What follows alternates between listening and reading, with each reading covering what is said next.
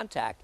But geez, don't you feel like Life is Good and Flightline are going to put a few lengths on him so he can put them wherever he wants to?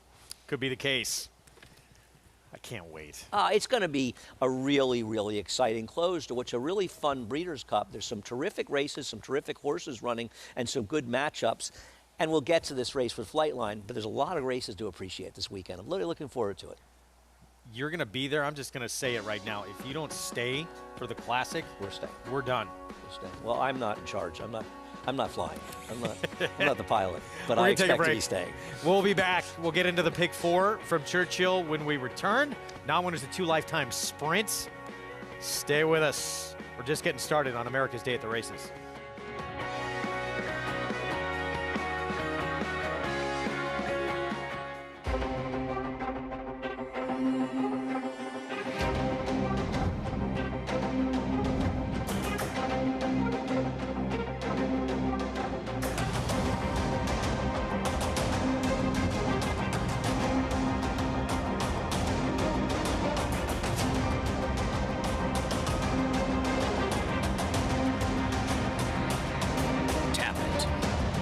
Standing at Gainesway.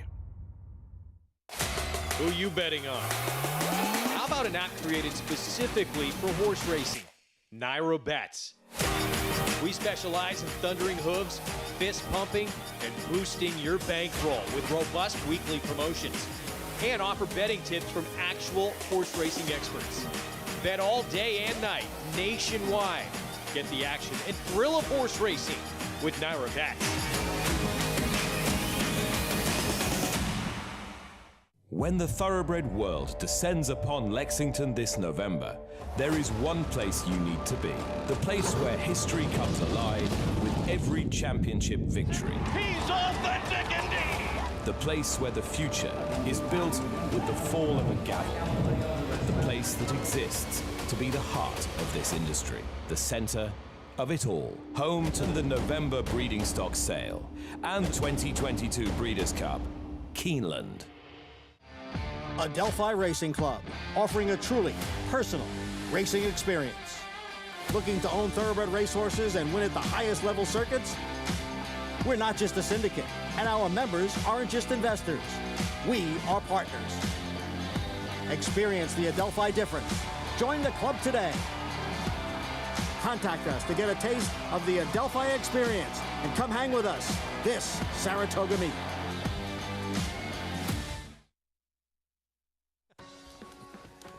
Back on America's Day at the Races on FS2. Thanks for being with us here on this Wednesday afternoon as we kick off Breeders' Cup week.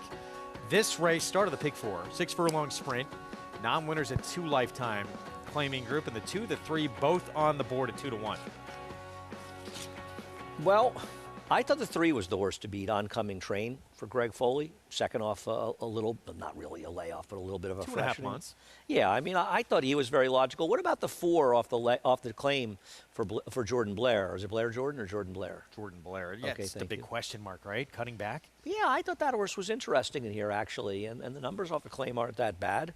So I actually faced a lot better. Yeah, that's why I felt like this horse was interesting off the claim. So I was sort of like 3-4, 4-3. I like turnbacks too, you know that. We're going to kick off the post-parade with Bankroll. Is this the speed of the race?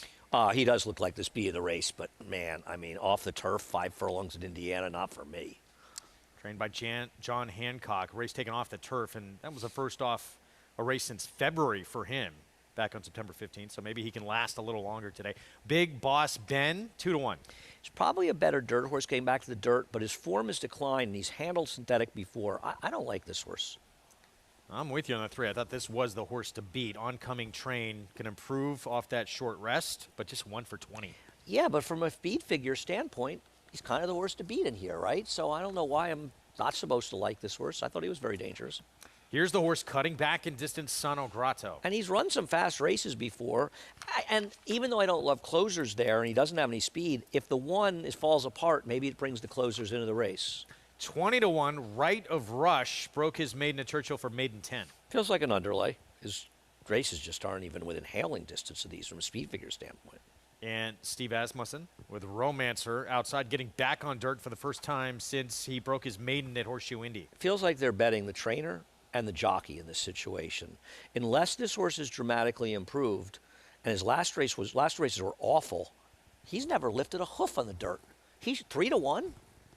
I'm betting the 4 to win and boxing 3-4, Greg. I'm in. 4 minutes to post. Pick 4 begins here in the second. Let's go to Paul Duca. Yeah, very interesting race here for claiming $30,000 non-winners in 2 races lifetime, and it is a very, very confusing race. When you look at the one in here, bankroll, it does look like he's going to get to the front end by himself. Now, he did win his maiden race when John Hancock was his trainer first time out. It does set awkward start. Now it was over in synthetic. The 2 starts before that have been at Delta Downs, got beat by Grunt at even money, and then, like Andy said, an off the turf event. Now, Oncoming Train to 3, I do think is the horse to beat. But when you see 1 for 20 and 0 for 12 at Churchill Downs, and then 0 for 17 the last couple years, it confuses you a tiny bit. Now, the 2 Big Boss Ben is the horse that's actually getting bet here in the doubles. First time off the claim, or first time in the Joe Sharp barn, but sort of back in the Joe Sharp barn. He has been in and out and has a couple races to go to that can win this race. The 6 Romancer for Steve Asmussen, I kind of agree with you guys. I think this horse is just getting bet basically on connections, I guess, here at 3-1 with Tyler Gaffleone, because the races on the dirt, I get it. You know, he was a 2-year-old back then. He's might have matured, but his races on the turf have not been good, although he's gotten bet, which means maybe he had been working out very, very well. And Greg, you know, we don't get invited to all these big events, but in 2024, you and I are going to be sitting right there. I already got us our tickets. We're going to be sitting right there for the Kentucky Derby. Drinks on me, my friend. Was that the parking lot he pointed to, I think, Greg? No, it was the new construction there, and I'm already putting in my vacation time right now. Is that the Paul Duca suite? Or maybe it's the crane. Is that the Paul Duca suite? Yeah, well, If the it's light the crane, stanchion. it's the best I don't view. know. I mean, I don't know. I think he might have been pointing to the parking lot, Greg. That's beautiful. You know what? But I'll text you from where I'm sitting, which will be a better spot. So when that is done, that's some great views right there. Yeah, I mean, the TVs are probably just as close there as they are anywhere else to watch the races. You are that guy. You go to the What racetrack. are you going to be able to see from there? Let me ask a question. When you go to the track and you're going to have wonderful seats, you're going to be glued to a television set, aren't you? Yeah. Okay. I like to watch the races. I go see the horse in the paddock. I like that. Where you watch them come down the stretch live? I mean, it's like you're going to see horses go around the first turn. I mean, what are you going to do from there? You're going to look and go, I don't know who that is, but... You know, All right, so you're not a fan. Somebody will be paying too much to sit there. I would love to have those seats. Oh, well, Mitch Levitas wants to go there, our director. I'll be I'd like happy to to send him go there to now. next year's Kentucky Derby in those seats. That was 2024. 2024, Next excuse me. year, Paul apparently has different plans. He has somebody he'd rather go with the first year. You're going to go in 2 years. Can he get us in next year? I'm happy to sit there. Does he think if he'll it's be not ready for completed. next year? No, but Paul and I can sit there safely, can't we? All right, so I 2 don't to know, 1. safely might be a stretch, but sit there if you want. 2-1 Oncoming Train. Speed figure-wise, yeah, it looks like, I mean, compared to Romancer, the 6, this horse the 6 need to move way forward, even though he did break his maiden on dirt the last time he was on it.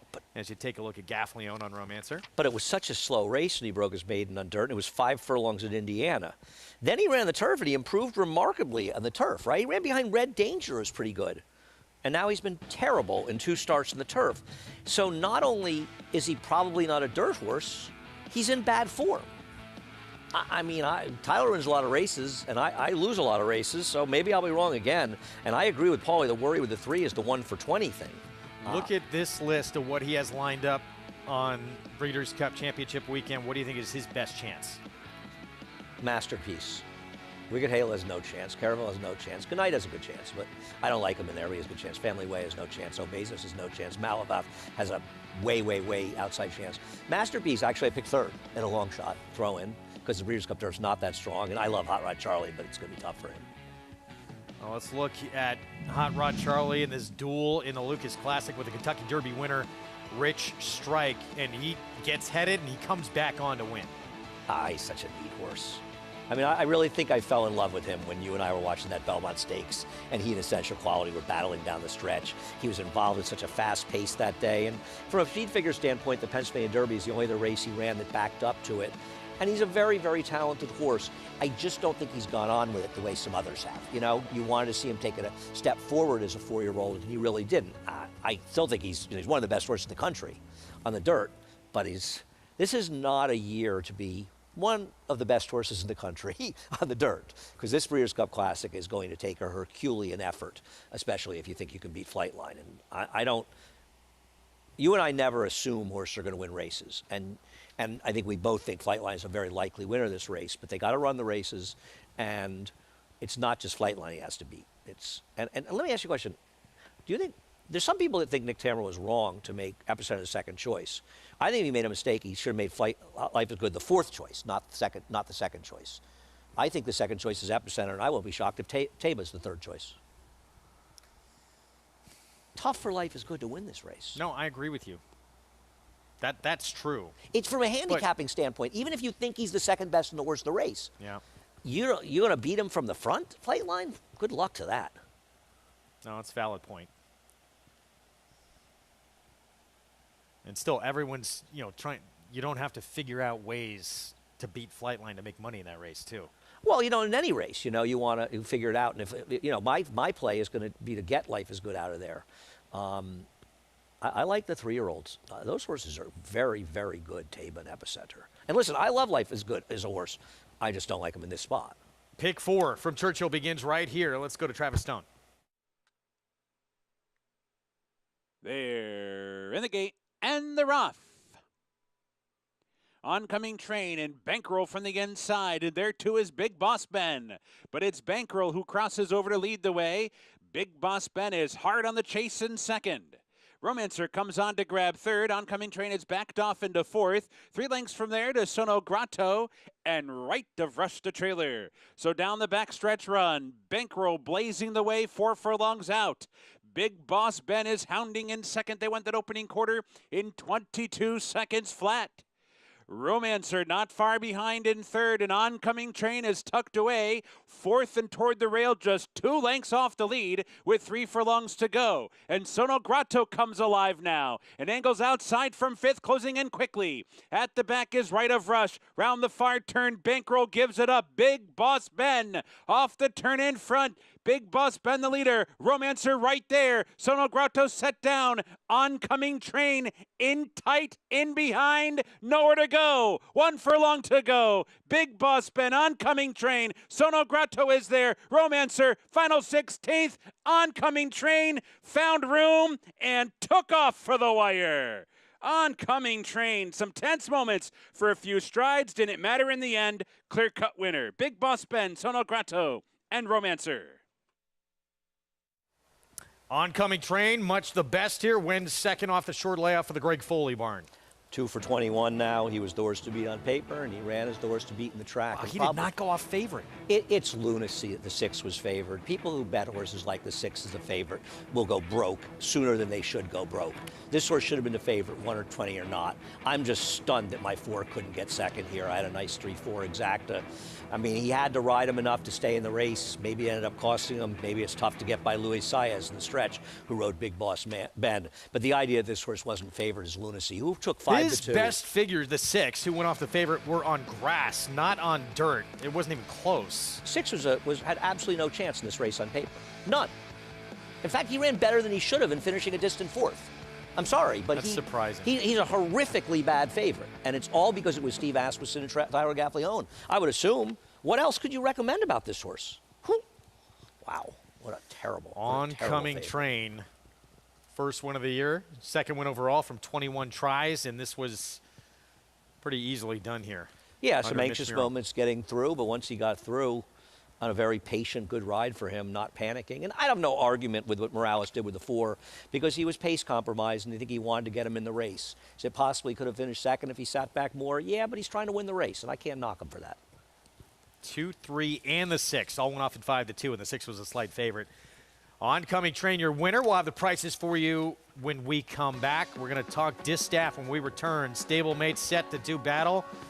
Nest has been the best of her 3-year-old filly division. Can she again beat Elders and the best in the country this time around?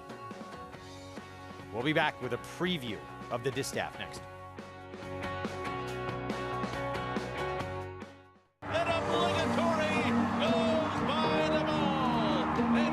Here comes Malathon. Here comes Clariere on the outside. They're coming to the finish, and it's going to be Clariere. Nest, much the best. She won by better than 10 lengths. Cody's Wish on the outside. Cody's Wish with the upset in the Fargo. Malathon grabs the lead in deep stretch, and Malathon has won the Personal Ensign Stakes. Curling, the classic Sire.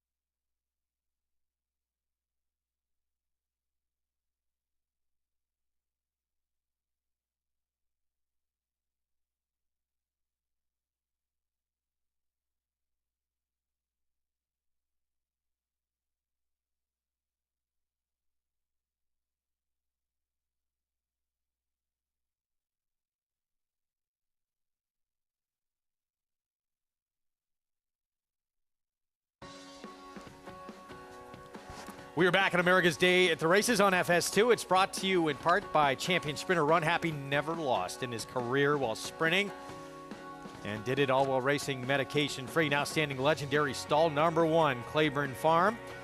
Second and Churchill in the books. Oncoming Train. Second off a short layoff and a win for trainer Greg Foley. Tag team racing and Mitch Murrell.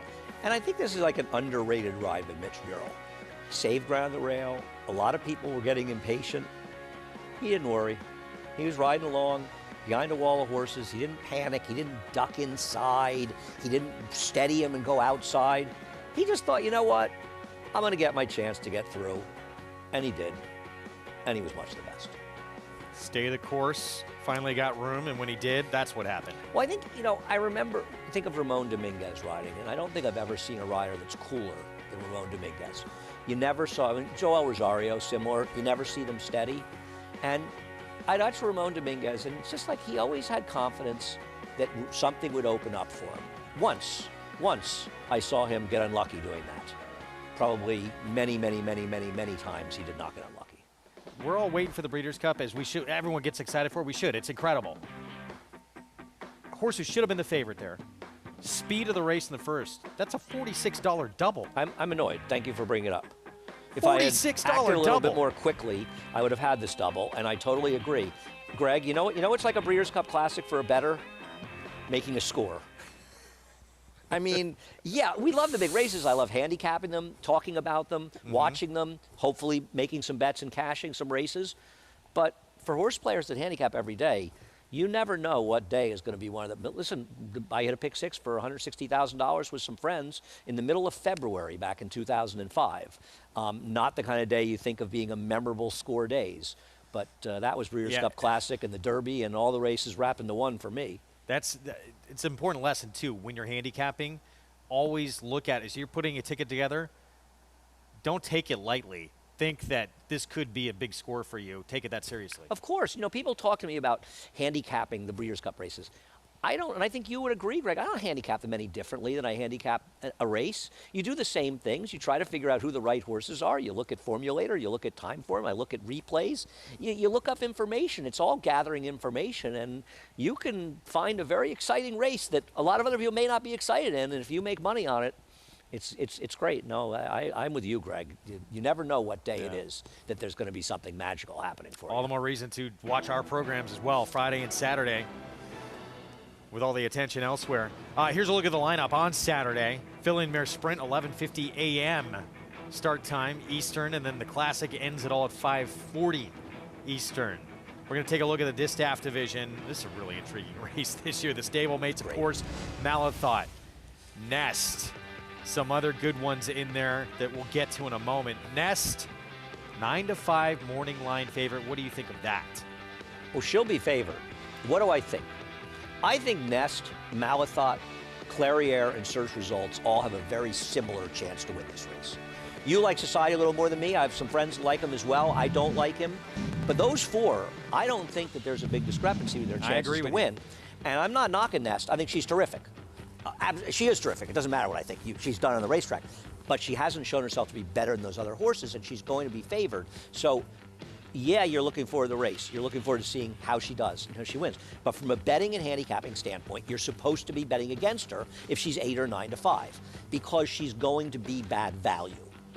Once again, she has more upside than the other ones, but these other horses have gotten better and they're good. So I'm a Nest fan. I think she's terrific, but from a gambling standpoint, I believe you're supposed to bet against her. She's reeled off 3 in a row, and she just became, even her, I mean, you can argue really from the Belmont onwards. And some feel she might have, with a clean trip, might have won that race. Certainly would have been closer. It could have been closer. I don't think she was Still winning. running Todd second didn't think against she was the boys. winning, but it was also the race that seemed to have turned the light on. Yeah, she became a different filly. Because her race behind Secret Oath in the Oaks, she was clearly second best in there. Now Secret Oath has gone the other way, but she's taken a big step forward, and she is just destroying horses out there. But what's going to happen when she gets into more of a dogfight? Top 3 runners from the Ogden Phipps Grade 1 all returning. Clairiere, Malathot, Search Results were 1, 2, 3, very little separated the top 2 in this one. And the other thing is that Search Results, who finished third, ran the best race because she attacked in a wicked, wicked pace with Truska, who was eased. And Search Results still had the lead at the 16th pole. So they all ran terrific in here. And I think it's important to note that with the same trip, Malathot and Clairiere finished ahead of Malathot. And then Clairiere beat Malathot in the Shoe V. Now, Todd Pletcher felt that she wasn't herself that day, and I respect Todd's opinion. She's run so well since then, I think it's fair. But Clairiere still beat her 2 straight races. What Clairiere did was have a lot of issues in the personal ensign. And Malathot was able to get the best of her this day. But I think Clairiere has still shown that she could beat Malathot, and I'm going to throw out a personal ensign. But yeah, no question. How can you not respect Malathot, who's only about 1.5 feet better than Search Results, but it's been a heck of a foot and a half for her, right? She has her number, it seems like. But she's just incredible. And she does what she needs to do. Yep. Nothing more really to win. No, I agree. Well, last time out she showed, I think last time out she's shown that Spencer was the first she's time. matured, you know, that she's able to put distance between herself and inferior horses. And not that Army Wife's a bad horse, but she's inferior to Malathot. No, she's terrific. I mean, and she's gotten better this year for Todd. And there's nothing you can say about Malathot that's not good. But Clairiere was a little behind her last year, and she caught up to her this year. Is that fair? No question. And she hit her head in the gate. You also got to like the record for Malathot at Keeneland, which, do you feel Keeneland for a lot of horses can be a track that some do not like? No, I never think about that, to be honest with you. I'm just the wrong guy to ask that. Okay. My question is, and I don't see why it's supposed to be a problem. It's not bad for her to have run there, and she'll do fine. But I think all of these horses are very good, and I expect them all to run very well. But I think from a gambling standpoint that Clairiere and Search Results are just better value. So they're the ones I'm going to pick 1, 2. But I think in this pick 5, go ahead. Well, I was just going to say, if you're constructing, I don't know what kind of bet you're going to be playing too, but you're going to use Nest defensively in some positions, right? There's a pick 5, and this will be a discussion, and there will be people who disagree with me, and that's fine. I think Jackie's Warrior and Flightline are significant lean-ons. Will I have a tiny percentage as backups against them? Maybe. But essentially, they're sort of singles. So I'm going to lean heavily on Warlike Goddess. Now, I think the mile on the turf is wide open. Do I want to have that pick 5 and have it pay $180 with Nest winning and those 2 favorites because I got home a $30 horse or $25 horse in there and not have it because I didn't use Nest? No, I'm never going to let that happen. Okay. And plus the fact that I'm leaning so heavily in 2 to 3 of the races, I can spread in the other ones and still make money, and make a lot of money if I beat horses like Nest. Meanwhile, Society, back-to-back wins where she has seemingly, I mean, out of nowhere come to a next level to put her on par potentially with some of these horses. But the races have come at Charlestown and at Parks, the wins. Can she do it in the big leagues? That's a major question. Her races at the big leagues were buyers in the 70s. These 2 races were 100 buyers. Now maybe she has just completely turned her career around, and it's not like she's going out for some dopey trainer. Steve Asmussen's pretty darn good, and she is the speed. Have you seen a more dramatic change No. from a runner? No, and the fact that it happened at Charlestown and at Parks makes me say she's going to do it at Keeneland in the Breeders' Cup against this group. Can you remember a Breeders' Cup Distaff with 4 horses as strong as that? Nobody can tell me that they think any of those 4 winning would be even a mild surprise. And I think any of them would have been favored in a lot of Distaffs. That's how good this one is. So Society, she does it. I tip my hat to her, but I'll lose everything. Yeah, I mean, Malathaat, Clariere, Ness, search results maybe right there too. But it's almost a pick 'em with those 3, isn't it? It's very, very close. And yeah, I understand Malathaat has had search results numbers. He's beaten her by this much in the Kentucky Oaks and the Purcell Ensign. Does that mean she's supposed to be 2-1 and search results supposed to be 9-2? I'm not really sure. So I think from a values perspective, you're supposed to bet search results, whether or not she's going to win. And Clariere, just to make sure people are clear, she hit her head in the gate and basically had a concussion in the Purcell Ensign. That race is a complete throwout. And not just Steve Asmussen, Barbara Banke and Stone Street, if she was not physically ready for this race, they wouldn't run. This is Barbara Banke who, when Rachel Alexandra had complications in foaling her second foal, she said, we're never going to breed her again. That's Rachel Alexandra. So, like every good owner, Barbara Banke's not taking any chances with Clariere. She can retire her and breed her. She's running because she's ready to run. Distaff, that 9th on the card on Superstar Saturday. We're going to take a timeout. A lot more coming up as we move into race 3. Cortez, Mike Maker coming off a maiden win. That was in career start number 5 in one of those restricted maiden special weights, running for 50, claiming today at 6 furlongs.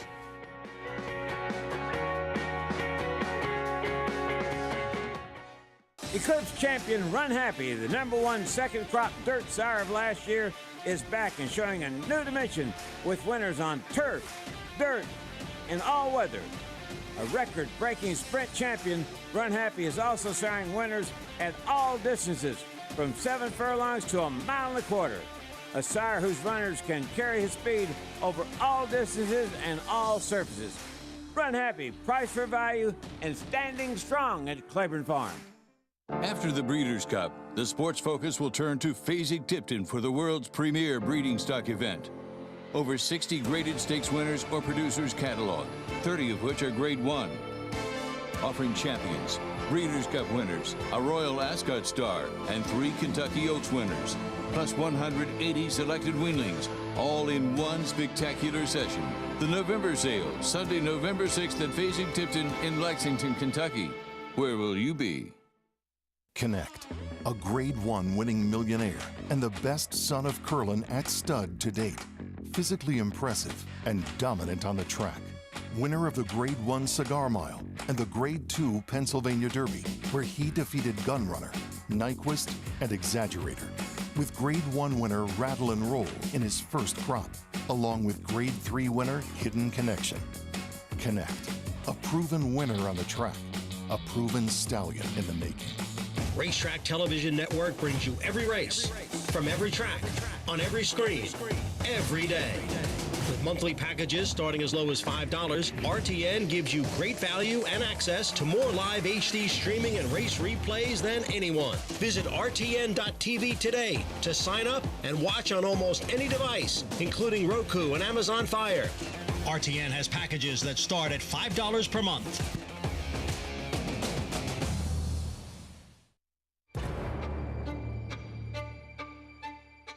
industry has a few things that we have to take care of better, and one was the aftercare of the horses.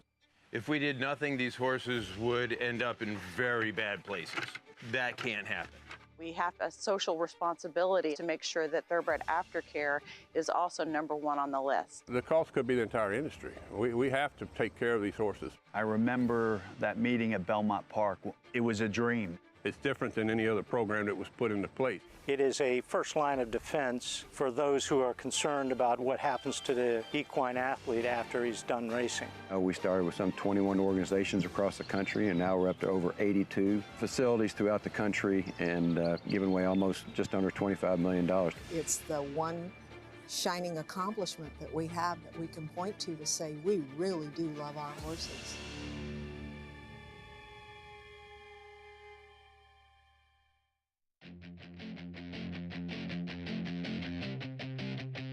Let's take a closer look at the variable of distance.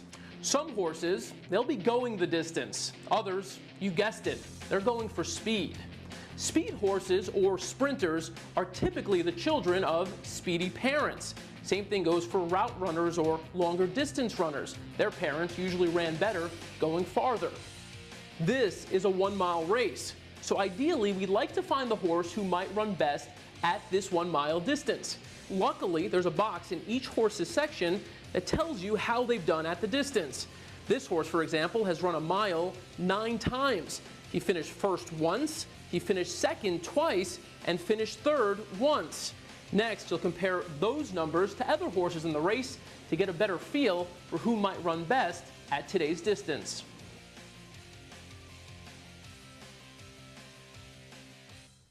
Back with you on America's Day at the Races here on FS2, and it's brought to you by America's Best Racing. For the love of the race, visit americasbestracing.net today. Race 3 next under the Twin Spires. Post parade coming up, and here is Cortez, the one to beat. Well, not on the board right now, the second choice.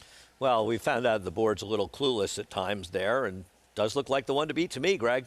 Wow, favorite is a turf horse. We'll get to They here we seem go to like again. those turf horses on the dirt at Churchill. El Gavilan was a maiden winner at Belterra. Now, this would be an upset. Maybe not the greatest upset ever, but a big one. Backbeat, Steve Asmus and Tyler Gaffleone. So, Winchell Thoroughbreds doesn't only have grade 1 horses in their barns, what we're learning right now. Who knew?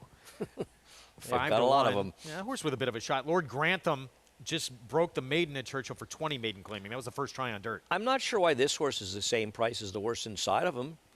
I thought he ran a very credible race last time, was a big-time player. Yeah, and can move forward. I mean, that was the dirt debut. So this horse has never been on dirt, Bourbon Therapy, although the dam did produce a 3-time winner on dirt. Yeah, but they were bad. They were not good, the dirt horses. And this horse is going to have to improve on the dirt to win. That doesn't seem like a likely occurrence, and Louis Sire has taken too much money. And I'm on a wake. Didn't finish a race last start, but has come back to work since Blinker's coming off new gelding. It just shows how tough the game is, right? A promising debut for Tony Dutrow. Met some killers up in Saratoga. I don't know. This is the one that bolted. Yeah, he was bolting the whole way down the backstretch. That was weird. And they take the blinkers off. That's weird, right? You think of a horse bolting, you think, I don't know what to make of him, but I'll tell you something. I'd rather bet this horse at 8-1 than Bourbon Therapy. I'm with you. I mean, he showed talent. They put this horse in the Grade 3 Sanford off his maiden win in his debut. I think there's 3 possible winners here: the 1, 4, and 6. I mean, the 6 is the least likely, but I think one of those horses will win this race. Well, let's look at Cortez, who I would think is going to be the favorite by post time. It's the maiden win back on October 2nd. I'm a little disappointed that John Getzler didn't get Cortez the Killer, the Neil Young Crazy Horse song for this. I know it's spelled a little differently, but I'm thinking Cortez, the little Cortez the Killer would liven the show up right now. Okay, his last race was a higher buyer speed figure he normally runs, but even his 2-back race makes him a major player. I really think it's mostly him and Lord Grantham. I don't understand why Lord Grantham's taking no money. I know the trainer's not good off the claim. He did claim from Tom Drury, who's pretty good, but I think Cortez is way the horse to beat. He's supposed to send from the inside. Yeah, 9-5 second choice, but likely, again, it's going to be the favorite by post time. Let's go to Paul for more. Yeah, guys, I think you guys hit the nail on the head. Gerardo Kraus, I think, is going to send Cortese here from the rail. That's the only way to go. Now, there is, I feel, a little bit at least packed up with speed in here. You got a couple horses in here that do want to go to the front end. I would think the 2 is going to show maybe some speed. I don't know how long that will last. The 3 Backbeat has shown a little bit of speed, did rate when he won with the blinkers on, first time out for Steve Asmussen. I'm Wide Awake did show speed. The outside runner, first time out, gelding blinkers going off. Mystery, like you guys are saying. But when you end up with the 5 in here, 9 to 5, horse never been on the dirt, does have dirt pedigree. You want to look sort of at the odds. And I say that because this horse is 21 to 1 first time out at Keeneland. Then they went to Indiana. And you wonder, was this horse working okay on the dirt? It's just really hard to gauge. And to take the 2 to 1 on horse trying something new, kind of with you guys on the 4 and here in Lord Grantham, a hard gauge, a colt by Mastery. But, you know, Wesley Hawley's a very good trainer. A lot of people don't know Wesley. He's a Chicago-based guy that he branches out here a lot here to Churchill Downs here and there. He doesn't claim a ton, but he claims his horse for himself. I think that makes a big difference. It is tough to claim off Tom Drury. He's a very, very good trainer. But when you look at the body of this field, who can truly pass horses if the 1 packs it in? And that could be the 4, Lord Grantham. I had this race 1-4 with the 5 with a question mark because the 5 to me, like I always say, I think the 5 is a Ricky Bobby horse. This horse either finishes first or last. Ricky Bobby's a movie, right, Greg? It is. You'd need to see it to get the reference. Talladega Nights. I recommend it, by the way. I might just be not. And make sure you watch the end, the scenes that didn't make it into the movie. This, I think, it's horse coming out of, people see a couple of stakes races, but they were on turf. Right. We have no idea if this horse can run on the dirt at all. To make this horse the short price that he is, it is strange right now. He's not the favorite anymore. As we look at Lord Grantham, who again, this was his dirt debut. He started out sprinting, then went a mile on the grass, and then he won his dirt debut. I just think he makes a lot of sense in here. There just aren't that many horses. I mean, I think you're supposed to start out by betting against the 5. He's just not a horse that I would ever bet on because he's got to improve on the dirt. Good rider all, and no trainer he's had has thought he should be a dirt horse. And then it's very hard to like the 2. I find it very hard to like the 3, and I'm not exactly sure why he's as short a price as he is. The 1 looks like the speed and the horse to beat. The 4 ran very well last time. His first race in the dirt. His only race in the dirt. And I think the 6 is a little bit of a wise guy type play, and he's a good enough price. So I keyed the 1 with the 4 and some 6 in the exacta. Can this horse be part of the early pace? Is he quick enough? I mean, you look Which at one? The 5? I'm Wide Awake. The 6. Absolutely. Absolutely. He's got to just not bolt. He could easily be sitting second. A lot depends on what Bourbon Therapy does as well, right? I mean, Bourbon Therapy also, you know, could show speed in here, but I'm Wide Awake could be stalking outside of him. David Cohen, not that aggressive a rider, so I think there's going to be more intention from Corrales down the inside, but the 6 is supposed to be forward here. So as we expected, though, Cortez favored 3-2 from the rail. This horse could keep him company. Bourbon Therapy, dirt debut. Usually turf speed translates into dirt speed, not always necessarily the other way around. So he could be closer, at least, in worst case, stalking. I would agree with that. I would agree with that. Most of the dirt, you know, turf speed. Turf sprinters are so fast, right? I mean, they really are like the fastest of speed horses around. And it's, you know, obviously you have to be careful because, you know, they run 107 for 6 furlongs in turf races here. Horses that would run 112, 111, comparable ability. So when they go 21, maybe it's closer to 22.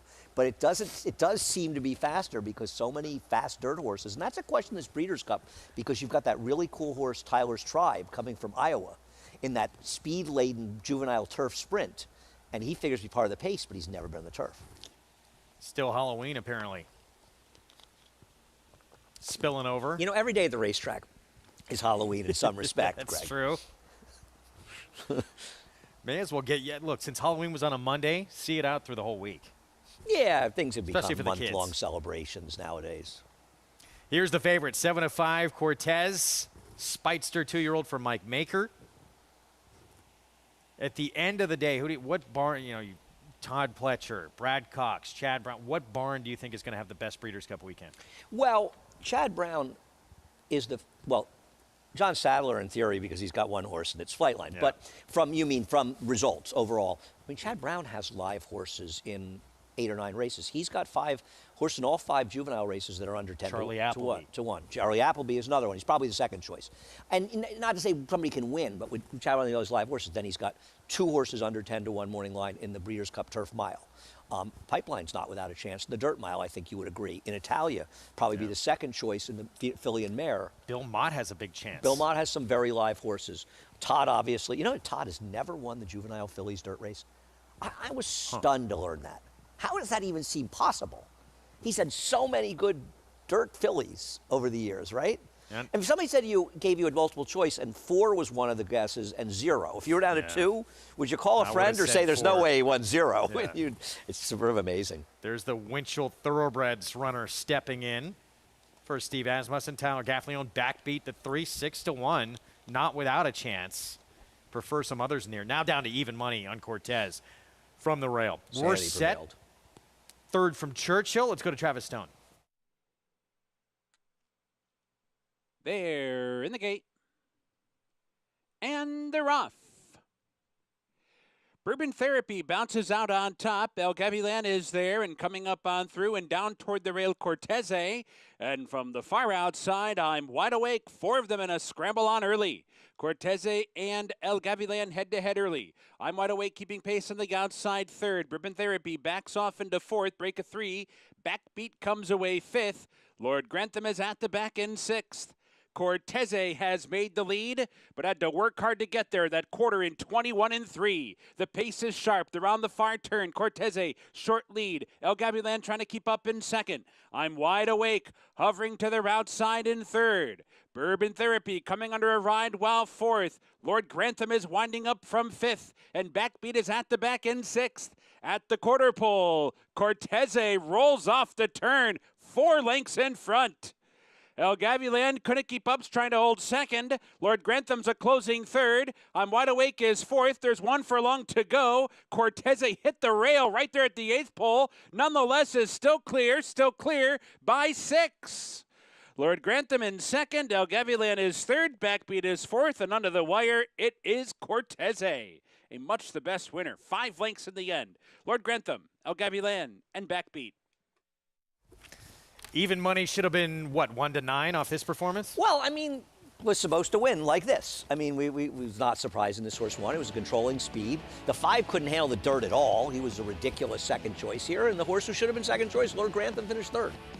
I mean, I don't know. Sometimes it does happen sort of logically. Cortez comes off that maiden win. It was at Churchill back on October 2nd. Backs it up, held at even money. And still no Cortez the Killer. Even after a performance like that, we can't get any Cortez the Killer.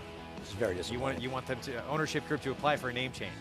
Well, it's a great it fits him. It's the wrong spelling, but it works. Probably named for somebody, Final right? time, what, 111-2? 1-4-2-3 finish. And that's probably a very good chance of the biggest margin of victory we're going to see all day. Well, we've only got 7 more races. We're going to Horseshoe Indy soon. Is Paul going to fly over to Horseshoe Indy between races, copter back and forth? Paul could do just about anything. Yeah. That might be a Stretch. bit much for him. Dominant victory for Cortez. Back-to-back wins now. Started out at Church. Actually made a trip to the West Coast out of Del Mar in maiden claiming and got taken for $62,000. Now he's won back-to-back starts. Looked pretty good there. It may have been a lot to do with the field he was running against, but he looked pretty good there. Even money winner here in the 3rd from Churchill. Horseshoe Indy coming up when we return as well. We'll get to their first when we return. State-bred maiden claiming group 5.5 furlong sprint when we return. Stay with us. We'll be back. Wednesday edition. America's Day at the Races continues on FS2 right after this.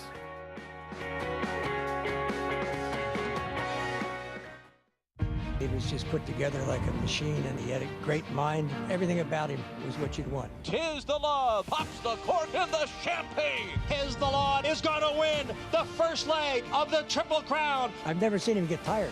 Respect the law. Tis the Law. His structure is just perfect. His bone is perfect. He's left the others behind. He's going to win the Run Happy Travers. He's everything you would look for in a horse.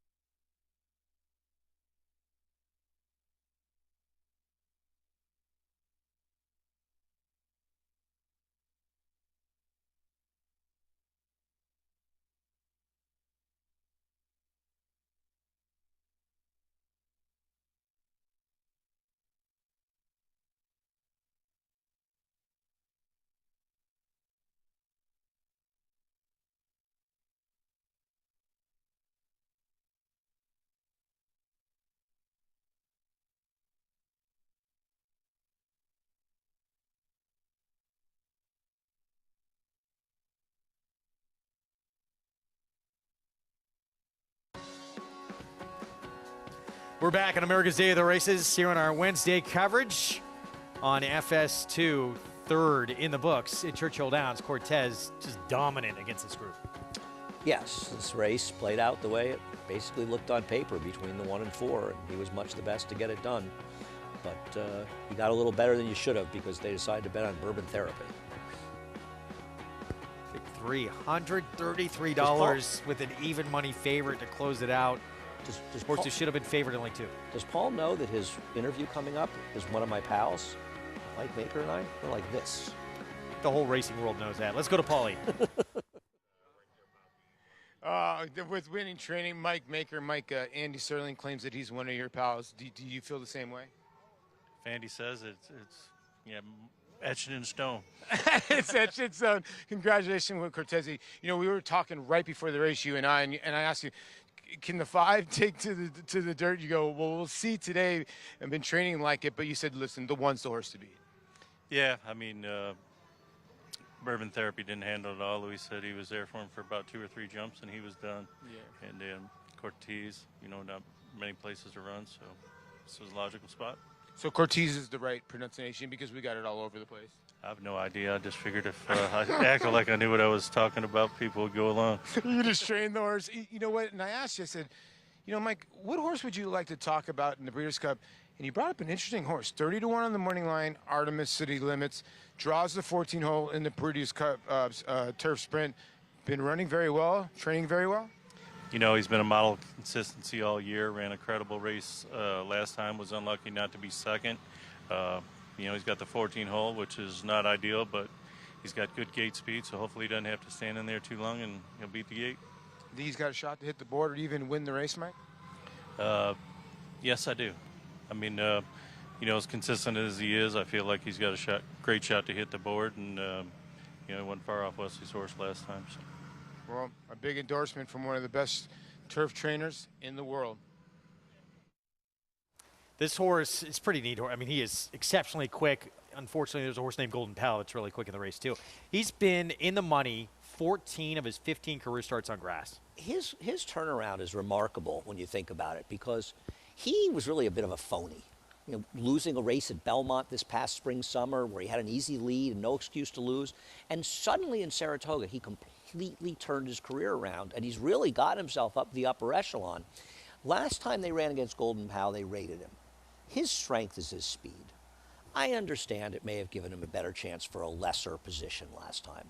I really wonder if they're going to be much more aggressive in this race with him from the outside post, because you're in these Breeders' Cup races, yeah, third is okay, but you want to win, and I think if he has any chance to win, it's being aggressive. we'll see. It would seem like he has the speed. I mean, this he's is Golden fast. Pal, of course, trying to win a 3rd straight Breeders' Cup race. I'll bet against him for the 10th. I think he's won 8 or 9 races. I think I bet against him in about 7 or 8 of them. Best he's ever had, according to Wesley Ward, and he's been special to watch. 1-2 favorite Where'smo, 1-2 on a horse who was 0 for 10, got beat a neck at this level last start. Greg Wolf texted me at 1 in the morning last night, and he said, I cannot wait for the first Horseshoe Indy. He wouldn't tell me who he liked, but he's got a big horse in there, right, Greg? Smooth. Imagine 3-5 at 0 for 10. Smooth talking man went by.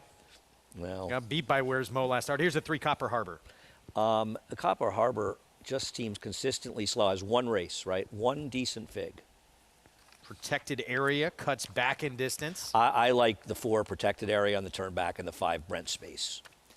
Brent Spence. At 4-1. 2 turnbacks. How can I resist a turnback to 5.5 furlongs, Greg? It's one of my pet peeves that I'll get to in a moment. Pablo's son, near miss last time out at this condition. He just seems a little on the slow side. I'm 4-5 here. What's your pet peeve? When you have an angle that you love and there's 2 horses doing it in What the do you same do? race. Yeah, it's annoying. And it happens so often. They never run 1-2. Like one, once in a blue moon. I want to bet against the 1 at 3-5, Greg. What is his big edge here? Yeah, at least consistency, right? But has had plenty of opportunity. I mean, all last 3 could have won, was right there. They all came at this level. Does not seem to have the will to win. Yeah, he's lost at 4-5, 2 back. He was bad at 4-5. It's not like he even lost a close race. He seems like a terrible short price. You can earn a $20 bonus today by playing with Naira Bets. Bet $50 each at Churchill Downs and Horseshoe Indy, and you'll get that $20 bonus whether you win or lose. You do have to opt in, so keep that in mind. Go to NairaBets.com, opt in, and get that bonus in your account. I'm going to bet the 4 to win and make an exacta box 4-5. Greg, if we're going to be here, I'm in action, okay? We looked at these races. I'm playing, and I'm playing through Naira Bets. Okay. Just letting you know right now, I'm in. Bears Mo, why would you want this? He can obviously win, and he's the inside speed, but even if the 4 is cutting back, don't you think the 4 can be close to him? He's been close in sprints before. He has, and for the 4, it's the lowest level he's been at by far in his career, and he's only had 5 starts. Well, that's the thing, right? The 1 is running 3 straight maiden $5,000 claimers, whereas the 4 protected area and the 5 Brent Space have never run this cheaply. That in and of itself feels like, everybody else in here has been in a maiden 5,000. Both the 4 and 5 are dropping. I can see you're getting your phone out. You're in. You getting involved? No, I'm looking something up for you. Well, the last time I won a bet at Horseshoe Indy, I can tell you, never. So, yeah, it's a little bit of one of the great all-time rants in NFL history. Dennis Green, we are who they thought they were. It might be, where's Mo? We are who we thought he was, and play against here at 4-5. Do you remember that rant? No. You got to look it up. Really? It's incredible. Text me and tell me what it is. I'll look it up. Rider off Brent Spence right here. They just found out I liked him. No, he's another one who is dropping to the lowest level he has been at in his career. But he did not show much last start for State Bred 12-5. No, but you know what? He could pick up he's good enough to be a contender here. He's a second choice. I think the 4 should be the second choice, but 4 to win, 4-5 box. Bet against the Where's Mo. So you look at the race again, though, and Where's Mo? Is he loose in the lead here? No, I think the protected area is going to be right on him. People are going to look and see he's turning back, but before that, he was running in sprints and he was right near the pace. So I think he'll be right there. Here he is. He's 3-1. And I know it came before the last race when he went long, but a bullet 3 furlong drill, 35-3. Yeah, he probably has the ability to be close, right? Oh, he does. No, he does from a pace perspective. If you look at pace figs, he's right there with Where's Mo. We'll see how it goes. Where's Mo? He's drifted up to even money. I'm not a fan. Meanwhile, Pablo's son, the 6, 9-2.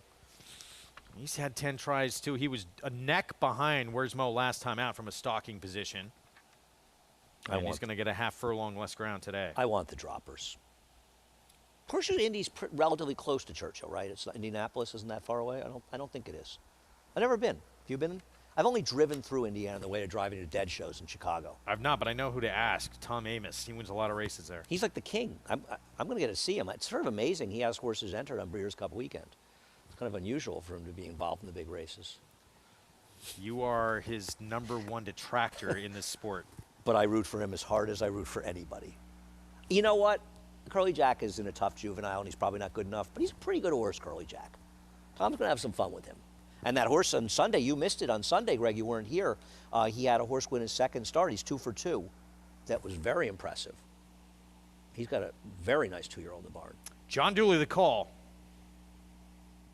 They are racing to a perfect beginning. Protected area had an alert beginning up to the outside. Pablo's son jumped well. He was racing in second from between horses. Smooth Talking Man.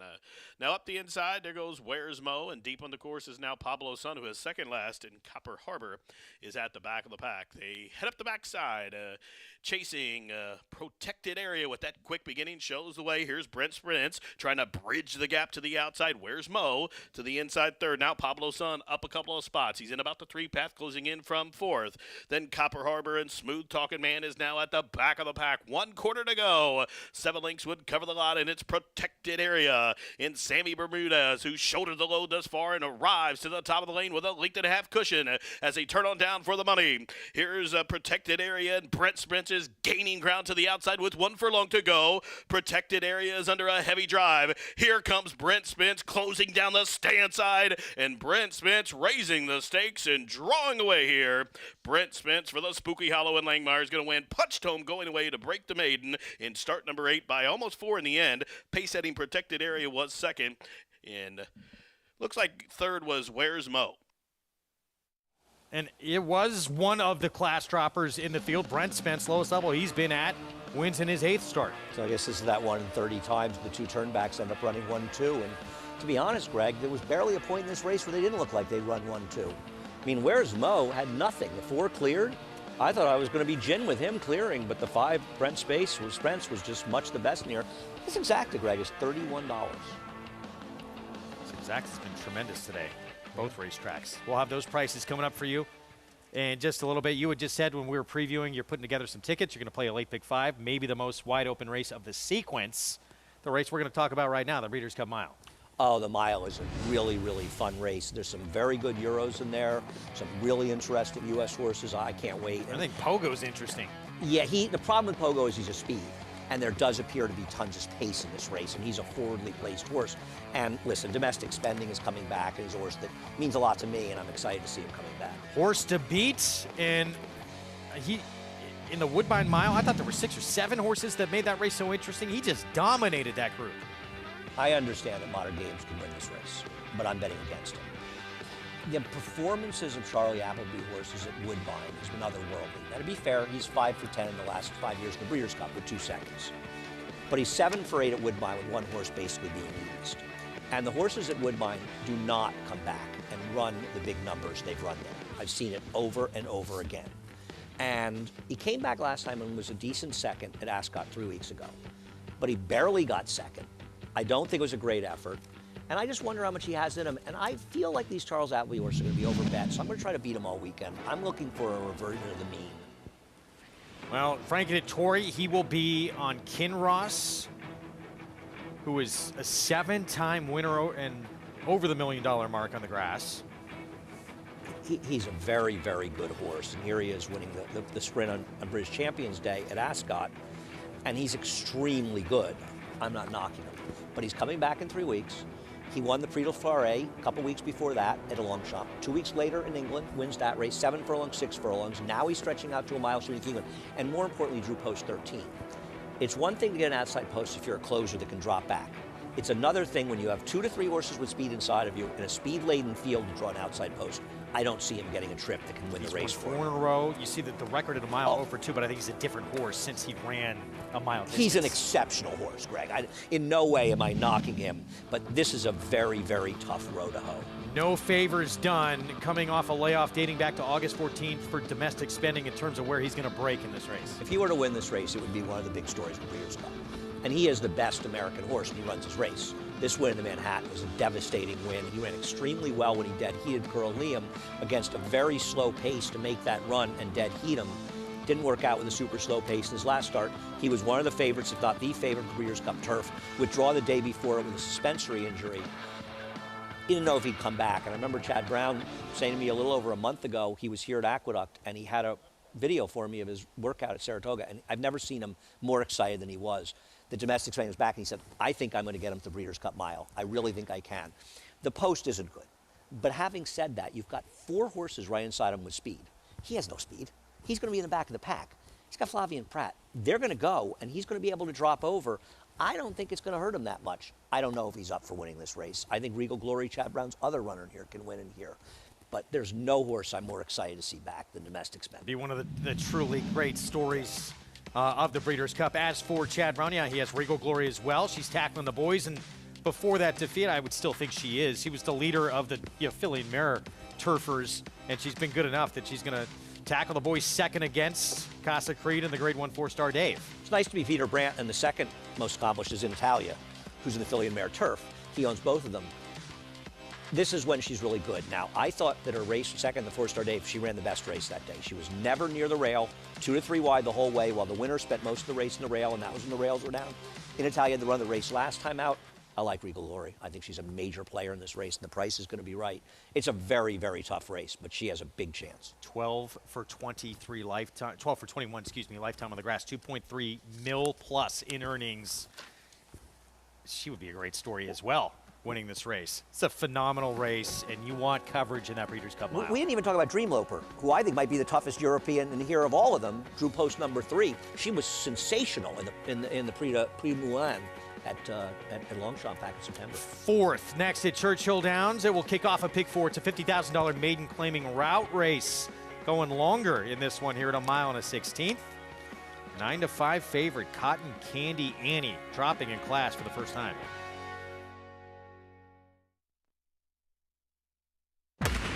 Oscar knows basketball. Oscar knows Kentucky fans are crazy. Oscar knows God is great. Life is Good now moves down to the inside, and they're coming for the finish. It is Life is Good still in front. Life is Good is the winner. Oscar knows life is good.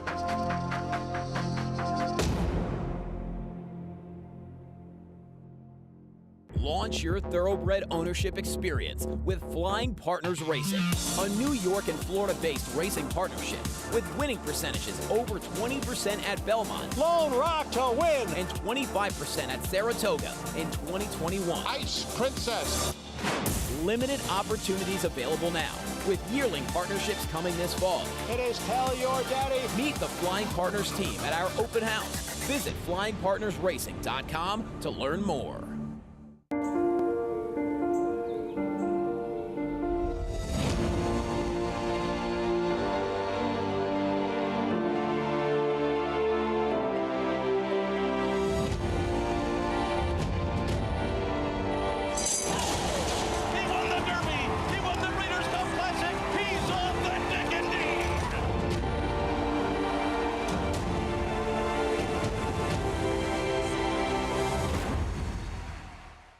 Now more than ever, it's time to get with the program. When shopping for your next race prospect, consider that New York Breds start with an advantage. Our New York Breds run for serious green. At Saratoga Race Meet, New York Bred maidens run for up to $88,000. New York Bred allowance horses run for up to $100,000. And New York Bred owners can collect awards of up to $20,000 per horse per race. So get back with the program. Seriously. We're back at America's Day at the Races on FS2. Our program brought to you by one of the great sprinters to ever do it. Run Happy, now standing legendary stall number 1 at Claiborne Farm. We're moving on to the 4th at Churchill. Starts at pick 4. Mile and a 16th. $50,000 maiden claiming race. Cotton Candy Annie the 6th for Kenny McPeak. First time in for a claiming tag. Here's the one, though, to start us off. Victory's Flame, Eddie Keneally. Yeah, Victory's Flame going turf to dirt the second time out. It's a first foal. Don't really have much to say. Perfect Rose will stretch back out and put blinkers on. I mean, she just hasn't done any running, but I guess her figure 2 back gives her a chance. First-time starter for the same barn as the favorite, Lexington Diamond. First-time starters in maiden claiming dirt routes. Ken McPeak is 0 for 10 over the last 5 years, 2 hitting the board. Taking money, though, at 5 to 1. Corey Lannery rides. Lighter Knot, blinkers on. turf to dirt. I actually wonder if this horse is better on the dirt. Has never gone long in the dirt. Looks like speed with the blinkers on. I thought it was Light or Not or Cotton Candy Annie, excuse me. Gray Frost debuted on grass, then shortened up sprinting and showed some late interest in that race against Easier. Yeah, I watched the race, and it was one of these races that looks better on paper. He really didn't do, or she didn't do any real running in there, but still, I don't think she's impossible. 9-5 favorite, Cotton Candy Annie hit the board against Better last start. Yeah, I think that she's probably the horse to beat along with Light or Not. I didn't really, the only thing I like a little more about Light or Not was she has a little more speed, but she's not going to be far out of it. And 7-1 Tribal Spirit, start number 2, did not show much in that debut. This horse, I watched, this horse was way back. And it's another one, a little like Gray Frost, Greg, where it looks like she did a little running, but man, she really didn't do any running. The race was just sort of falling apart, and she hadn't done any early running. Those horses are not great stretch outs. And this trainer, for what it's worth, with Maiden stretching out in the second start, just 1 for 14 over the last 5 years. Michelle Lovell, blinkers coming off for start number 2. Back at Horseshoe Indy, Brent Spence takes the opener. John Langmeyer, winning trainer. And a mild upset. They won't have Brent Spence to kick around anymore. 31.60, what a generous exacta.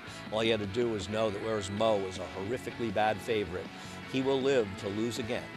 Joseph Ramos aboard for the winning ride. 5-4-1 finish to kick off that card at Horseshoe Indy. As we get back to Churchill Downs, so 3 minutes away here from this 4th coming up. 9-5 favorite. Light or Not takes over favoritism. Let's go to Paula Duca. Yeah, and I think she deserves favoritism here in this race, Greg. She's warming up very, very nicely in here for Louis Size and Michael Maker. When you look at the body of this field, the one in here, maybe Victory's Flame can maybe push towards the front end. One start going long on the turf at 8-1. A filly by Mastery dropping down from that $50,000 or main special weight down to that $50,000 level. And Martine Garcia usually very, very aggressive. So look for the one to push. I just don't know if she's fast enough to maybe, run with Light or Not early in here. But Light or Not is a horse also, in her second career start, she got left out of the gate. But I feel that if she breaks, she's going to show a little bit more speed on the dirt. Now, can she outfoot Cotton Candy Andy to the lead? We'll see what happens here. The 6 in here has shown speed before. 8-5 on the morning line, down to 2-1. Not really getting played. I thought the sneak horse in here was the 5 Gray Frost. And the reason why is this was the horse that kicked John McKee in the paddock in his last start. Now, they had to cart John McKee off that day, and he's been out with a knee injury since then. And the horse was really acting up badly that day. And, I thought the horse was going to be a scratch. But actually, I thought ran okay. I'm agreeing with Andy, picked up the pieces a little bit. But after all the antics in the paddock, I thought she ran better than, what I thought she was going to. And, Eric Reed sources, they tend to love Churchill Downs. So I do give Gray Frost a little bit of an outside look in here. But I do think that the 4 in here, Light or Not's the horse to beat. And Kenny McPeak, first-time starter, did look well, but 8-1, a little chilly on the board. Yeah, it was down. We're talking about the 3. That first-time starter for McPeak was all the way down to 5-1 at one point. Now back up to 8-1. So the other McPeak, who was the morning line favorite, not favored right now. It has gone to Light or Not, the 4. Yeah, it's a tough call. I think I guess the thing that Cotton Candy Annie has is he has some experience, or she has some experience, going longer on dirt. Whereas Light or Not's turf races were routes, but the dirt races were sprints, so it's a little bit more unknown territory. What I would like a little more about Light or Not is I think she'll be a bit more forward, and I'm thinking that may help her, but I don't know, Greg. They're 2 9-5 shots. I don't see a lot in my mind. I don't think either one is significantly more or less likely than the other one. I don't know if you have a different opinion. I prefer the 6 a bit if I had to make a choice, but I'm not convinced either one of them has to win this race either. Does the 1 intrigue you at all, moving to dirt, or no? Well, I'm not going to knock Victory's Flame as a complete and total unknown. I think it's probably a negative that Eddie Keneally has run this horse first time on the turf at Indiana. because Eddie's a dangerous trainer. He's a sharp trainer. And I think in doing that, he's kind of saying, I don't think this horse has much in the dirt. Now, obviously not facing killers here, but this isn't a bad field. It's not a great field, and she's got to go long. This is not my kind of horse, but she's a complete unknown unless you want to extrapolate the way I did and just say there were a lot of negatives in running in that kind of race first time out. She's 6-1 from that inside post as they load up. There's Gray Frost, the 5 for Eric Reed. This year's Derby winner coming off the best figure of his career in that battle down the stretch in the Lucas Classic with Hot Rod Charlie, which has moved him on to the Breeders' Cup Classic. Yeah, to me, he's a very fun story, and I think you and I agree on that. And it's just, I'm just so happy that he's turned out not to be a one-hit wonder. He could get a piece of it off that last start. No, but no? I don't think so. But no chance. I don't want to say no chance for us to win the Derby, but he should be about 30-1 in there. There's Travis Stone. Cotton Candy Any bounces out on top. Lighter Knot is there. Gray Frost between them. Those three across the track. Victory's Flame down toward the inside. And a bit tight there at the tap on the brakes for the run to the opening turn. Lighter Knot is out there setting the pace. And Gray Frost angles a little bit wide to try and back off that early tempo. Victory's Flame settles in toward the rail, third in the early stages. Cotton Candy Any comes away fourth. Perfect Rose down to the inside fifth. 3 lengths from there to Tribal Spirit. The early trailer, Lexington Diamond. That opening quarter goes in a moderate 24 1/5 seconds. Backstretch run. Lighter Knot shows the way with 5 furlongs to go. Tracked purposefully by Gray Frost in second. They're 1-2. Victory's Flame continues on toward the rail third. Cotton Candy Annie fourth within 4 lengths of the leader, Lighter Knot. 2.5 from there back to Perfect Rose, Tribal Spirit, and Lexington Diamond is still the trailer. Lighter Knot extends the lead now. Opens up by 2.5 to the far turn run. The opening half in 48 4/5 seconds. Lighter Knot rounding the far turn in front. Gray Frost under pressure second. Cotton Candy Annie revving up on the outside. Now second coming out of third. And Perfect Rose is rolling up on the outside fourth. Only 2 lengths behind there. Off the turn into the stretch. Lighter Knot still in front, top of the lane. Cotton Candy Annie to the attack and grabbing the lead right there at the 3/16. But with that, Lighter Knot fights right back. Lighter Knot and Cotton Candy Annie head and head for the lead. Gray Frost trying to rally toward the rail. Perfect Rose is fourth. Final 16th. Shoulder to shoulder. Cotton Candy Annie and Lighter Knot. Gray Frost down inside. Here's the wire. Cotton Candy Annie. A hard-fought winner in the end. Tight for second there. Gray Frost and Lighter Knot. Perfect Rose was fourth. That was a battle down the stretch, and Cotton Candy Annie for Kenny McPeak. Brian Hernandez Jr.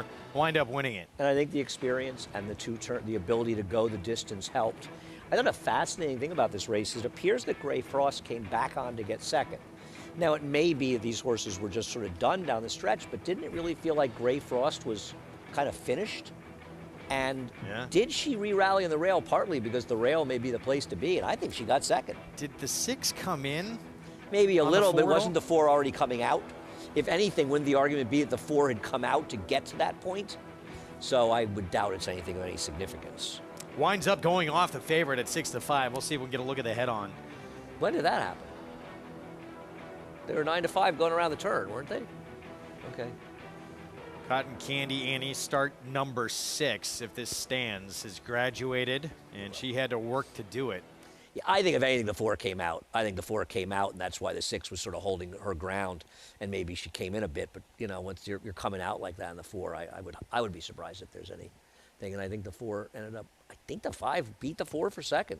It's hard to tell because the 4's head was buried, you know, sort of between them. But it just seemed like the 5 had gotten ahead. It'll be big for the exotics. Talking about 2-1 or 6-1 difference. Yeah.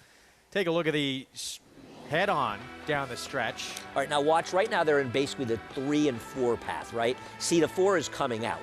The 4 has already come out at least a path. And now he comes out again. You see, he's coming out to meet him. And actually, while the 6 is going to come in, no, the 4 is fouling the 6. If anything, I don't think, I mean, around here it would never be taken. Yeah, the 6 comes in a little bit right there. I think that's what you're referring to, Greg. 4, But the 4 had been the one that created the situation for the 6 to have to come in. So there will be no inquiry, in my opinion. And be no takedown for sure. 6-5 favorite with the victory. Brian Hernandez Jr., Kenny McPeak, Victory Stables Magdalena Racing, and a daughter of Sharp Azteca.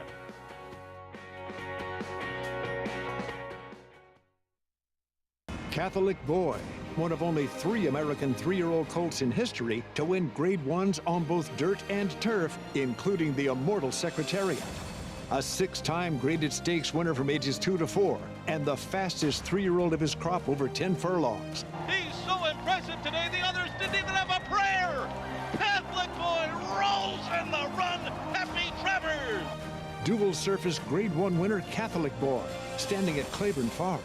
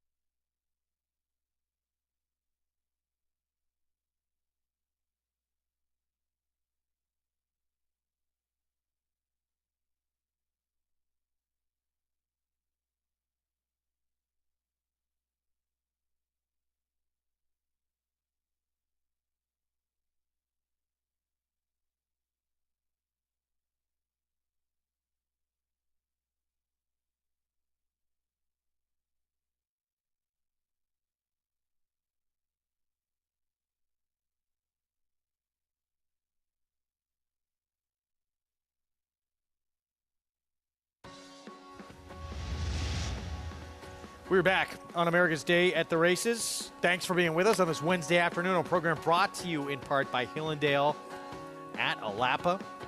4 races in under the Twin Spires at Churchill Downs. Cotton Candy Annie got bumped by the 4. Came back in on that 4 late. Nothing there, though. 6-5-4-2. And the victory stands. Breaks are made and start number 6. And gets it done. Got the right trip. I really think the Gray Frost coming back for second, it might be an indication of the race in general, but I really do wonder if that's a sign that the rail is really the place to be.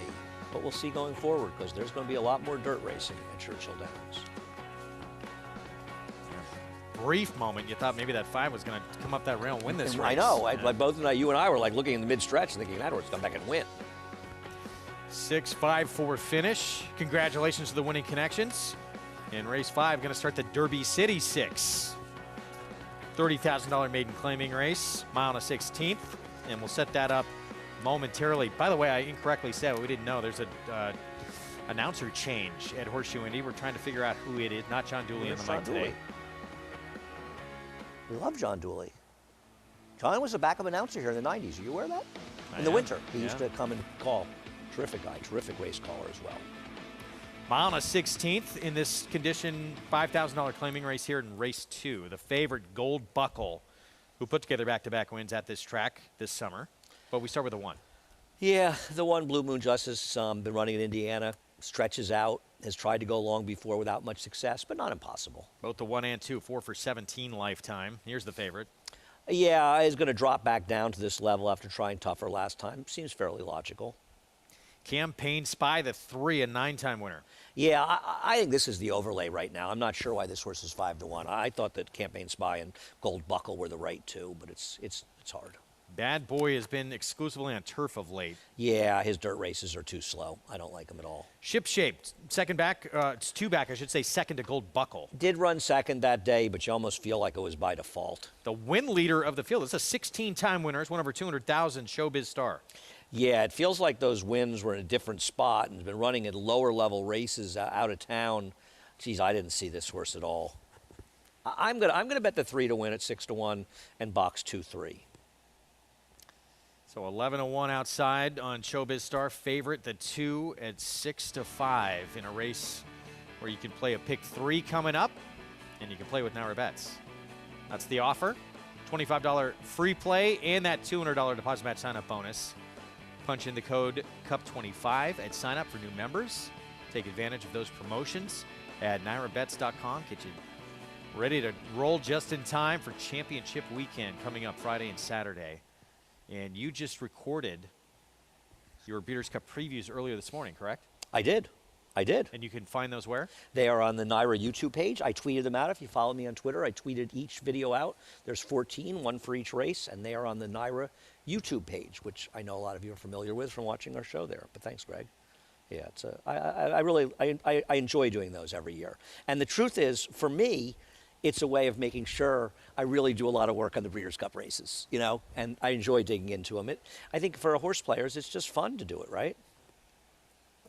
Oh, we love it. Yeah, I mean, this is what we love doing, and it's fun to be able to do it for Breeders' Cup. This is when you do your deepest dive of the year for most of us into all these races. And hopefully, usually, at some point, one race or another, you'll see the benefits of that. Hopefully, I mean, you know, Not always. I've done well in the Breeders' Cup in my life. I was laughing because my 2 worst Breeders' Cups have been at Keeneland.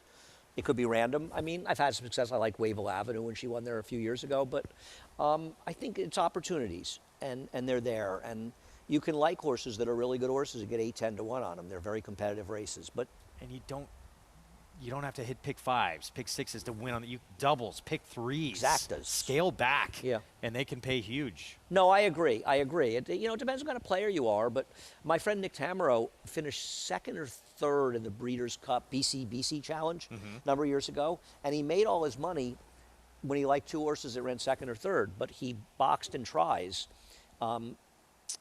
In the Breeders' Cup Juvenile, Top Decile was one, I think Wondergal was the other one, and Wayne Lucas won with a huge long shot, but he made a try wheel, I believe, using those 2 with everybody in the try.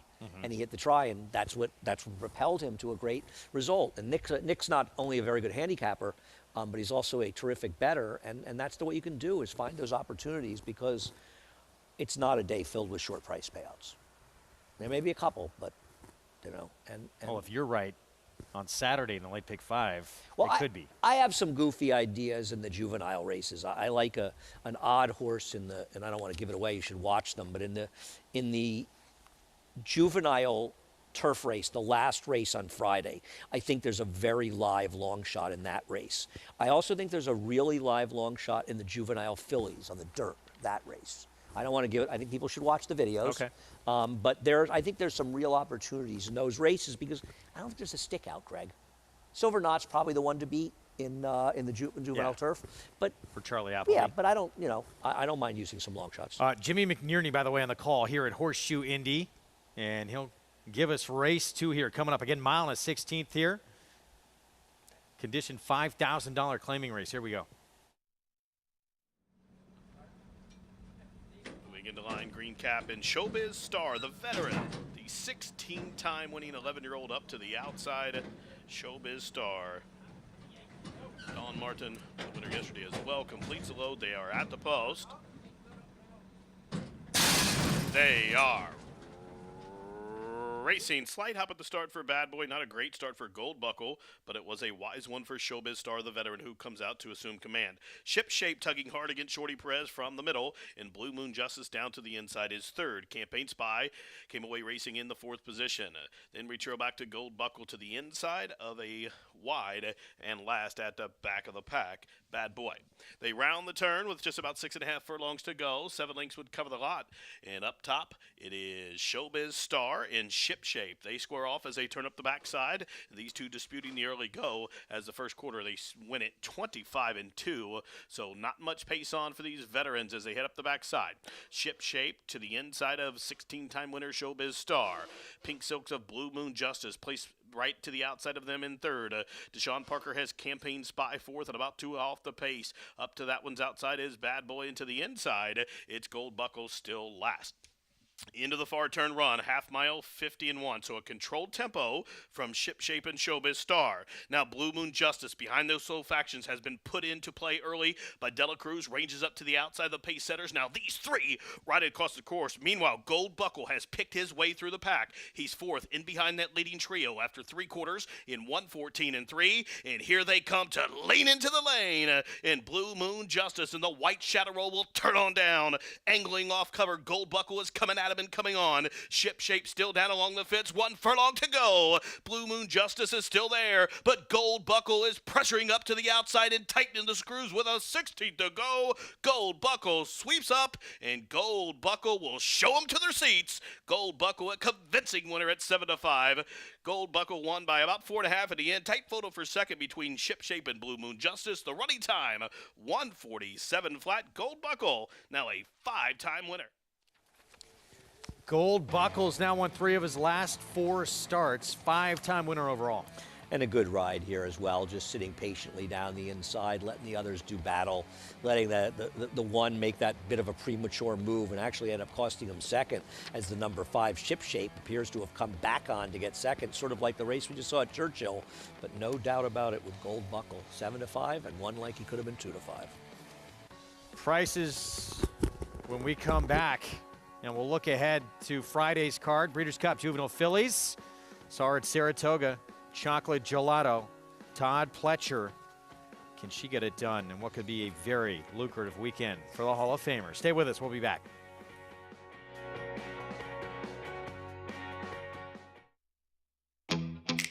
Yes, there's family. If we say La Troyenne, you'll get the picture. And of course, form.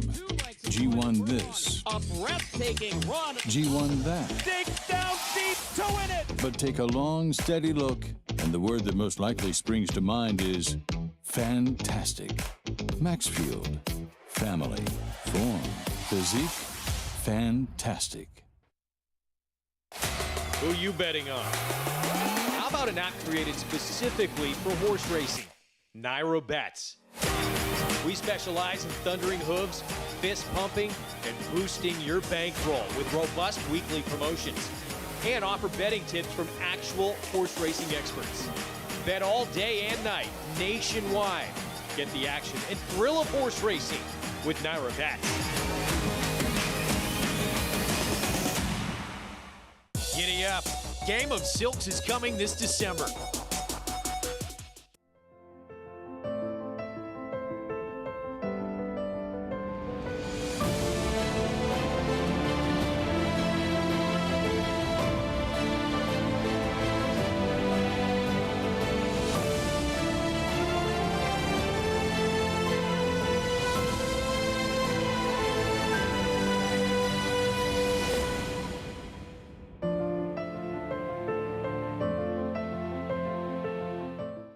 Racetrack Television Network brings you every race, from every track, on every screen, every day.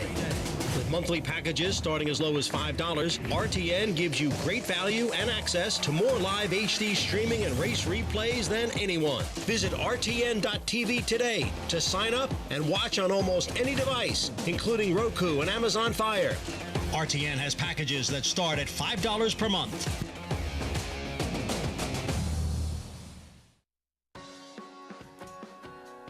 Back with you on this Wednesday afternoon as you look at the Twin Spires at Churchill Downs. Watching America's Day at the Races, brought to you by America's Best Racing. For the love of the race, visit americasbestracing.net today. Breeders' Cup Friday, the Future Stars program. Going to see all these 2-year-old races coming up. Tease the Breeders' Cup Juvenile Fillies going to break a chocolate gelato for Todd Pletcher, who's won back-to-back starts, including Grade 1 for Zet last time out. Wonder Wheel, obviously, coming in very sharp form. Chop Chop, though, had that trouble behind her. What do you make of those two? I think that Chop Chop is probably the horse to beat. She's the closer. There's a lot of speed. I don't like Wonder Wheel. I don't see her getting the lead. I also think Chop Chop's going to end up being a short price. I don't want to take her as short price. But I probably, for her, the draw did Raging Sea no favors, and you know, at a shortish price or shorter, I don't want to take her. I think the question here is, can Chocolate Gelato be as effective around 2 turns in a mile and 16? I think she's very good. I think she could be a test type filly, but I wonder if a mile and 16, 2 turns might be the wrong race for her. Back to the one we were just talking about, this Alcibiades here in that matchup with Wonder Wheel and Chop Chop. Raging Sea was in this race as well. Chop Chop, slow beginning in here, rallied from off the pace, just missed. Wonder Wheel would get the win. Yeah, I mean, I thought Wonder Wheel got the run of the race down the inside. Not saying she didn't run well, because she did run well. But with the presence of significant other speeds in this race, most notably the 2 You're My Girl, I think it's a very different pace scenario. I think Grand Love is going to be forward, an odd entrant from Steve Asmussen. I think you'll see Chocolate Gelato be more forward, so I don't think it helps Wonder World, but I do think it helps Chop Chop. Word was out on Chocolate Gelato this summer, Saratoga. She was 1-2 in the debut. She disappointed, did not win for Pletcher, and she's come back. She was dominant next start, and then won a grade 1 in the slop in the Frazette. Oh, her first race was a disaster, and it's rare with Todd when he gets bet like that, but her second race was a tremendous performance, and she came and got it done here. But I still wonder how far she wants to go to be her best. She's a practical joke, and I think that gives her some distance limitations. I don't think the second horse ran badly. I just think she'll be embroiled in the pace. Leave No Trace is an interesting horse because she spent a lot of time in the rail, and she's also the only Phil Serby horse that ran well in Saratoga. And he had a great meet up there that came back here and also ran well, and she'll be an enormous price. That's the field. Breeders' Cup, Juvenile Fillies, 7th race on that Friday championship program.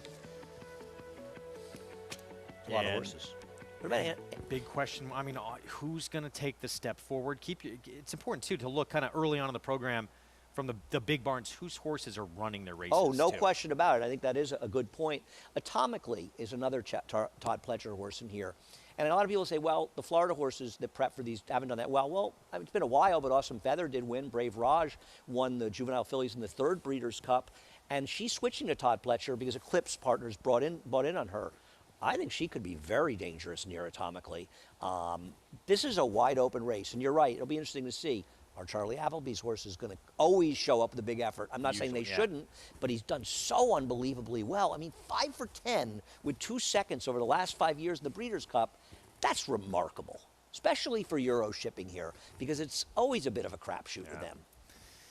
Let's go back to Horseshoe Indy wrap-up race, too, that we just showed you. Gold Buckle, much the best in this race, pulling away late from this group, picking up the 5th win of his career, and 3rd in the last 4 outings.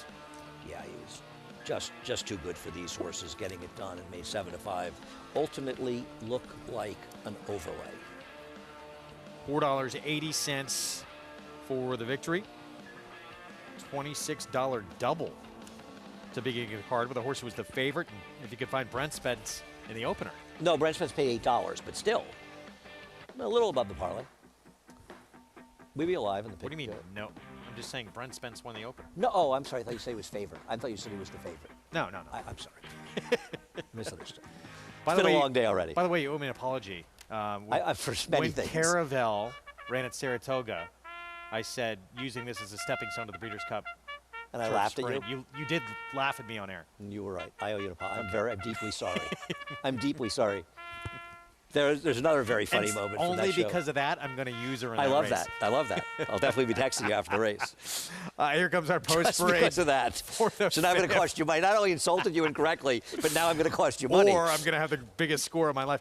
Beyblader. No, you're not going to. Shanuski riding that horse? Drop down in class for Beyblader. Yeah, I didn't like Beyblader. I had the race 6-7, 4-3. So that 14-1 on Biggie, blinkers on. Has not run in the dirt in quite a while. Oh, actually ran in Indiana last about a year ago. 7-2. Madison Loves Duke. Al Stahl. This horse can win, but the one race in the dirt was 1.25 miles in a sloppy track. I'm a little skeptical of this being a dirt horse. And it was a straight maiden race. New gelding as well. Crow's Nest. Todd Pletcher, start number 2. I think very dangerous stretching out second time for Todd. Didn't do much running though first time out. Did kind of clunk up. Is the favorite right now at 2-1. Paid twice at 9-1. Victoria Oliver. I did not see this horse. This one would surprise me. Martin Garcia rides. Ran at this level. Very distant 3rd last out. Majestic Flag, at least there's the potential for some upside. Drops in class, start number 2 in an equipment change. I picked this horse on top. I'm going to bet a few dollars on Majestic Flag here. I like the drop down. Trainers has good numbers, made especially in Maple Lane Glamour. Mint, Mike Maker, 5-2. I thought this horse was a big-time player as well. I'm going to use the 6 with a 7 and 4, maybe a little 3. And 14-1 outside Liam the Brave for trainer Michael Ewing. Showed speed and then backed up at Keeneland for this level last start. Backed up to second, I should say, but by 14 lengths. Yeah, it just seems like these are tougher horses. So that's the field. 4 minutes away from this 5th. It starts, again, this Derby City 6. Crow's Nest, co-favorite right now. Actually, slight second choice. Both the 4 and 7 on the board at 2-1. Let's show that start in the debut. Step slow out of the gate. Yeah, just a little bit. Not, not that much. It just kind of got outrun. It's not surprised you see stretching out the second time. And I thought it looks like he did more running than he did. I'm not going to be surprised when he runs better today, but this feels like Todd Pletcher, Louis Saez, all the accoutrements to be overbet. 2-1 right now. Here's the horse who was just slightly favored over that one. A lot to like with Mint. Tyler Gaffleone for Mike Maker, dropping to the lowest level he's been at yet. And here again, Tyler's lineup for Breeders' Cup. I don't want to knock his lineups again. His agent's my friend. He'll be mad at me. I think this one is the more likely of the two, with the 2 horses taking money. Caravel, by the way, 20-1 morning line for Tyler. I'll say the same thing. Good luck to her. It's the wrong race. It shouldn't be. It's only in there to embarrass me. You're in a Breeders' Cup race. You have a chance. Anything can happen. Let's take a look at Gunite. Another one of these Steve Asmussen horses. We don't see it. I don't think. I was looking to see the last time a horse came back. It was an article written in 2 weeks rest to go to the Breeders' Cup. I think it's 2019 the last time it's happened. At all? No horses from Europe? But have any horses from Europe done it before? I don't believe so. Oh, okay. But doing so well, Steve Asmussen said, in their connections, it was a very short conversation about the short rest. I don't like this horse. You're going to try to go a mile. His only mile was last year. He's a better horse now in the Champagne. He's never been 2 turns, and now he's going to do it off 2 weeks rest. I don't like him. He's going to beat me. And I think he's a terrific racehorse, don't get me wrong. But I just so much heart. No, I think he's terrific. I'm a huge fan. I just think always this is the wrong race shows up. for him. Meanwhile, Cody's go ahead. Let me just say one thing. If it wasn't for Steve Asmussen training Jackie's Warrior, he'd be in the sprint. And that's something I don't like. Not that I blame Steve for doing it, but that's something I don't like about him because I think he's in the wrong race. Meanwhile, Cody's Wish, one of the biggest upsets of the year when beating Jackie's Warrior in the Forego. The question with Cody's Key is the 2-turn, 1-turn thing. Because he's really, Cody's Wish, excuse me. Cody's Key had a big pick 6 and I used 4 or 5 many years ago, and it's still implanted in my brain 27 years later. Cody's Wish, his last three races are all big improvements for him. And they're all 1-turn races. 2 at a mile, 1 at 7 furlongs. Now, I'm not big on the 1-turn, 2-turn thing, but it seems like it's possible that these 1-turn sort of elongated sprints are better for him. And one of the reasons the Breeders' Cup Dirt Mile I don't think has really become a very prestigious race is because there aren't that many tracks you can do it around 1 turn, and they're not running on them. And I think it's a much better race for the sprinters and the routers cutting back to from 2 to 1 and the sprinters stretching out. Cody's Wish, I think he's the worst to beat because he ran so well last time, but I'm a little reticent in the 2 turns. I've got a long shot in this race too, Greg. I bet you're going to like a little. But you can't tell us. We got to watch a video. Well, I mean, I like simplification a little bit. Okay. Here. I think simplification has run consistently well. He's got to improve a bit from a buyer standpoint. I haven't looked at other figures to see how he stands. He hit the wire with Cyberknife last time out. And Cyberknife's going to be a third or more or less the price that he is. And I thought he ran a better race than Cyberknife. Cyberknife was picking up pieces at the end, and I have a lot of respect for Cyberknife. But Simplification was battling it out in the front end the whole way with Taba there. And I think that Simplification drew well. He's got good races, and maybe he can get a big piece of this. You talk a lot, too, about loving a turn back, and specifically, I'd love a turn back when horses are forward fighting and then make that cut back in distance. Yeah, I love that. For me, anyway. Mm-hmm. No, I agree, because I think they're doing more work, yeah, as opposed to horses that are just sort of picking up pieces towards the end. I think that's a very valid point. I don't love Simplification, though I've been a fan of his, but who am I supposed to be so afraid of in this race? I'll tell you who can win. I bet a horse that you'll like, Pipeline. Oh, absolutely. I think Pipeline's a Major major player in here. He is 8-1 something morning line, I think. He's the 8-1. Yeah. What from morning line is simplification? 15-1. Yeah, and I just don't think he's supposed to be. I mean, I understand that Cyberknife has the accomplishment, so I do get that. But based solely on their Pennsylvania Derby, I like him more. Okay. That is race 5 on that Saturday program. As we take a look here at Crow's Nest, holding as the co-favorite at 5-2 for start number 2 for Todd Pletcher. And he gets Louis Saez, as mentioned, aboard. The debut came 7-8 to Keeneland. Now trying to go a mile and a 16th here in start number 2. Yeah, these are the kind of horses that generally get bettors in trouble. They see Todd Pletcher. They see Louis Saez. Oh, this horse was closing, got a little left, stretching out. This is one of the not worst horses in Todd's barn, but he's in the lower echelon. And he's going to take too much money because of connections. Now, to be fair, these are connections that win a lot of races. Louis Saez is one of the best riders in the country, and Todd Pletcher one of the best trainers in the game, if not in the history of the game. So it's not going to be surprising he runs well. I just think he's got to move forward to beat a horse like Mint. I'm interested in Majestic Flag. That's who I took here. He's dropped down to 9-1. This is a trainer. I looked it up. Maiden Special, maiden clear in the dirt, 11 for 41, 27%, 373 ROI. He's only 3 for 15 second starts, but he has a positive ROI 287. And I think this horse is just a little interesting, stretching out not stretching out. Tried to go a mile first time out, but goes to 2 turns. And what about this horse, Beyblader? And he's getting bet down. He was 8-1 morning line. He's 4-1 now. He's dropping lowest level he's ever been at, and arguably the best race he ever ran was a mile and a 16th at Churchill. Okay, I didn't really like him. He's had a lot of chances. He's an ex-Chris Hartman, all things that I don't really like, but I'm not going to go out and say he has no chance in here.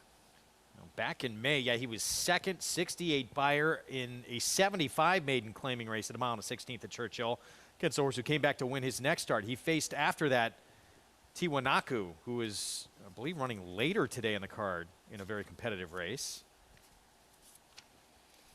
I only got to the 6th. He's the Tom Amen. He might be favored in that with that race taken off the turf in the 9th.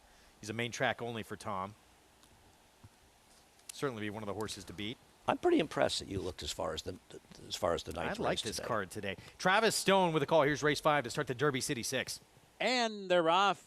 A tangled and slow beginning for Mint, who's at least 6 lengths behind the rest of the field. Liam the Brave breaks alertly from that outside post and is looking for the lead. Majestic Flag is forced to switch to the outside as that one crossed over. Beyblader comes off the rail to stalk the pace with that one too. First turn, Liam the Brave with that good beginning is out there showing the way, and Majestic Flag is up to prompt the pace from second. Beyblader comes away third. Room at the rail for Biggie to come up on through into fourth. Crow's Nest is fifth. Paid Twice, 4 wide racing in sixth. Madison Loves Duke is seventh and now eased out of the race. Mint has been eased out of the race. So they turn to the backstretch run. The opening quarter in a composed 24-3. 5 furlongs remaining. And it's Liam the Brave, the leader. Majestic Flag continues to stalk while second. Biggie has come off the rail and comes on through between horses now. Here's Biggie putting in a run. 4 furlongs out, and Beyblader is right there too. And now there's 4 across the track for the far turn run.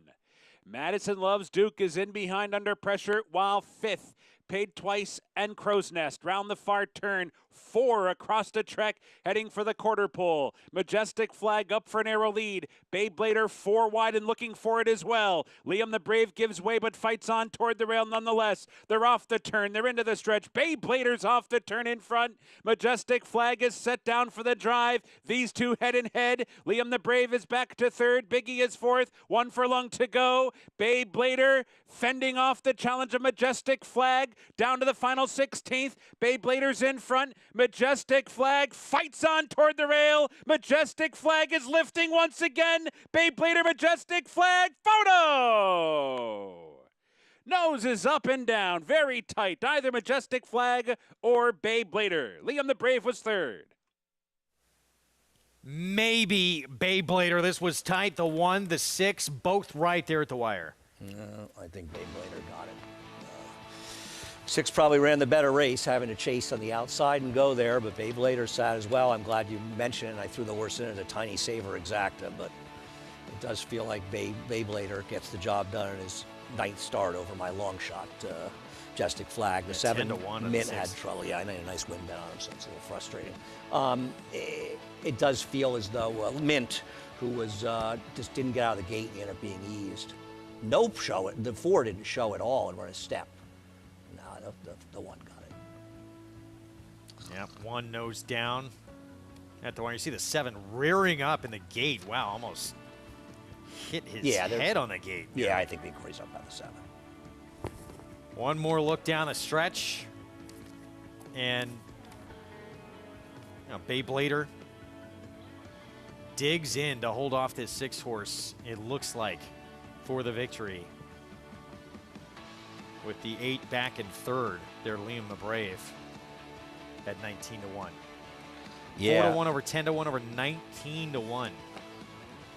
I'm a little nauseous about my beat on the 6. I feel like I bet the right horse at 10 to 1 and did not get the money, but he's cash and he bet the right horse. No show from the 4 at all. What And happened it's to him? been posted. The inquiry, it is the 1. in all likelihood, almost 100% involves the start. 1, 6, 8, 2. 4 to 1 on Beyblader. We'll have the prices for you when we come back from a short timeout. Late Pick 5 is next from Churchill. We'll set the stage for it when we return after this timeout.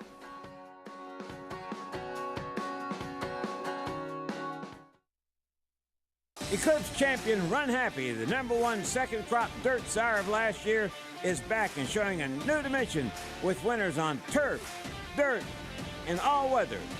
A record-breaking sprint champion, Run Happy is also siring winners at all distances, from 7 furlongs to 1.25 miles. A sire whose runners can carry his speed over all distances and all surfaces. Run Happy, price for value, and standing strong at Claiborne Farm.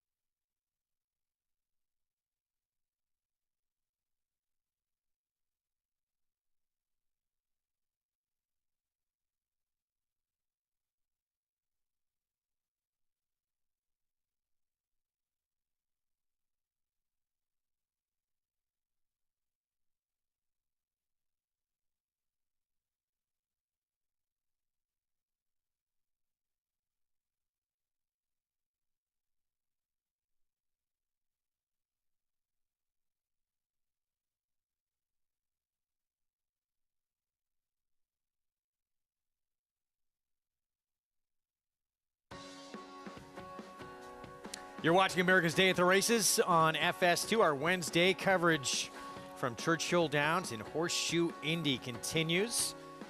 Late Pick 5 coming up next under the Twin Spires in Louisville.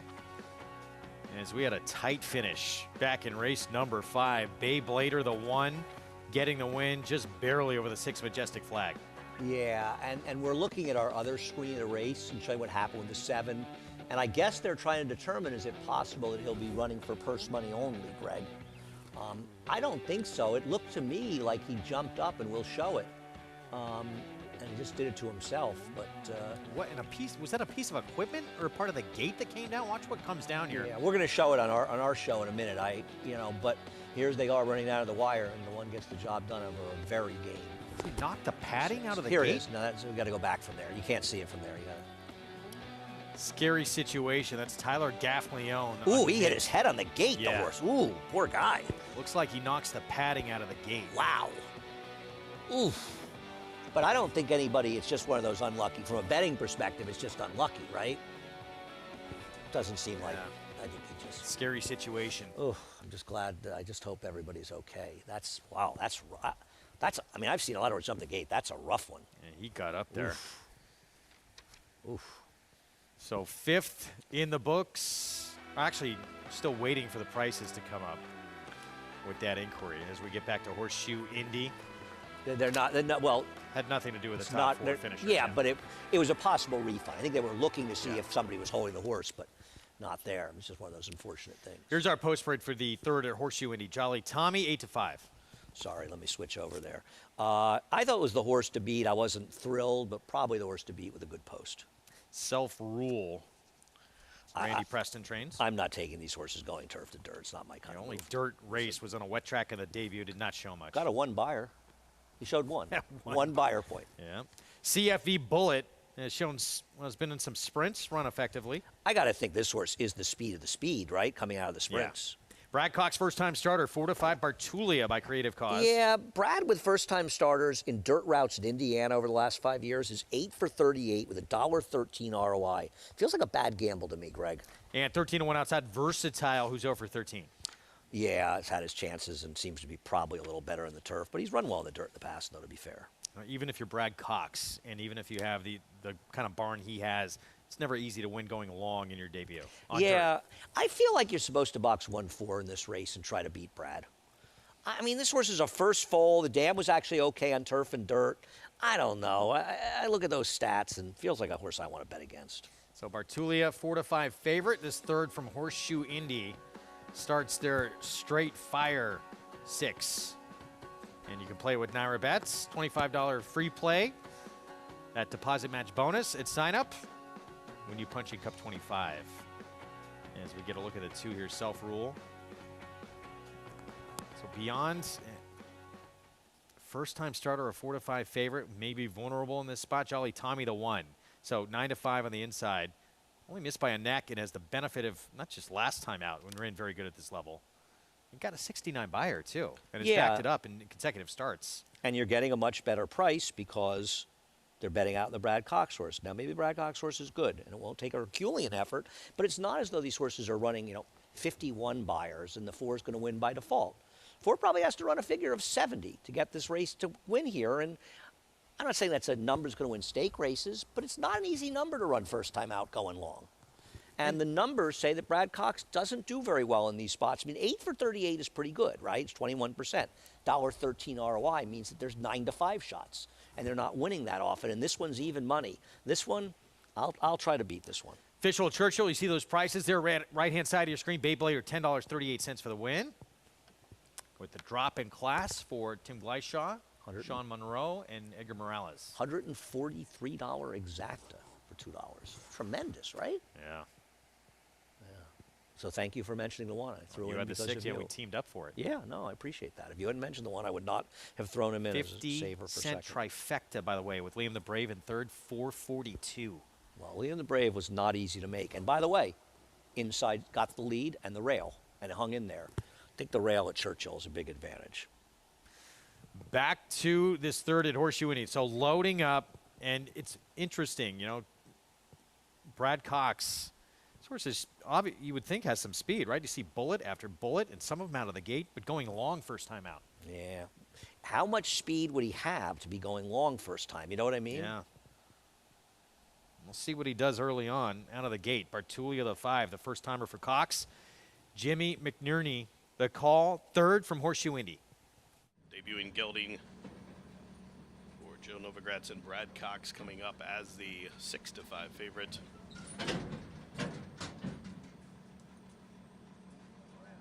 Versatile to the outside with Fernando de la Cruz. Will complete the load. Field of 5 at the post. They are racing. Horrible beginning for Self-Rule is absolutely last. Under the wire for the first time, CFV Bullet is first. He'll have company up top as Jolly Tommy has a foothold at the fence, and these two hook up early as they head over to the opening turn. Jolly Tommy to the inside, CFV Bullet to the outside. These two are in lockstep, and they've quickened 4 better than Bartulia early, who's away racing in 3rd. Versatile to the inside of that one is 4th, and we trail back 4, maybe even 5 lengths back to slow starting Self-Rule. They turn up the backside, outside 5.5 furlongs to go. They go 2 by 2 by single, and the quarter was 24.81 seconds. It is CFV Bullet to the outside of Jolly Tommy. They continue to spar for the lead, 3 lengths in front of Bartulia, the 7-5 favorite, tracking in the clear from third. Versatile and Dela Cruz to the inside in fourth, and about 7, maybe even 8 lengths back to Self Rule, who's always been last. 3.5 furlongs to go. They head into the far turn. First half mile timed 48.73 seconds. It is CFV Bullet just narrowly from Jolly Tommy. Hovering up to the outside, here's Bartulia from third. 2 lengths further back to Versatile in fourth, and about 18 lengths further back, trolling along at the back of the pack is Self Rule. 3/4 was quick, though, 112 and 4, as CFV Bullet has put away Jolly Tommy. Up to the outside, Bartulia, the favorite, is second, but has 4 lengths to race. Splitting horses, Versatile, top of the home stretch outside of furlong to go. CFV Bullet went fast early, but he's still driving out there in front. Jolly Tommy battling back to the inside. The favorite, Bartulia, has a lot of work to do with a 16th to go. CFV Bullet still there. Bartulia to the outside of Jolly Tommy down to the wire. He took a licking and kept ticking. He went every step and was hooked the entire journey. CFV Bullet, the winner, gate to wire in 1:46.14 seconds. CFV Bullet moving to dirt. In terms of the dirt races, was stretching back out, was coming out of a mile turf race. Able to hang on for the win here in the 1, edging out that first timer for Brad Cox for second. 4:15 finish. Yeah, and our plan to box 1-4 and play against the 5 worked out. And I mean, the 5, Bartulia, couldn't have a better setup, right? These 2 horses battling the whole well, and he still couldn't get up for second here. Boy, he feels like a horse you can't wait to bet against the next time he runs. 4:15 prices for you when we come back. We're going to take a timeout. Coming off the first defeat of his 4-year-old campaign, Jackie's Warrior. Unfinished business at the Breeders' Cup after last year. Can he cash in what's been a remarkable career?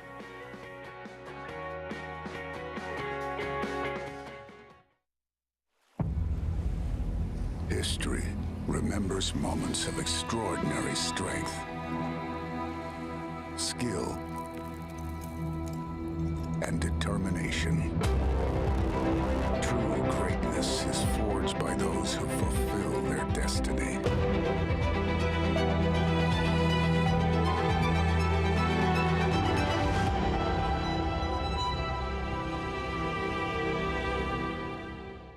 If you're looking into racing partnerships, you should know they're not all the same. When you partner with Bond Racing Stables, you become a member of a growing family of racing enthusiasts, all guided by 3 generations of experience in thoroughbred breeding, training, and racing. Sharing the excitement at Saratoga and Belmont Park, where we've graced the winner's circle with winners like Giacosa, who was bred, born, and raised here at our Song Hill farm. Get more than just a partnership. Become a member of the Bond Racing family. 3 generations of thoroughbred excellence.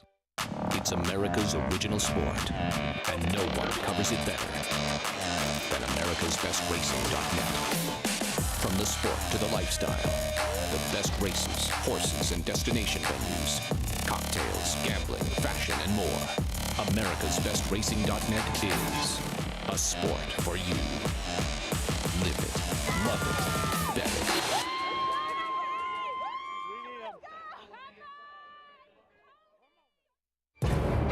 The industry has a few things that we have to take care of better, and one was the aftercare of the horses. We have a social responsibility to make sure that thoroughbred aftercare is also #1 on the list. Just the word aftercare has become part of the vernacular in a way that it was not. We started with some 21 organizations, and now we're up to over 82 facilities throughout the country and giving away almost just under $25 million.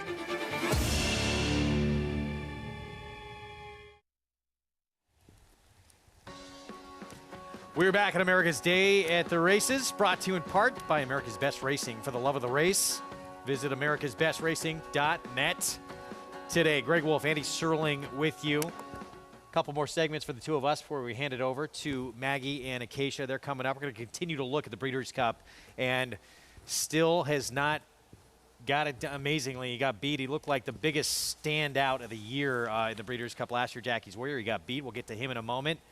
His main competition in this race is not going to run. Yeah, unfortunately, Jacques Christopher Chad Brown opted not to enter him. They were not going to let him run. And unfortunately, he won't be running in here. And this was really one of the marquee matchups, Jack Christopher and Jackie's Warrior. And that's really robbed this Breeders' Cup a little bit of it. It's unfortunate. He could have run, but he's not. As far as with Jackie's Warrior now, I wanted to try to make a case to bet against him.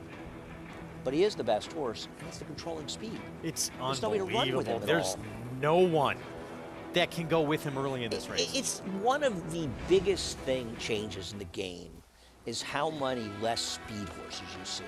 It used to be in dirt sprints, man. You had those California speed balls. You had so many horses, and there just aren't any speed horses in this race. And Jackie's Warrior figures that he's going to be outside of Super Ocho, or he could be in front where he wants to be, and he's trying to avenge what's really the one massive disappointment in his career. And let's keep in mind, too, he came out of that race with an injury.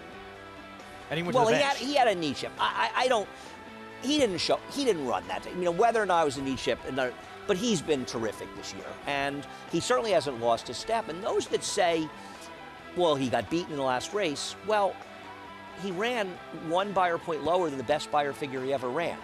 So there's nothing that suggests he didn't run well last time. Yeah. It's just somebody ran a little better than him. And that's what happens in competitive racing. People were used to him always winning. And he was 1-9, which Yeah, just shocked everyone at Saratoga. But he didn't run badly. Not at all. He still ran a race that nobody in this field has ever run close to. I want to make a case for the American, I'm so terrible. Theorem? American Theorem, the horse from California. I think he's improved. I thought that last year's winner was a little bit interesting, but at the end of the day, he just feels like he's going to control from start to finish. Kamari's got figures that make you take a hard second look. But this horse, he has been sensational, and he is going to be, he's going to be alone in front. And if he can do that, it seems like game over. Kamari has run down Lady Rocket and Frank's Rocket. And I have a lot of respect for Frank's Rocket. She's a really cool horse. I think she's a player in the Distaff, in the Philly American Sprint. Wesley Ward's opted to run here. He'd rather run 6. She has had success going 6 in her last 6 and 6.5. We'll see if it's the right move. My problem with Kamari is, and she is the second likeliest winner, but do I really want to try to beat Jackie's Warrior with the second choice in this situation? I'd try to beat him with Jack Christopher as the second choice. But I want to see Kamari run these kind of numbers against Jackie's Warrior. I have a world of respect. Another for one, we talked about it's one of the most dramatic turnarounds we've seen, Society. Kamari's turnaround, her last 2 starts. She was off from May to late July. The last 2 races she's run, out of this world compared to what she was doing. Never run figures like that. She had won races, she'd won the Grade 1 Madison, but never run that fast. She is a vastly improved horse this year and an interesting addition to the race, but she's going to have to really turn it on to beat Jackie or hope he doesn't show up. One of the barns we've mentioned earlier that could have a huge weekend, Belmont. He has so much depth in this year's Breeders' Cup, and elite power has really come to hand for him. Back-to-back huge efforts, has reeled off 4 wins in a row. And you sometimes forget the kind of accomplishments that Belmont has in his career. I mean, he's as accomplished as really just about any trainer in the history of the game, and he knows how to win big races, that's for sure. The problem, and I wanted to make elite power in here, he's won 4 straight races, he's improving. And the horses that ran a distant second, third in this race came back and ran much better races than the Bold Ruler. The second horse got beaten in the nose, got a 99 or 97 Beyer. The other horse was right behind him. Beaten about a length in there. Drafted? Yeah, drafted. Yeah. So it's come up a stronger race in that respect. And he was able to show some speed in an absolutely paceless race. Just not fast enough for me. I wanted to bet. I was really trying to make a case for him, but ultimately I could not. So let me ask you this with Jackie's Warrior, because he's been sensational just about every step of his career. For him, where does he fit into the all-time great sprinters? Nowhere close. Not even close. In my opinion, he's never run the kind of figures. Groovy ran a 132, I believe. Artax was running 124s. Midnight Loot ran a 124 when he won the Forgo. Jackie's Warrior is an incredibly admirable horse. He shows up virtually every time. He's a really, really neat horse. But from a speed figure perspective, he's just not as fast as horses, who's that really good California horse that belongs in the Hall of Fame that Jay Primm is always pushing for, but I agree with him. It's not Lead to Justice, who's also a very good horse. I'm just drawing a blank. I'm getting old. And there's some really good sprinters. He's not as fast as him. And no, it's not Taste of Paradise. Okay. But thanks for reminding me of. Still. He's a really, really good horse. But he's not as fast as those horses. Does he need to win this race to get in the Hall of Fame? Oh, yeah. He does. Doesn't he? You can't Maybe. lose. You know, people will hold the Breeders' Cup Juvenile against him. I'm going to say the Breeders' Cup Juvenile is one of the best races he ever ran. I mean, he couldn't even get the lead. They were going so fast. That pace just exploded, and he still was hanging around, and he doesn't want to go that far. I thought his Breeders' Cup Juvenile was a sensational effort. All right. That is a feather in his cap, in my opinion. So from that standpoint, a lot on the line for him, potentially, and a lot of minds of some people would be voting, see if he's going to be immortalized in the Hall. That's race 7. Starts at pick 5, by the way, on Saturday. And like a lot of people, I'll be, if not totally singling him, leaning very, very heavily on him. As I did last year. CFV Bullet. Getting back on dirt, stretching out, and getting the win. 4-1-5 finish. $9.20 for the win. You know, I tell you what, you wouldn't have thought he would win this race not being able to clear the 1. I'm not shocked he won, but I'm shocked how he did it. They didn't bet him the win pool, but they figured out the exact at $12. Late pick 5 begins here at Churchill Downs. It begins 7/8 of a mile. $40,000 claiming race. And Awesome Aaron, Chad Brown, Florent Giroux. Of course, 2 back. I mean, that was a monster effort. 85 buyer. What happened in the subsequent start? That's a reasonable question. I don't know. Here is Kunshin Bridge. Blinkers on. I didn't like Kunshin Bridge. A lot of horses that are capable of running the same races in here, so I guess he's not impossible, but I didn't like his last race. Bonus appreciation, just claimed out with Eddie Keneally. Kona Gold, by the way. I'm embarrassed. Oh, that's right. Yep. Yes, thanks to Nick Tamaro. Claim for Eddie Keneally, who has good numbers off the claim, but he's really good off the claim at Churchill. Bruce Headley. St. Andrews, 2-1. Correct. Mike Maker looking for another win today. Mike Maker's numbers going allowance to claimers in the dirt, not strong. Sorry. 12-1. Lightning struck Steve Asmussen. Boy, Steve is at every racetrack in the world. It was the last race at Albuquerque. Keith Asmussen riding. Awesome Aaron, Chad Brown. I don't know what to do, as you said. 85 buyer and then falls apart. Now running first time for tag. Chad Brown, 32% with 96 starters and a 211 ROI. First time for a tag in the dirt. Shinnecock Hill's interesting. Wins his debut against Straight Maidens. Then he faces Cyberknife, start number 2. That was in February. Yeah, and he now goes to Rudy Brissett. And I just feel like when you see these win stars that go from Baffert or Pletcher to Rudy Brissett, it's not usually a good sign. Holding at his 5-1 morning line. As we're 4 minutes away. 40,000 claimer that starts off this late pick 5. Let's go to Paul LaDuca for more. Thanks, Greg. And you can see on the board right now, the horse that's taking the most money off the morning line is Classic King, the 3 in here. 15-1 on the morning line, all the way down. Currently now at 7-2. And I think it has to do with Alexis Clare. She's an up-and-coming trainer that got her first win at a Keeneland meet. This horse ran second after being left. Her last 21 starters, she has had 11 winners. She got actually 20 starters, 11 winners. So she's over 50-some-odd%. So the last 20 horses that she has sent to the gate. So that's why this horse is taking money. But I also think the horse is a kind of horse that can, you know, be a part of it as well. Did not break well last time. Has had some gate issues before. But look for that horse to come rolling late. The 4 St. Andrews, one of these days, Greg and I will get out there to play a little golf at St. Andrews, but a horse that's kind of lost his speed since he's gone into the Michael Maker barn. If you look back, he had shown a gate-to-wire finish first time out in the Steve Asmussen barn, and lately it seems like the gate's been a little bit of issue. They've been tinkering with him, going long in the St. Louis Derby, which has come out okay, then on the turf, then back to the dirt, and got into a little bit of trouble. I think if the 4 can stay clean, he is one of the horses in here. I thought the interesting horse was the 7, Awesome Aaron, for Chad Brown, because when you look at this race, this horse obviously could walk towards the front end and is going to control the pace. Now, we can't have a horse that's going to run off, and I don't think that's going to happen.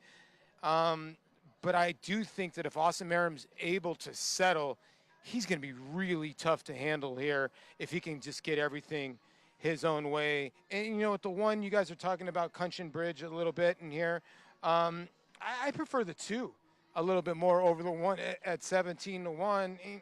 You know, I do get the 1 does have 2 very good races here at Churchill, or 2 wins, and maybe people are going back to that.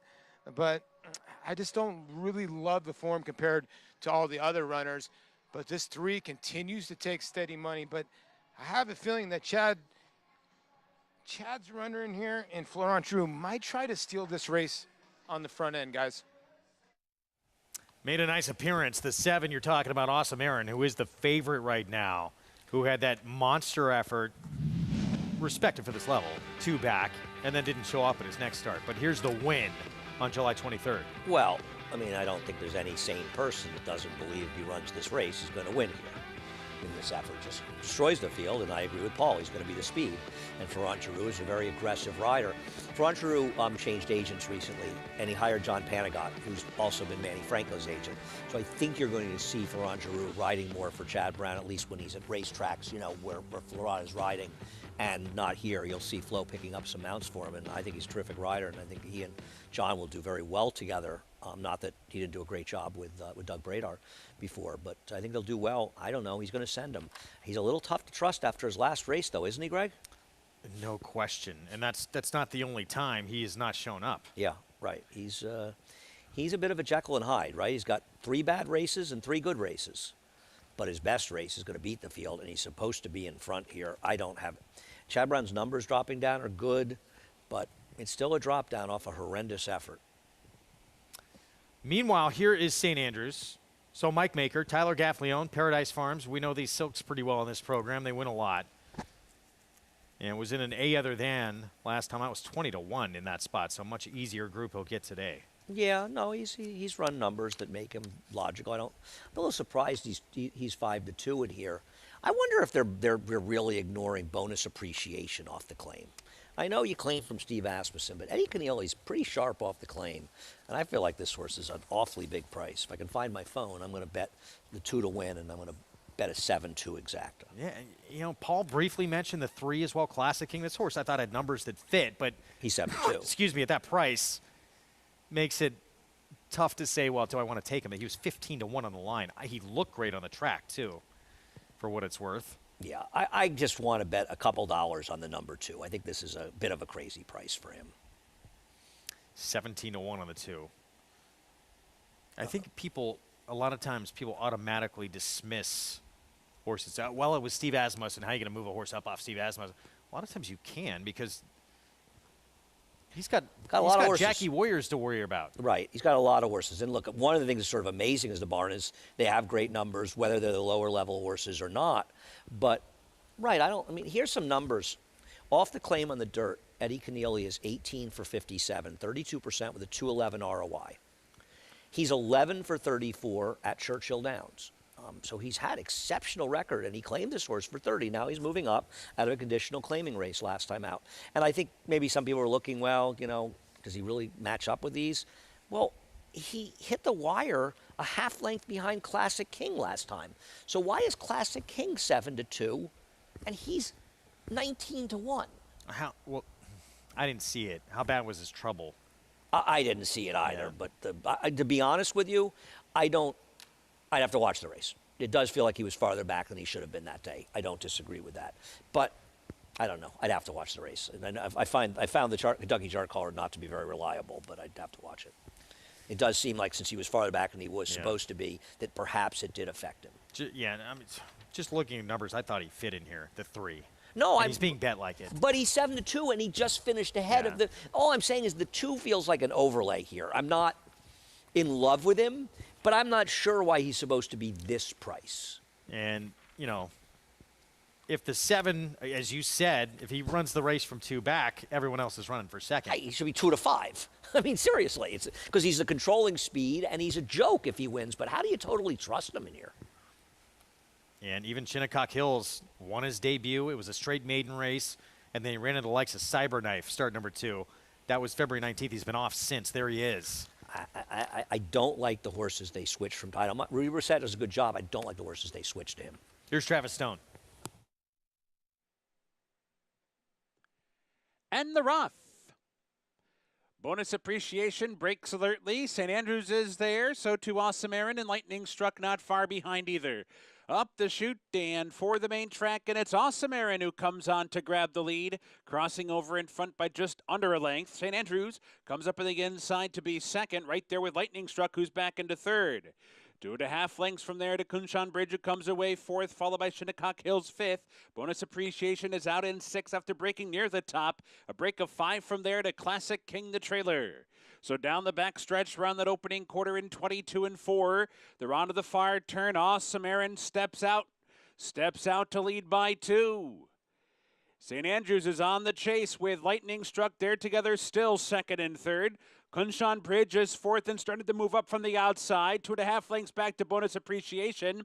Farther back, it's Classic King mustering up a rally as well. At the quarter pole, Awesome Aaron rolls off the turn in front by 2. Awesome Aaron heading for the 8th pole, clear by 4. Kunshan Bridge runs up into second. Bonus Appreciation is rallying from third. Classic King is fourth, but everybody is chasing Awesome Aaron, and they've been chasing since the start. A gate-to-wire winner is Awesome Aaron by 3. Kunshan Bridge second, Bonus Appreciation third. Classic King was fourth. The good Awesome Aaron, he showed up today, and this horse now wins for the 3rd time in 7 starts. Be interesting to see if anybody claimed this horse and he just got to the front, was able to dominate. Geez, he wasn't even favored. He was the co-favorite 9-5, but the board's saying the 4 was actually favored in here. I'm a little annoyed. I thought the good idea with Bonus Appreciation had a nice 7-2, but he just was only able to be third over a seemingly difficult horse for me to like, the number 1, Kunshan Bridge. And Awesome Aaron. Much the best. We'll see if he ends up in a different barn after this race. It's on a practical joke. Of course, winning for Chad Brown. And of course, Bill Lawrence, who owns this horse by himself, was a part owner of Practical Joke when he races. He used to have a piece of the horses with Thoroughbred Stables. Undefeated around one turn? Practical Joke? No. Cigar Mile, his last race, he didn't win. Okay. 9-5, second choice. Would he have been undefeated? Do you think you're right? If he hadn't lost that race, I think you're right. 7-1-2, and you get 14-1. The horse Andy liked in there in third to help that trifecta. Prices from this when we come back. Start of the late pick 5 to the slight second choice on the board. Awesome Aaron. We'll be back with more right after this.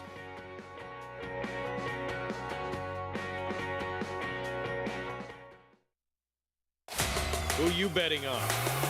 How about an app created specifically for horse racing? Nairo Bets.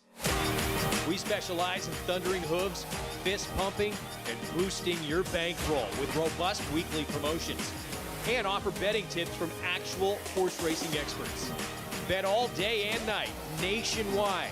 Get the action and thrill of horse racing with Nairo Bets.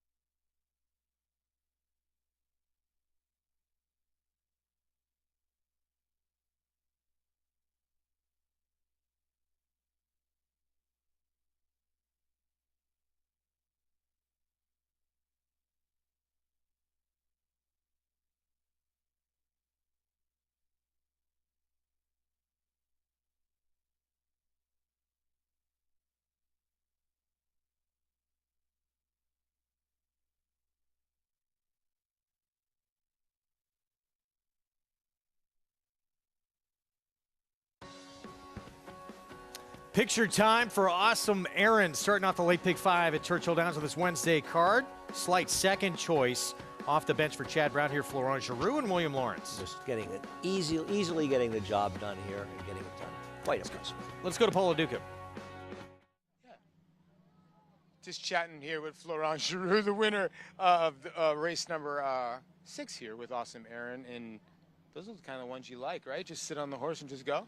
Yeah, exactly. I mean, Chad and his owner make it very easy for me. They dropped the horse, from allowance to attack today, and looked like that was the perfect spot for him. I was just a lucky passenger on the horse, to be honest. Yeah, and he sort of got to settle. He ran off earlier, but he settled for you pretty easily today, huh? Yeah, I agree. It looked like last time, the two-turn, I don't know if that's what he wants to do. Plus, he ran off, pretty badly in that race at Monmouth Park.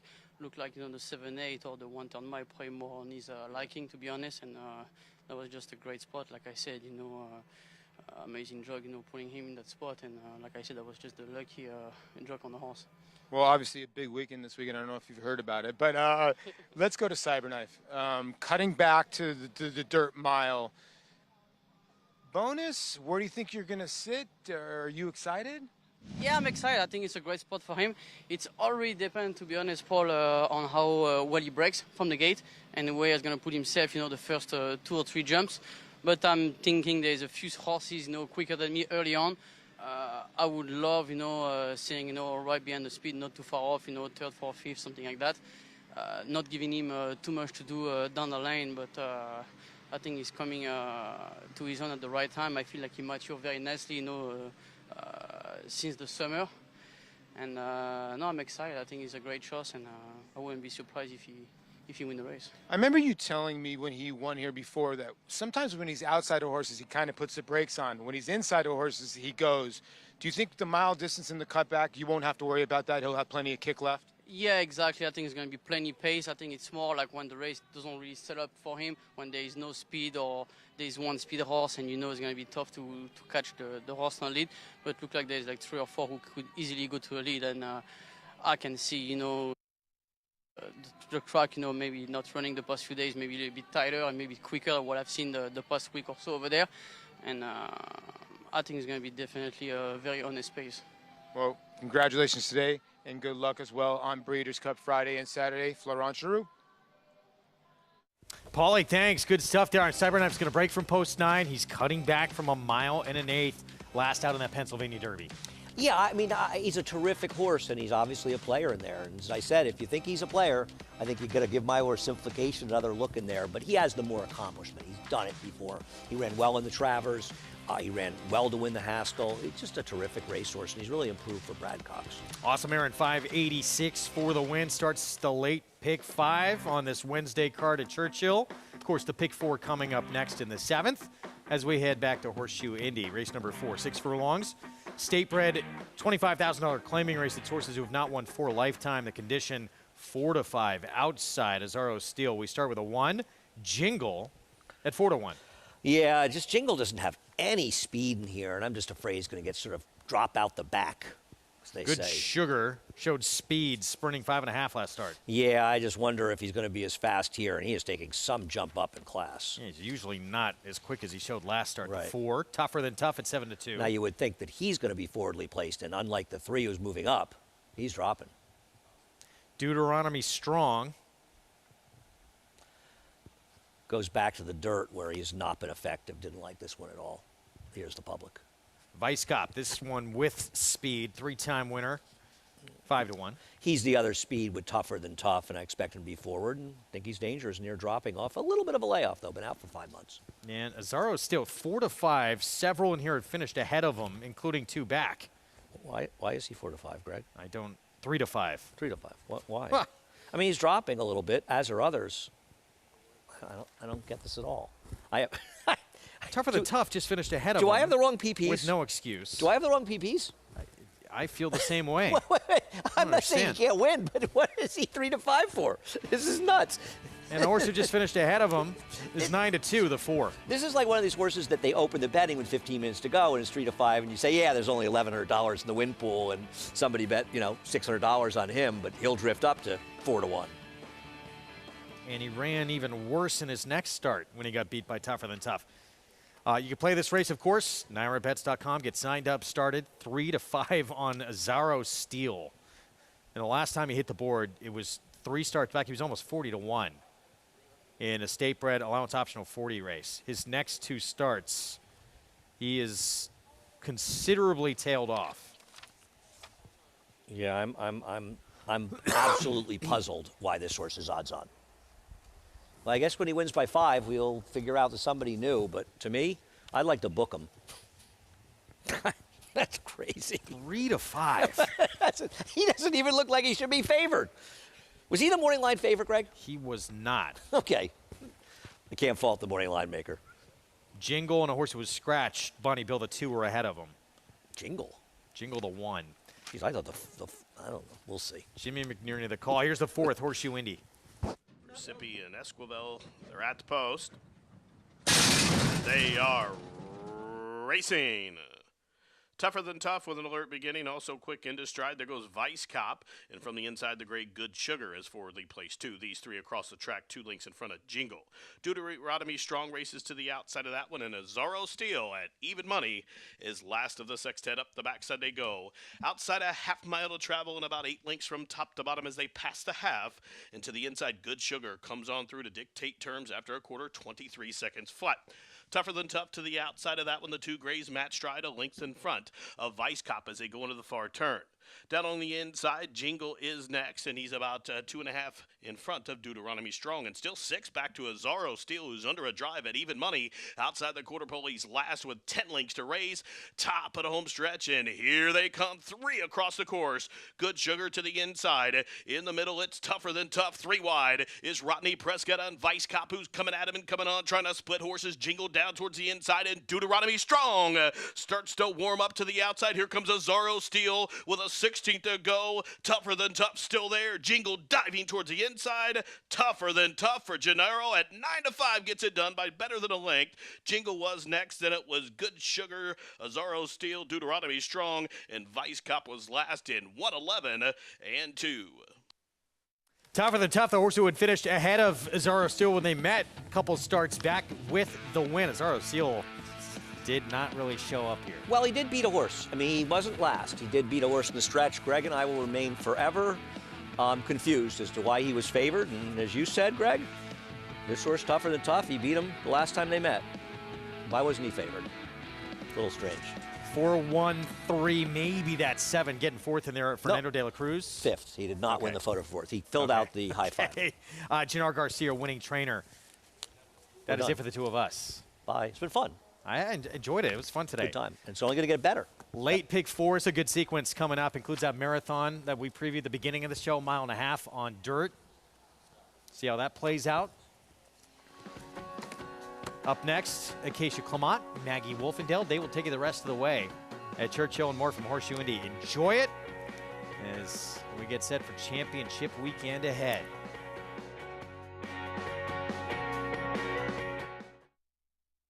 Irish Hill and Duchess View Stallions, proudly standing the ultra-fast, multiple stakes winning son of Uncle Mo, King for a Day, the only horse to defeat 2019 3-year-old champion Maximum Security. Well, King for a Day was basically a clone of Uncle Mo. I mean, good speed, the ability to carry it over distance of ground, real professional horse and a really cool horse to train. Sire maker extraordinaire Uncle Mo, represented in New York by King for a Day. Visit ihdvstallions.com to book your mare today.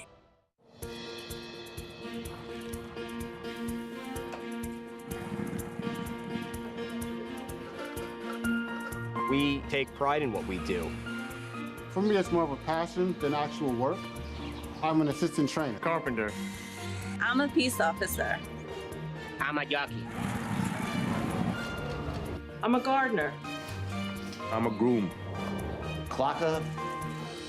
Assistant starter. Trainer. ESL teacher. I love what I do.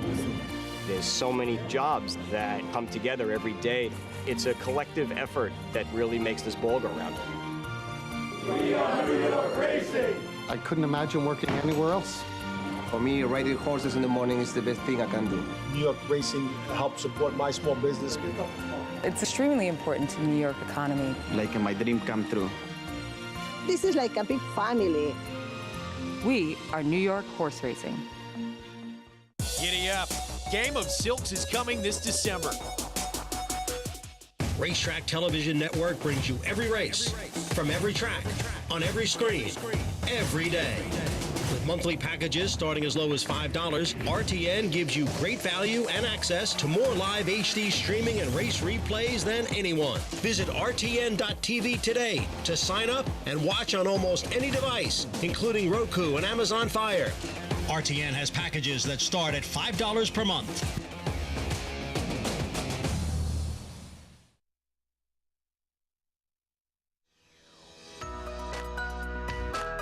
One of his strong selling points is he's the only son of Dubowie that stands in Kentucky. Dubowie's sons have had a great year in last year in Europe, and there's no reason that DeMarchelier cannot be one of those successful sons as well. He comes from a great European family. He was basically 3 for 3 in his race career. I know Peter Brand and Chad Brown both thought he had a ton of talent. This horse has got pedigree, so again, he's as well-bred as any horse standing in central Kentucky right now. And being by Dubowie, and I mean, the horse had plenty of ability, plenty of talent. Dubowie is out of Dubai Millennium, who was by Seeking the Gold. So again, Claiborne connection, just a couple generations back, but Dubowie is one of the greatest sires in European stud book history, probably.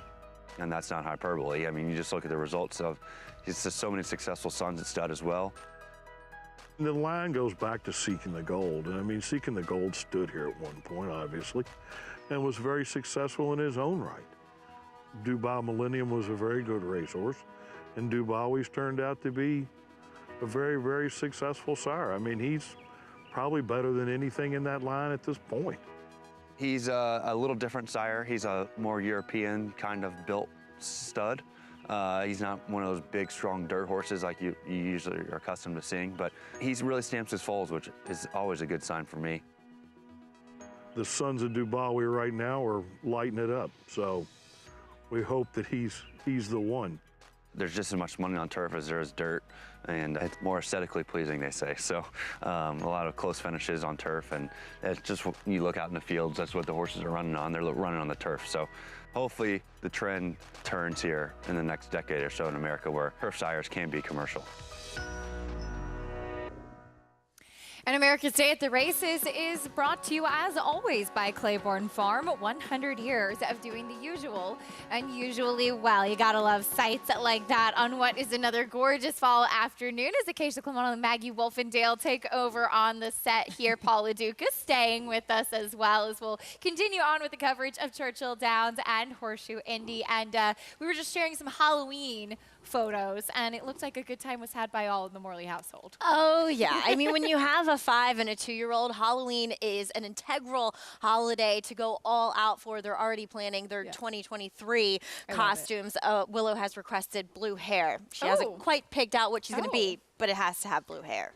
If we see Willow as a Smurf, we know what happened. That's what I was thinking. Back over to the live racing action today. Glad to have you with us on this Wednesday afternoon. Special Wednesday card as Churchill's back in the mix with us here. Race 7 is coming up next as we take a look at the field for this 7-furlong main track claiming race for $40,000 telephone talker off of a nose defeat, head defeat, I should say. Last time out, Maggie is currently the favorite, and I wanted to get your take on the source's last race. It looked like he was kind of getting out a little bit in the stretch. In fact, there was an inquiry over the 3rd place finisher. Maybe needed that race. Maybe was a little bit tough to handle for Edgar Zayas that day.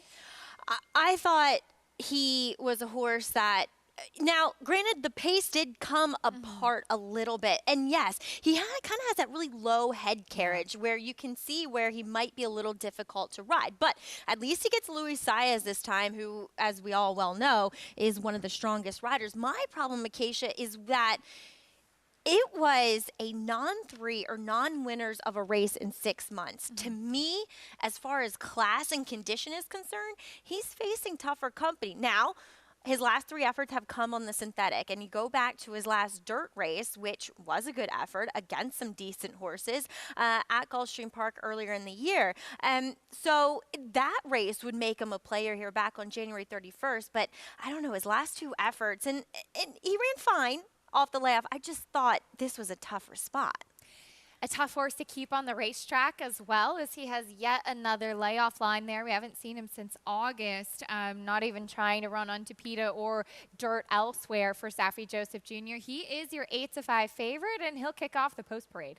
Yeah, exactly. We'll see. As you said, maybe he needed that last start. Maybe he'll appreciate getting back to the dirt, but I think he meets some decent horses here. But I do like his style for this race, Acacia, in that he's one that it looks as though he can sit kind of right off the pace and be somewhat adaptable. It looks as though he's on his toes, but he is winless in 4 tries on a fast main track. Having seen him a few times down in South Florida, I found that this is a horse that will show you when he's going to run well, and he's sharp out on the track today. Here's the 2 Emerald Express. Comes out of a decent race, same price, but he did no running that day. Wayakin is first off the claim. Our Nation on Parade is literally on a parade. Yeah. He won with a 98 buyer last time, and he kind of contested the pace where the winner sat the perfect trip, and he was a part of that. He's a major player here. Here's Mo's Mojo. He's in good form, though, stepping up. He is, and he ran well last time at Keeneland, but he got the most ideal circumstances to get the job done. First starter as a trainer for Riley Mott. Here's American Tattoo. Well, he definitely has the pedigree to be a successful trainer. We'll see if this horse can show the same speed at 7 furlongs. Wishing Riley all the best, of course, son of Hall of Famer Bill Mott. Here's Tango Charlie. Tango Charlie, his last effort was not good, but you go back to the A other than in Horseshoe Indy, it makes him somewhat of a fringe player. WW Crazy's coming up next. Were you confused watching his last race as I was? Yeah. Yeah. I don't know what to make of him. Honestly, Acacia, he comes out of not so talented races, but he's run figures in his last 2 that make him a player here. 84 buyer, 2 back. Here's Boldish cutting back. I thought for the few glimpses that I've seen this horse, and both you and I are fairly familiar with him, I think he looks sensational there for Gennaro Garcia. I thought it was interesting that Joe Sharp, who was his original trainer, went back in with him. Now, he didn't run that well in his last start, but he was facing a good field. I mean, how much love do you have for the venerable 10-year-old backside of the moon? So cool. Frosted Grace, All West. These are some tried and true veterans of the game. So I think he's one that, yes, he'll have to refine some of his better form from last year, and he was on a roll for Linda Rice, but he looks as though he's capable of doing so. That's the field for the 7th at Churchill Downs. Let's check in with Paul LaDuca. Hey, Paulie. How's it going, Acacia? How you doing, Maggie? A beautiful day here, actually, at Churchill Downs. It was a little bit chilly out, but now the sun has come out, and it's absolutely gorgeous. I kind of agree with your guys' analysis on this race. Kind of confusing race. So start with the 1 Telephone Talker. You know, Maggie makes a good point. 0 for 4 on the main track. Does have 2 seconds and a couple third-place finishes.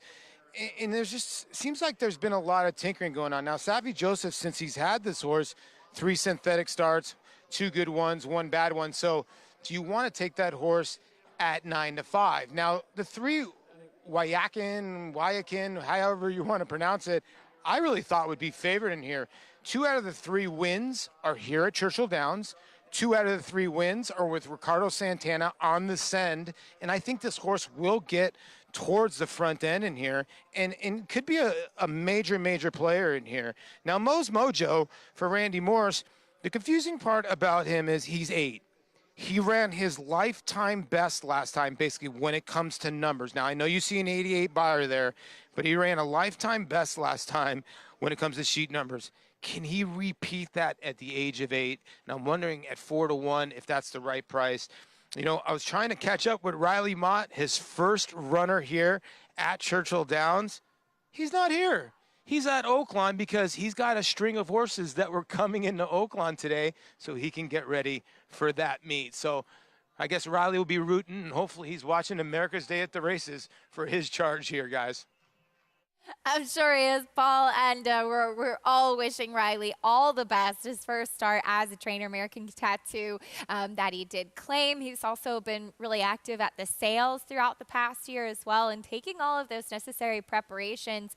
Maggie, and as you know well with your husband, going off on your own and starting with your own string and a limited number of horses is a really tall order and requires a lot of preparation and hard work. It does. And Riley is fortunate to have, made a lot of connections through working for his dad. He's truly an upstanding young father as well. So there is a lot of pressure. There's a lot of, trial and error. But the thing is that Riley has been groomed well for this debut. He has spent, the last 10 plus years as an assistant for his dad. So really, this shouldn't feel that much different as far as the work he's put in. He'll just feel a lot more pressure as far as being the name on the program. Yeah, at the end of the day, when things go wrong, it comes down to you. You're the one that's making all the big decisions, that has to answer to the owners. And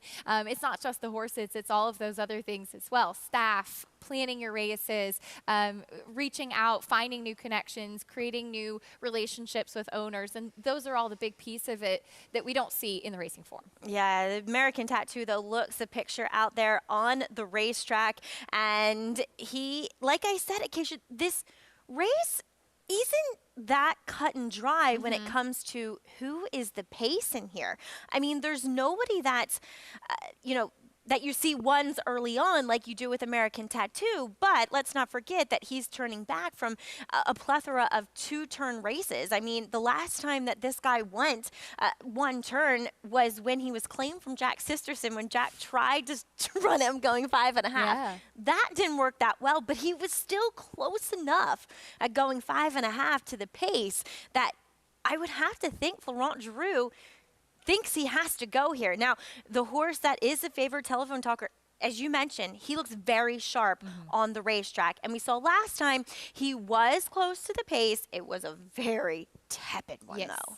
Yeah, and the horse that sat the pace finished second last in there, too. So it did kind of come back to him in the catbird seat, so to speak. He's 9-5. What do you think about Weyakin as a horse who could potentially be forward? Yep. He is first off the claim for Robertino Diodoro, though he's coming off of a poor race, but behind Our Nation on Parade, who came back to win the Maryland Million the next start. Yeah, he literally is on a roll, that horse for Chris Hartman. And Weyakin, we see Diodoro sometimes put a little bit more speed into his horses, and he gets Ricardo Santana, who we know is aggressive. I mean, look at the last time that Ricardo rode this horse, which was back in June, off a bit of a layoff, and he was right up on the engine, and it resulted in a 4.5 length victory. I think you're right. I think Weyakin's the one who probably gets to the lead here, and for me, that's who I'd take in here. Travis Stone with the call, race 7 live at Churchill Downs. And the rough. Tango Charlie, good start mid-pack, looking for the lead. Weyakin sent on for speed as well. American Tattoo is sent on between horses, in a bit tight there. Telephone Talker down toward the rail, comes up on through too. So they cross over, and here's Telephone Talker. On through to the front. Weyakin's going to be second early. American Tattoo trying to keep up with them while third. Tango Charlie in the clear, moving up from fourth. Emerald Express is on the move down inside fifth. Mo's Mojo comes away sixth. The back two, WW Crazy and Boldish the trailer. The opening quarter contested in 22-2. They're on to the far turn. Telephone Talker, short lead. Weyakin putting in a run now, and Weyakin grabs the lead with 3 furlongs to go. And quickly opens up a length and a half. Tango Charlie is on the move now, second and outside as Telephone Talker gives way. Mo's Mojo's now third. Emerald Express in fourth. Wide off the turn, WW Crazy in fifth. Top of the stretch, Weyakin set down for the drive, leading by 2. Tango Charlie left behind in second. Mo's Mojo, Emerald Express, and WW Crazy, 1 furlong to go. Weyakin kicks it into high gear and finishes full of run. 9 lengths in front with 50 yards to go. Much the best, Weyakin. Tight for second, looks like it went to WW Crazy, Emerald Express, and Tango Charlie. Weyakin off the claim by Robertino Diodoro. Wasn't the initial pace setter, but kind of an early move to take the lead by Ricardo Santana, and that seemed to make the difference, Maggie. He kind of took Ricardo there, to be fair, because Telephone Talker, as we mentioned, was very sharp on the racetrack. Prior to going into the gate, we saw him be aggressive from the onslaught. And also, I mean, fair enough. We were kind of right about the conditions and whether he really wanted the dirt or not. And this is a huge performance from Weyakin because Ricardo had his hands down in his lap, and Weyakin just kind of took him there, inherited the lead when Telephone Talker quit approaching the quarter pole. And the other speed horses who were close to it finished way back. I mean, as Travis Stone said, Weyakin won by around 9 lengths, and that's a huge performance here. He got very close for minor awards. Big effort from the winner. He went off actually as your co-favorite at 2-1, both Weyakin and Telephone Talker at 2-1, which is interesting given that Telephone Talker had been taking all of that early money. But your favorite, the one highlighted at least, Telephone Talker fading down on the inside but kicking away from the rest of the field was Weyakin. We'll bring you prices and a whole lot more after this break on America's Day at the Races. We'll also continue talking about the road to the Breeders' Cup, now just a couple days away. One of the most interesting conversations is the 3-year-olds, the likes of Epicenter, Taba, taking on the older horses like Flightline in this year's Breeders' Cup Classic. DeMarchelier offers breeders a rare opportunity as the only son of Dubawi standing in Kentucky. Dubawi, one of the world's most celebrated stallions, is now a sire of sires. His top sons at stud are making a name for themselves across the globe. With a picture-perfect pedigree, this son of Dubawi brings one of the world's most potent bloodlines to America. DeMarchelier, standing at Claiborne Farm.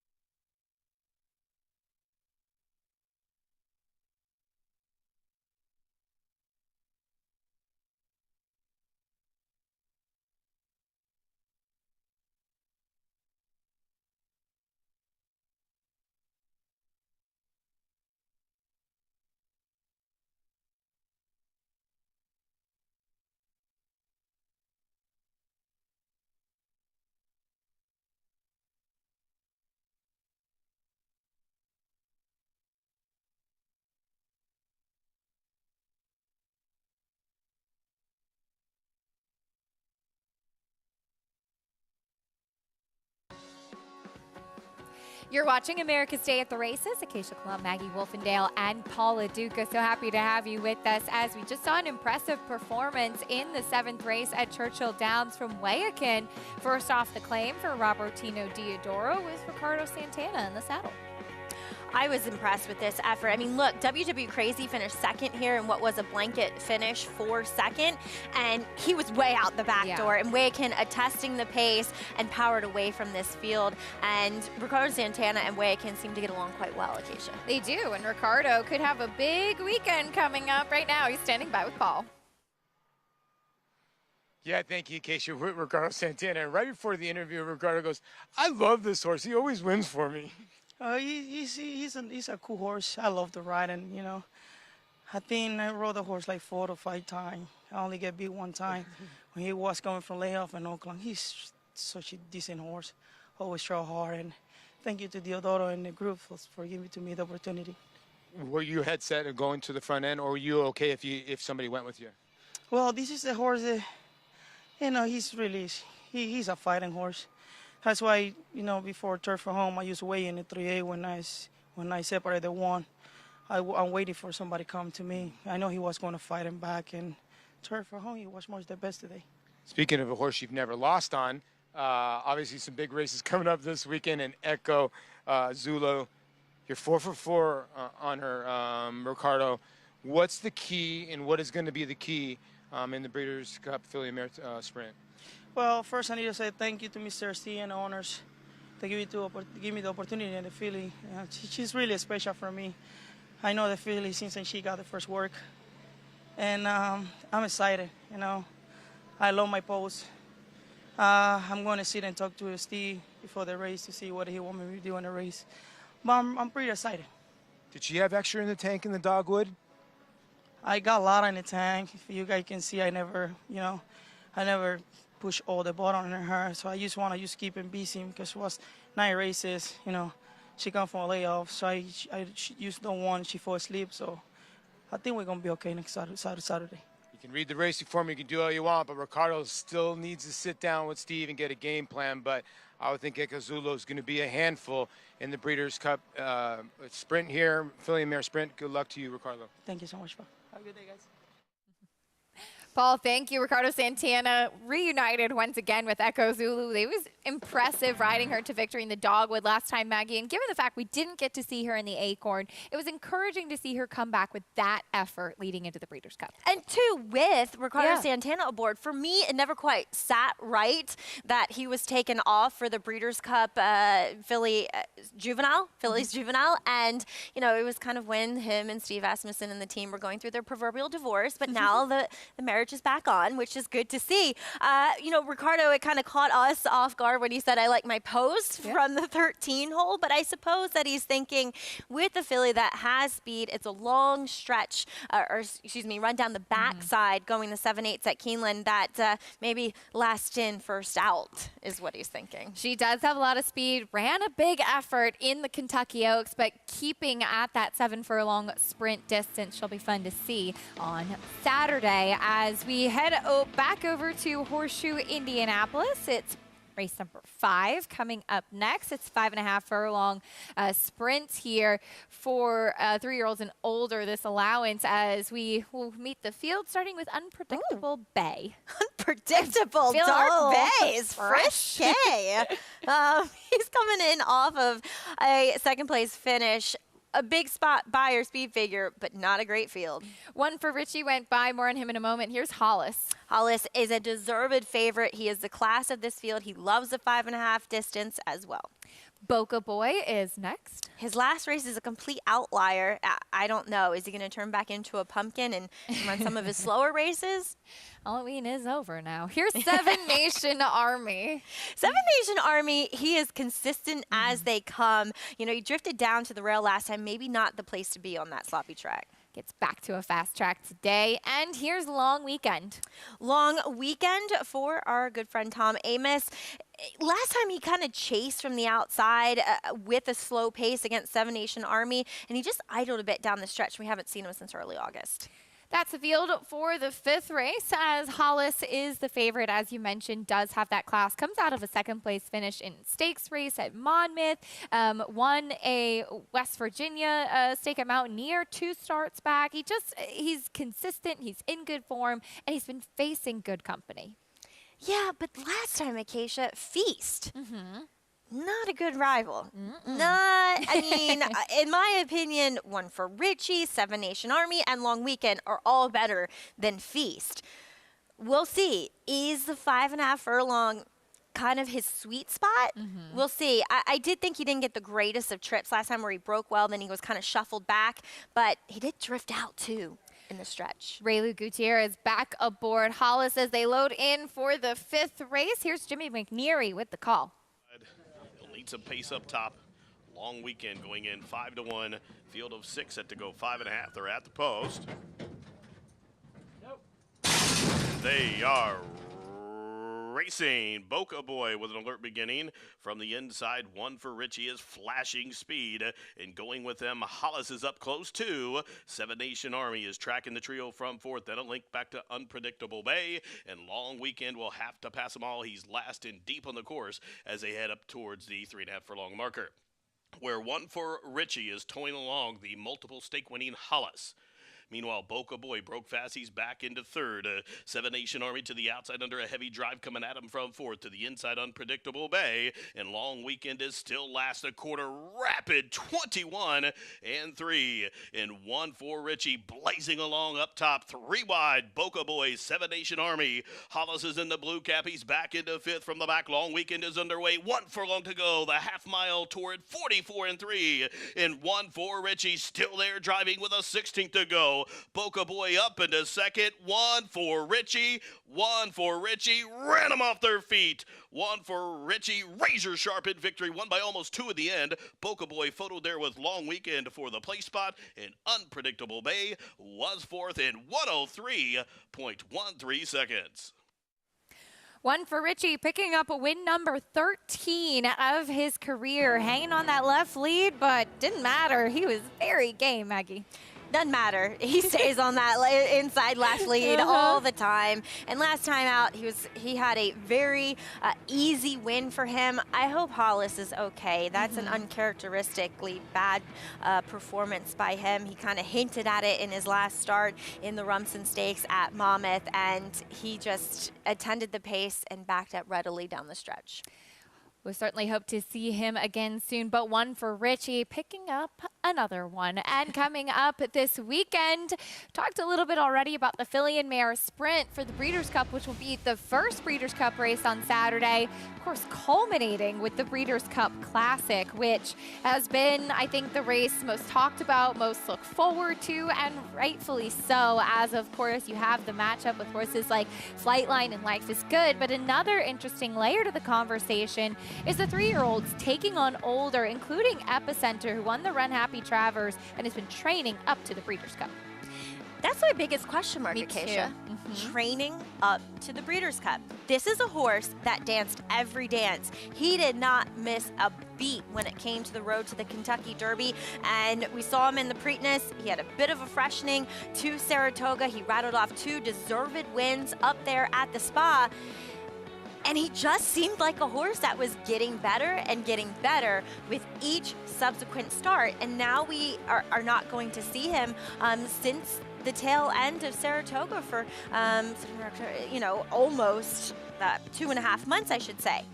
But I like the fact that we saw some adaptability in him, in that it looked like early on in his career he was a horse that needed the lead, that wanted to be forward, and that just wasn't true. I mean, the Jim Dandy Exhibit A, where he was far off of it, not far off of it, but last in a 4-horse field, and was able to run by everybody in that race. So I like the way that he's been training down there at Keeneland, but as you questioned it too, is he a horse that he's better when he gets to race? I felt like he ran well in the Jim Dandy, but better in the Travers, and was tighter too. And that's your main reasoning for saying that. I agree too. He was stronger out of the Jim Dandy.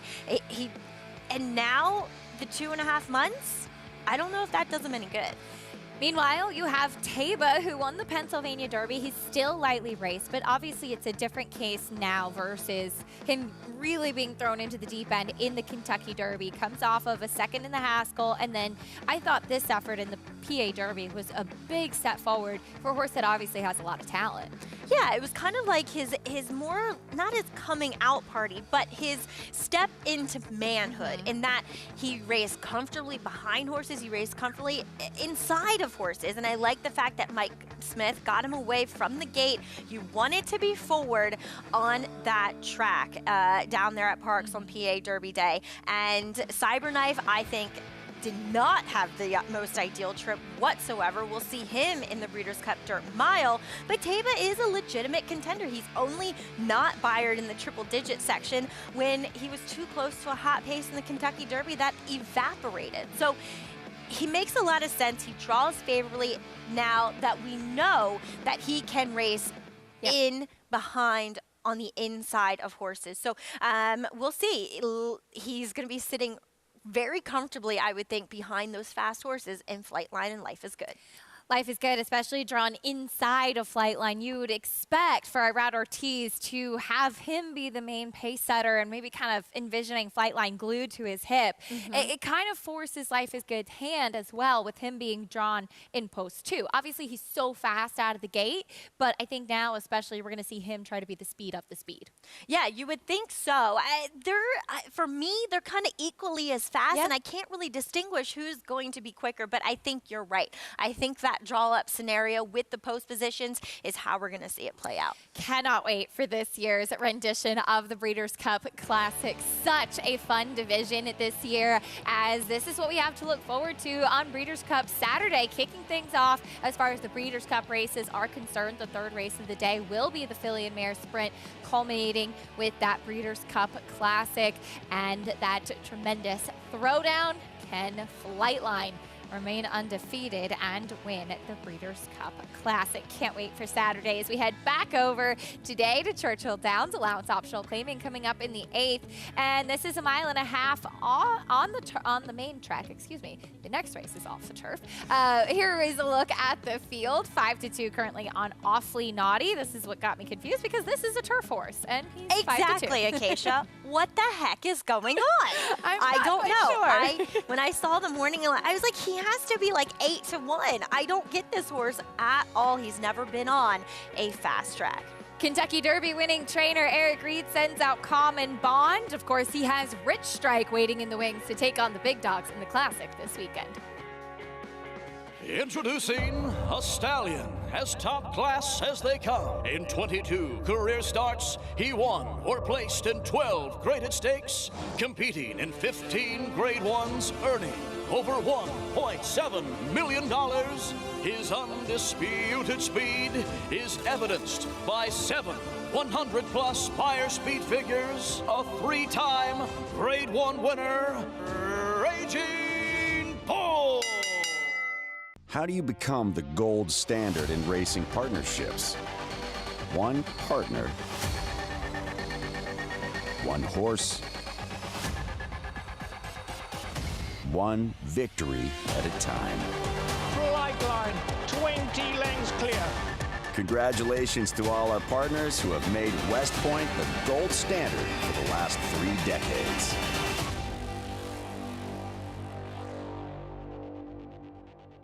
Lexitonian, a consistent top-level performer from east to west. A debut winner at 2, winning and placing in multiple Grade 1 races, following the footsteps of his sire Speightstown to win the Grade 1 Vanderbilt at Saratoga, and placing second in the Grade 1 Bing Crosby and Grade 1 Churchill Downs Stakes, out of the daughter of a Grade 1 test winner.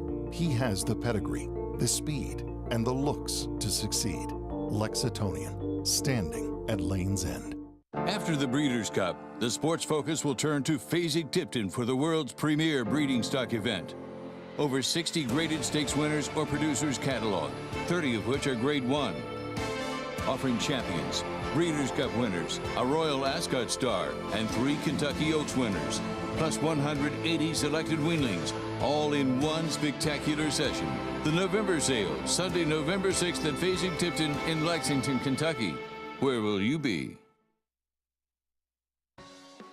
You're watching America's Day at the Races, brought to you by America's Best Racing. For the love of the race, visit americasbestracing.net today. 8th race at Churchill Downs coming up next, a 1.5 miles on the main track, 3-year-olds and upward. And horses are in the paddock, and that guy's easy to spot, Silver Dust. He certainly lives up to his name, doesn't he? He is. He's getting to be that almost white gray that we often see in your typical prototype for a son of Tapit. His last race was his first in the Tom Vance barn. That was off the claim, and at a generous price, he was beaten just ahead this day. It does feel like he's facing some tough company today. He's facing tougher company, Acacia, and he got a dream trip. Saving all the ground. Yes, I'll give him bravery points for scooting up the rail like that, but you're supposed to win when you get that kind of trip. And you know, I'm never going to be that warm and cozy with a horse that, you know, often, what does Richie say? Snatches defeat from the jaws of victory. Yep. Yeah, I mean, mad respect. He's earned over $1 million, but this is a tougher field. There's a look at the regally bred Alejandro, the homebred for Stone Street, by Curlin out of Rachel's Valentina, who of course is out of Rachel Alexandra. And he's had flashes. He's had some good races. But of course, he obviously has not quite lived up to the level of his pedigree. I guess the question is he going to appreciate getting even more distance today to go the 1.5 miles? Yeah, that's the question that I'm not sure. He does draw favorably, and let's not forget this is a 1.5 miles where they're going to start almost right on the clubhouse or the far turn. So does that really hurt a horse like Western River, who's just going to your favorite at 5-2? So and that's the thing with Western River is that when he's gone longer and run well, he is more forwardly placed, and I'm not sure how he works out that right kind of trip, whereas Alejandro could work out the right trip. I'm not sure. Yes, his last win came at 1 mile and 3/16, and he truly is just kind of that even galloping Plodding type, yeah. Right. He had a little bit of trouble approaching the quarter pole last time. It wasn't that significant in my opinion, and then he was just kind of even after that. So yeah, I can see him being okay at this distance. There is Western River, who does come out of trying a grade 3 company at Parks last time out. It was interesting watching that back, and he has shown the propensity, the ability, I should say, to be a little bit more forward sometimes. Flavien Prat asked him last time, and he just wanted to drop himself way back out of the race. He did, which was not the way to win races. Riding with Biden wired the field. We saw several other gate-to-wire winners that day, especially in the more longer distance races. And I mean, I know Table won from just off of it in the PA Derby, but you're right, he didn't win any of it, but he saved ground that day, which I think was essential too before tipping out down the stretch, and made up some ground, but not enough to be a major factor. Let's meet the rest of the field, kicking things off with Alejandro. He didn't get away that well, but other than that, he's had a decent trip last time. It's more like he needs things to go perfectly for him to show up with his best effort. Awfully Naughty, still taking money, going turf to dirt. The pedigree says that he should be okay on the dirt. He's never tried it, so why would you take a short price, though? Only main track race was in the slop at Saratoga, where he didn't do much running. Here's Simovic. He has speed, which could make him dangerous here.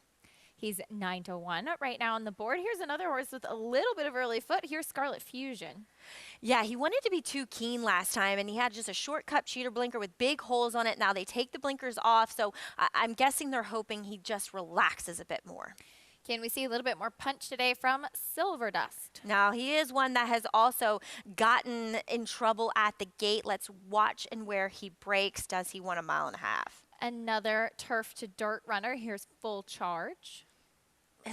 His dirt races are a little bit on the cheaper side, so this is a major step up for him. Common Bond coming up next.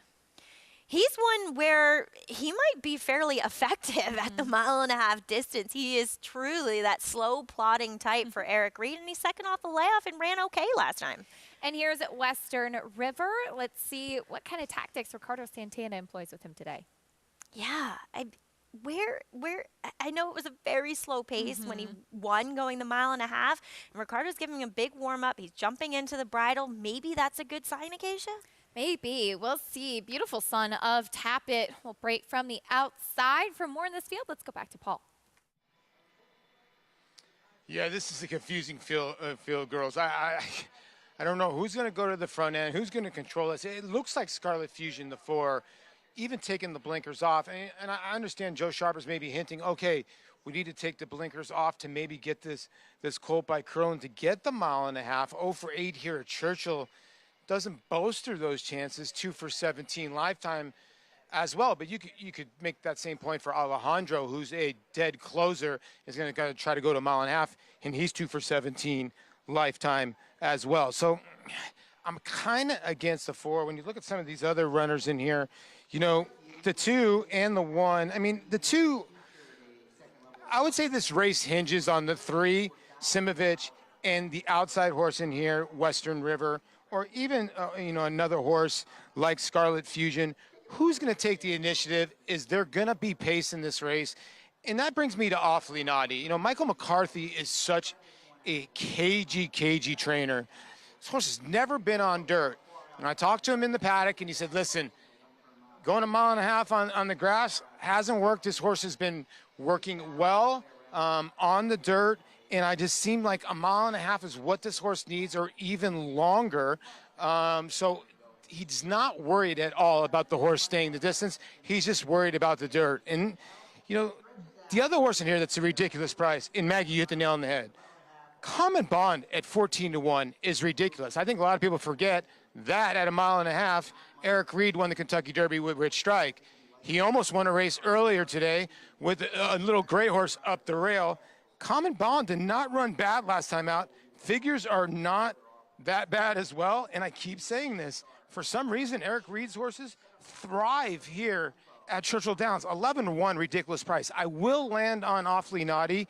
I don't really love taking horses for the first time doing something special or doing something different, but I think the class and maybe the distance will help Awfully Naughty. All right, Paul, fair enough. Thank you. Awfully Naughty. John Velasquez is going to be aboard once again for Michael McCarthy. But he talked about Common Bond, who comes off of a respectable fourth-place effort at Churchill last time out. Eric Reed has another horse that absolutely loves Churchill Downs, and that is Rich Strike, who we just saw finishing second in the Lucas Classic. His first start against Older in a prep for the Breeders' Cup Classic. And this was, there was kind of an A and B option of whether they go here to the Classic or do they stay at Churchill for the, wow, why am I blanking on the Rich, for the Clark. And, well, he's up to his usual antics. Yep. Very, very headstrong.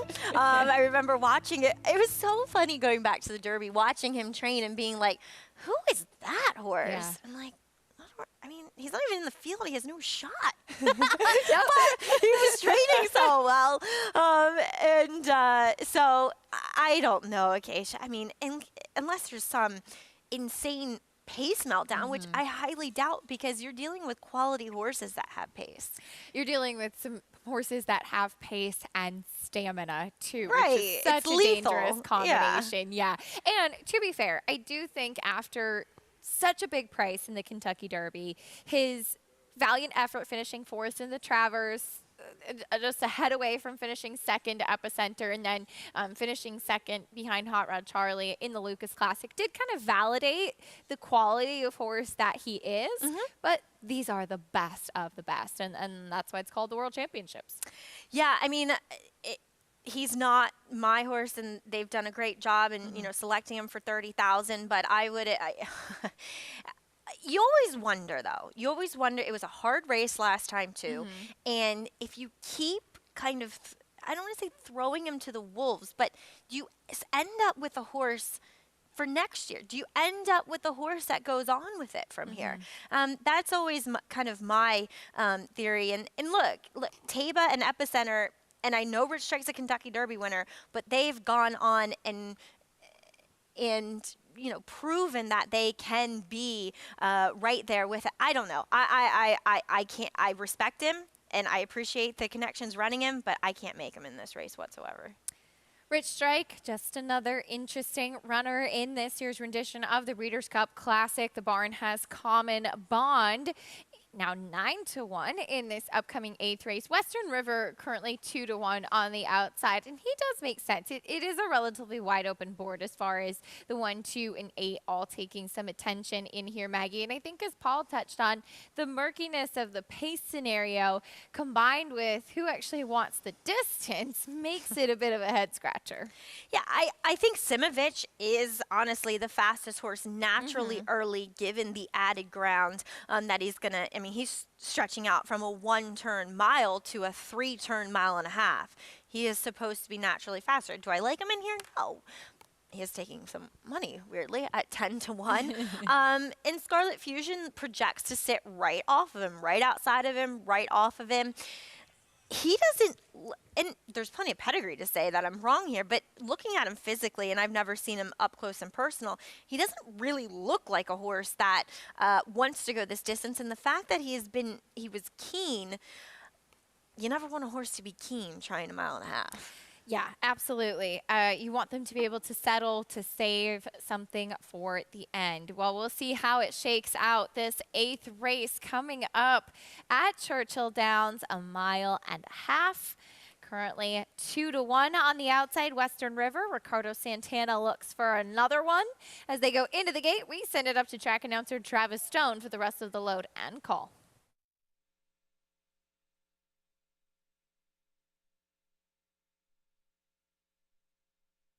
Riders off. Silver Dust.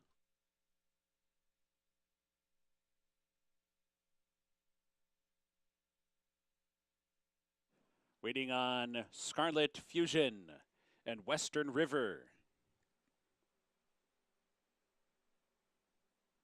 They're in the gate and they're off. Good beginning for Scarlet Fusion, so to Simovic.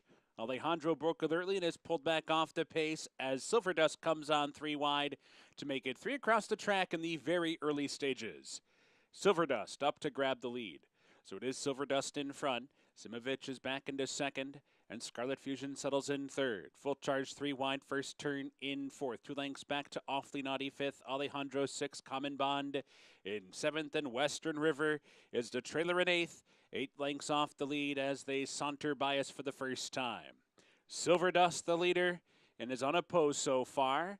Clearing a 2-length lead. Simovic stalking in second, no hurry there. Scarlet Fusion reserved at the outside third. Alejandro is working on a good trip so far, tucked away on the first 2 of 3 turns.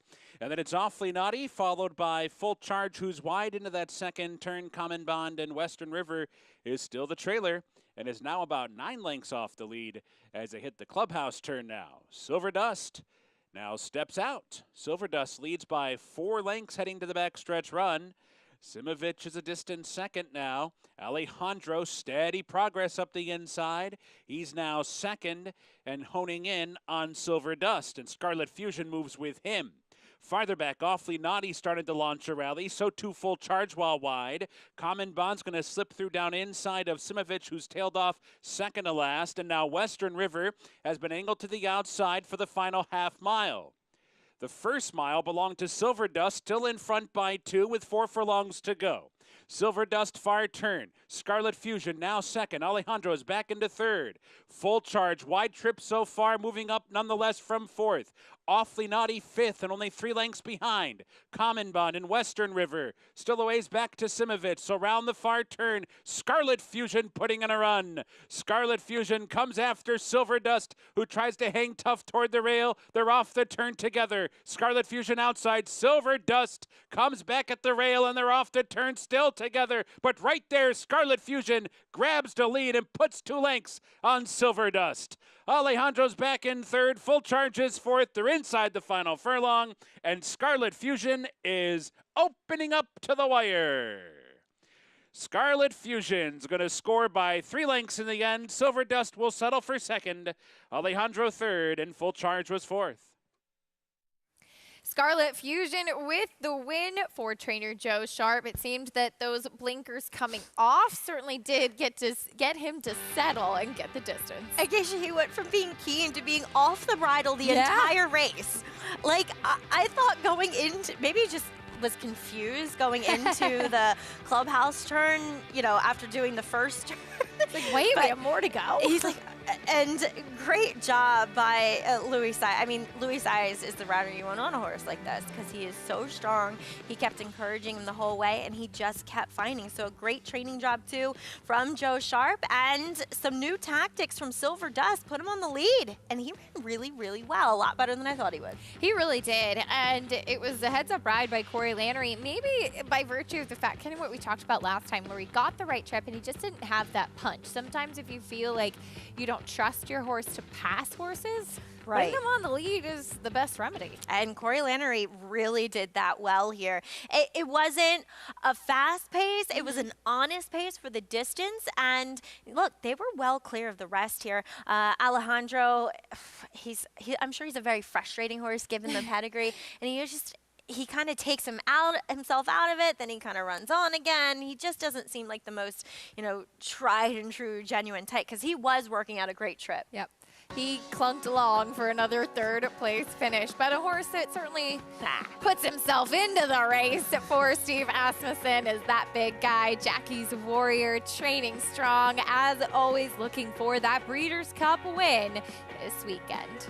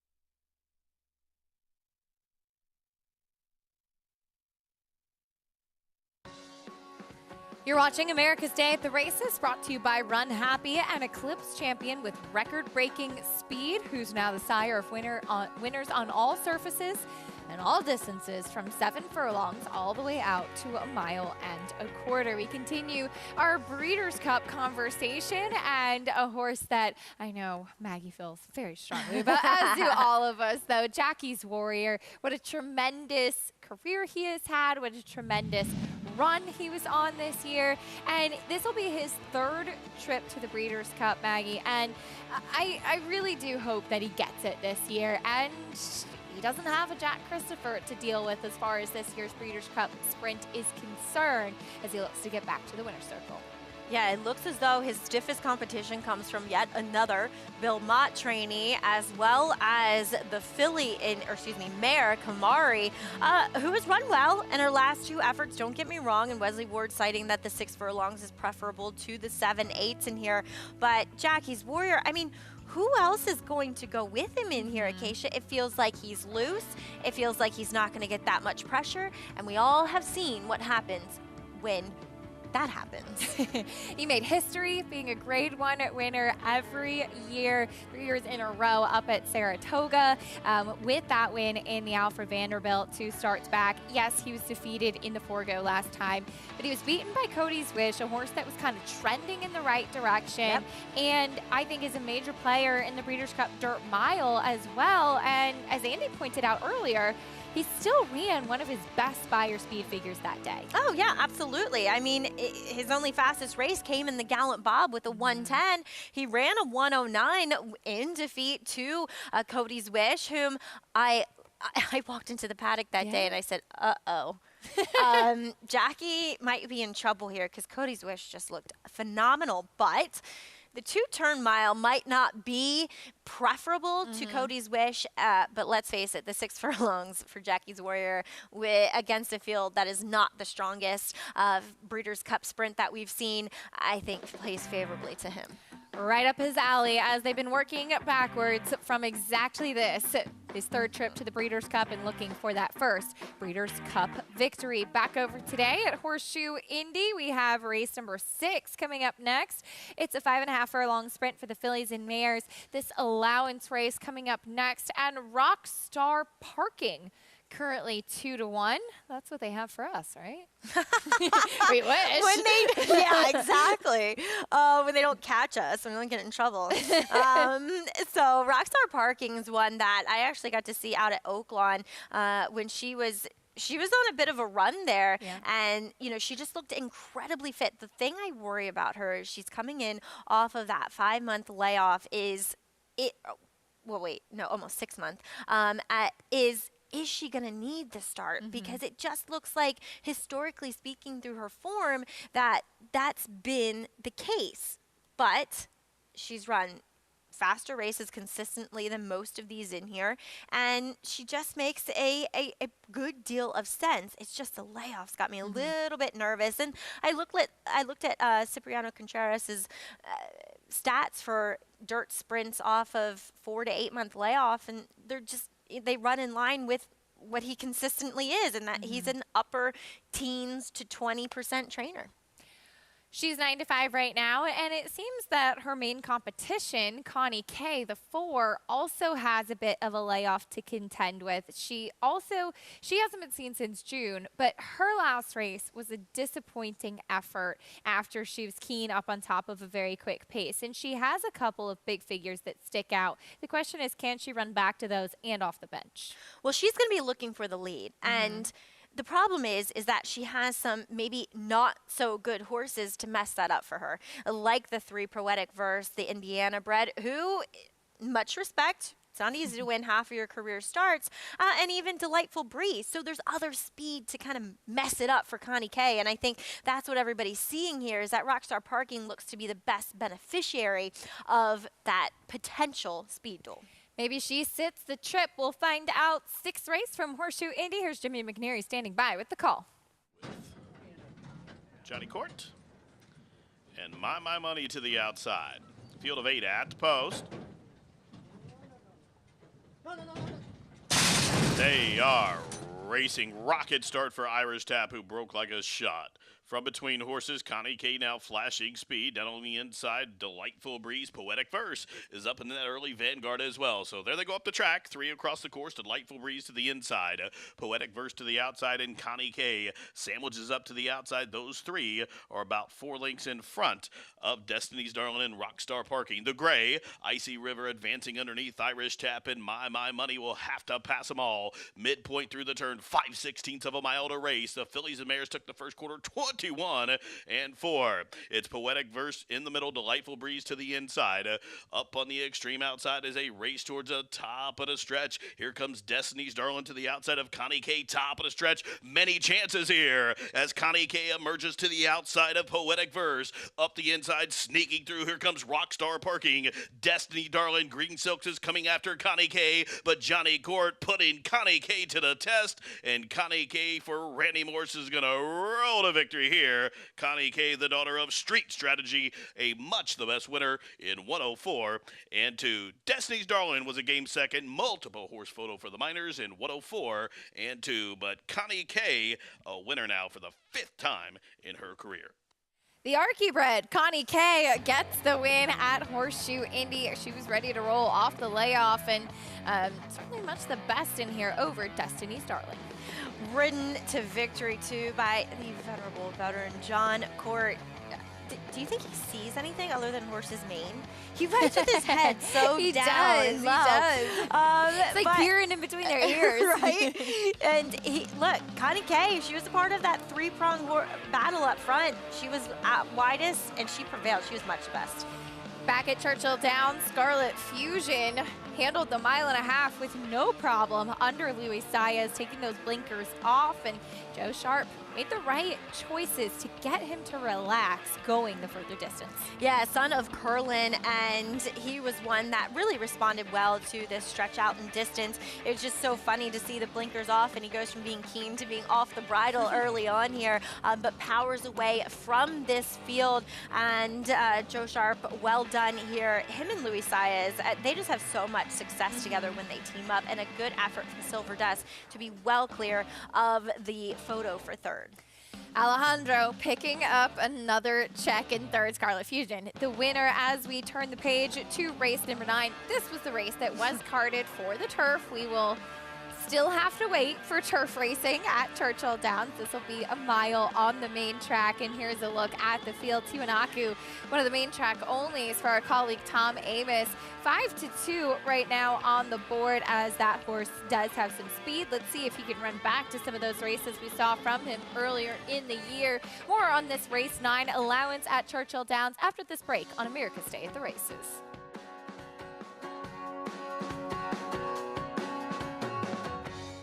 Maximum Security proves he's the real deal with a gate-to-wire win in the Florida Derby. Champion 3-year-old. Maximum Security has won the TVG.com Haskell Invitational. 11 triple-digit bias. Maximum Security, he smoked them in the Cigar Mile. Grade 1 winning 4-year-old. Maximum Security takes them all the way in the TVG Pacific Classic. Secure your mare's future.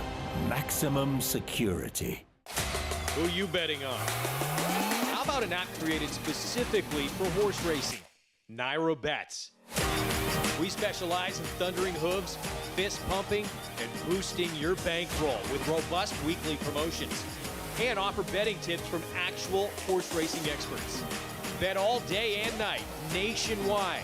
Get the action and thrill of horse racing with Nairo Bets. Giddy up. Game of Silks is coming this December. Every hair, every muscle, every contour, every pulse.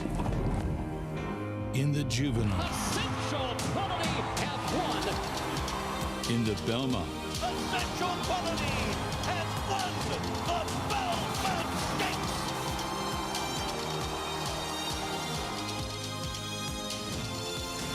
Well named. Racetrack Television Network brings you every race, from every track, on every screen, every day. With monthly packages starting as low as $5, RTN gives you great value and access to more live HD streaming and race replays than anyone. Visit RTN.tv today to sign up and watch on almost any device, including Roku and Amazon Fire. RTN has packages that start at $5 per month.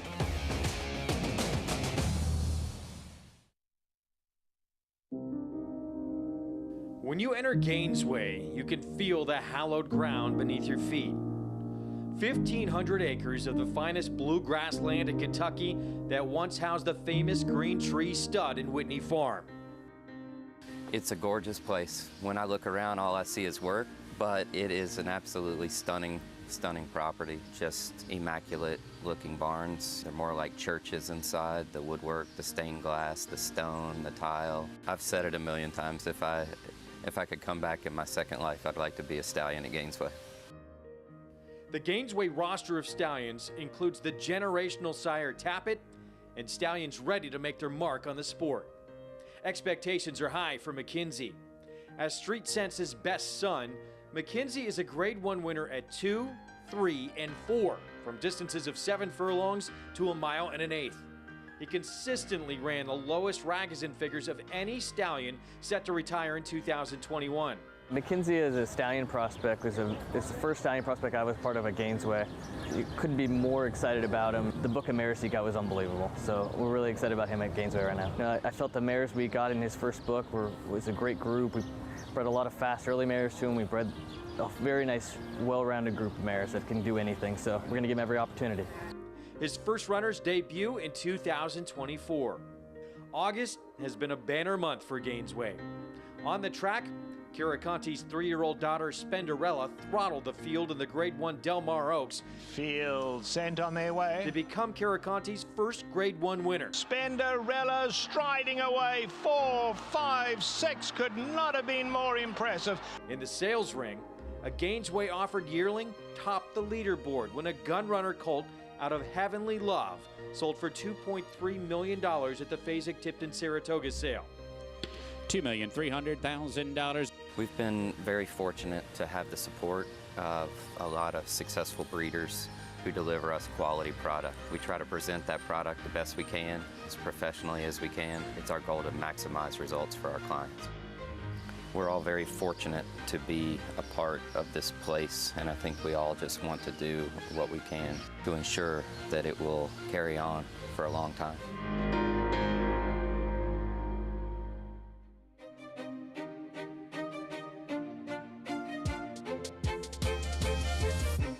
My favorite race is the 2019 Kentucky Oaks with my horse, Serengeti Empress, crossing the finish line first and everything that she brought to us with that win. I don't know what it's like to actually be an athlete in a major event, but I think that walkover is about as close a feeling as you can get to it because you just feel electric inside. They're off in the Kentucky Oaks. I really wasn't watching her out of the gate because a horse had stumbled and lost its rider. And I immediately turned to that horse to make sure she was okay. And then I turned my attention back to Serengeti Empress, who was making the lead going to the first turn and saving ground from the 13 hole. That was the plan. So everything to this point is going great. My wife had turned to me and said, 46 and change, that is too quick for a half mile. And I turned and I said, not for my horse, it's not. Turning for home, I thought she cut the corner great. She's gonna take a challenge right here. And I'm like, uh-oh. But when Serengeti sees this filly out of the corner of her eye, she re-brakes, takes off, and it's right about here where I realize I'm gonna win the Kentucky Oaks. As they come down to the line, Serengeti Empress has taken the Kentucky Oaks. I remember raising my hands like this, and then one of my friends patted me on the back, and I lost my balance. And I fell into my daughter, and I fell into my wife, and we hit the floor. And everybody piled on like it was like we just won the World Series. I must have thought about a million things at the same time, but the most overwhelming thought in my head was my parents. And I always hoped I could do something in their lifetime that would make them proud, a signature race, and this was it for me. I mean, how do you describe something that just makes everything in the world seem great? I don't know what's in the future for Tom Ames Racing Stable, what big races might be out there, but for me, this will be the one, and she'll be the one. I'll never, ever forget her. Tom Ames with that Kentucky Oaks win. We'll never forget that either with Serengeti Empress.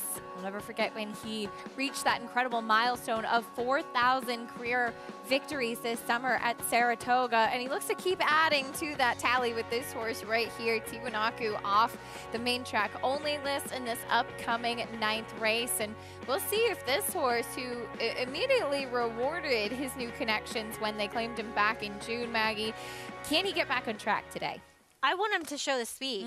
Where has the speed gone in his last two? And even watching Edgar Morales last time, he was restraining him. Yeah. Why are you restraining this horse going a mile and a half? You have no other option other than let him go. And I hope they think about doing that again because, too, in his last 2 efforts, the paces have virtually held together. Maybe not the horse setting the pace, but the horse right off of it has won his Saratoga and his Churchill effort. But Tom has another very promising filly in the works with Who's Your Filly? Very impressive this weekend at Churchill Downs. Of course, he has Curly Jack waiting in the wings for the Breeders' Cup Juvenile as well, and just went on a tear at Churchill in the spring with his 2-year-olds and has quite a few good opportunities to get some nice 2-year-old wins before the end of the year. Tiwanaku at 3-1 now. It's not often you see the numbers 17 and 18 in play. He's the 17 at 3-1 right now. What color is that even? I think that it's like a navy? Violet? Yeah. I actually did not know what color 18 was. What is I can't 18? think of a Do you time. know? It's green, it looks like on the screen. I guess we should know that from the Kentucky. From the Derby. That's From the like Derby. the only time Forest it's, green. Yeah, forest and the green. 17 is like a yeah. Yeah. Navy or royal. Right. Anyway, strolling way back through our PPs to get to the one horse. The red, we know that one. Zippin' Gigi. Comes in off of a narrow win, but comes out of a race which produced 2 next time out winners and has a 4 for 13 is nothing to scoff at. Here's the 4, Badge Ball. Stretching out. I don't know why that name makes me laugh. It is an odd name. This horse would have been really interesting on the turf, but does own a win. Broke his maiden there, and I think frame-wise looks like a horse that should like longer. Here's Nepotism. Louis Saez teamed up for a win with this one last time out. Yeah, will be looking to sit right off the pace and won quite nicely last time. Another last out winner. Here's Winterwood. I mean, where did this performance come from last time? If he can get back to that, he's a winner here. French Composer stretching out. Yeah, just doesn't even look fast enough on his dirt races. He's a big price on the board. We go all the way next to the 13, Roughin' the City. Dirt races don't give him that much of a chance. He is 29 to 1. Here's the 16. Only one start so far. Here's Fair Dinkum. Stellar Tap. You forgot about the Oh, horse I forgot that about Stellar made Tap. Steve Asmussen the winningest There we trainer in go. North America. That's right. I As skipped I one. thought he should have won last time. Had a very good trip, but was beaten by Winterwood. There's that Fair Dinkum again. I hope I'm saying that name correctly. You are. Took a while to get to the races, but ran well, got the pace to close into last time, was green, but was able to hold off a experienced rival. And an exuberant warm-up from Tiwanaku. Let's go. Go, baby, go. I mean, that was the scene of his biggest performance in that starter allowance back on June 30th. 95 buyer when they were aggressive with this horse, and he paid them dividends. All the saddle cloths in harness racing are a different color. And there's like a split one. The 10. It was throwing me off so badly. I digress. Well, not as bad as when they use all the same color saddle tails at Keeneland. Yes, in the grade ones. That's always tough. The 17, the dark blue-ish, is currently the favorite as we go to Paul LaDuca. Well, don't leave this up to me, because whenever we would go to spring training, I'm completely colorblind. But one thing I could see was something that was white. So thank God that I could see a white baseball, because don't ask me what the color of the silks are, the 17, because they range from royal blue to black to me. So wrong person to ask. Let's get to the horses in here. And listen, the main track only runners, you sort of gravitate to, obviously, when these races are off the turf. Now, when you get to the 16, Fair Dinkum, you know, he won first time out, the son of Twirling Candy, and he was a little green. I thought the Camelot line was very, very good. It took him a while to kind of level out and go buy horses. He did not break that well, but, you know, he showed a lot settling in his first career start. I know he's a little bit older, but I thought it was a little bit impressive. If he can, he's got to be more professional to beat this type of field. The 17 to Inaku, like you guys said, warming up tremendous right now, and it seems like a horse that is going to be on the engine in here, and I would think a horse that's going to be forwardly placed. You know, I go back to the one in here, Zippin' Gigi.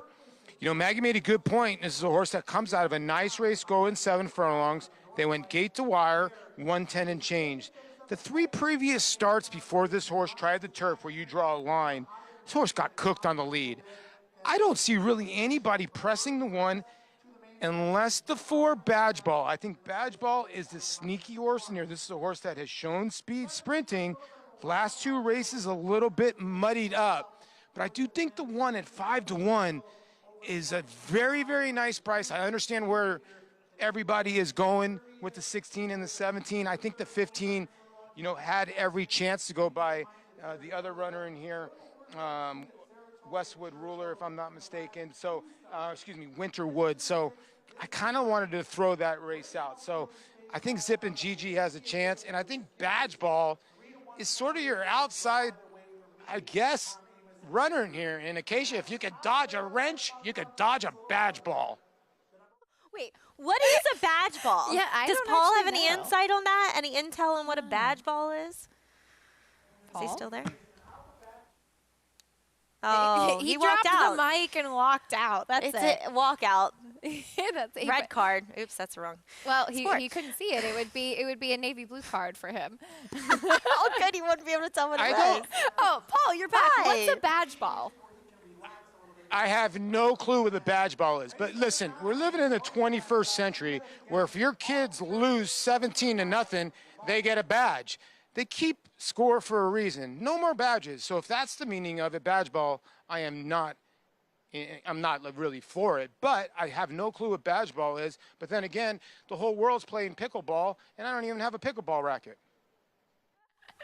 I feel you, Polly. All right, I am not a fan. You're not team participation trophy. No. Grace, I think her soccer team's like 0 for 5, and they just get walloped. I mean, granted, they're like the smallest team, mainly composed of girls in intramural play. But, I mean, she doesn't get defeated. She just rolls on with it because for having two insanely competitive parents, it's like 2 negatives make a positive. And, like, she's not competitive at all. I'm like, try harder. Oh. I guess Tom and I make up the competitive nature for her.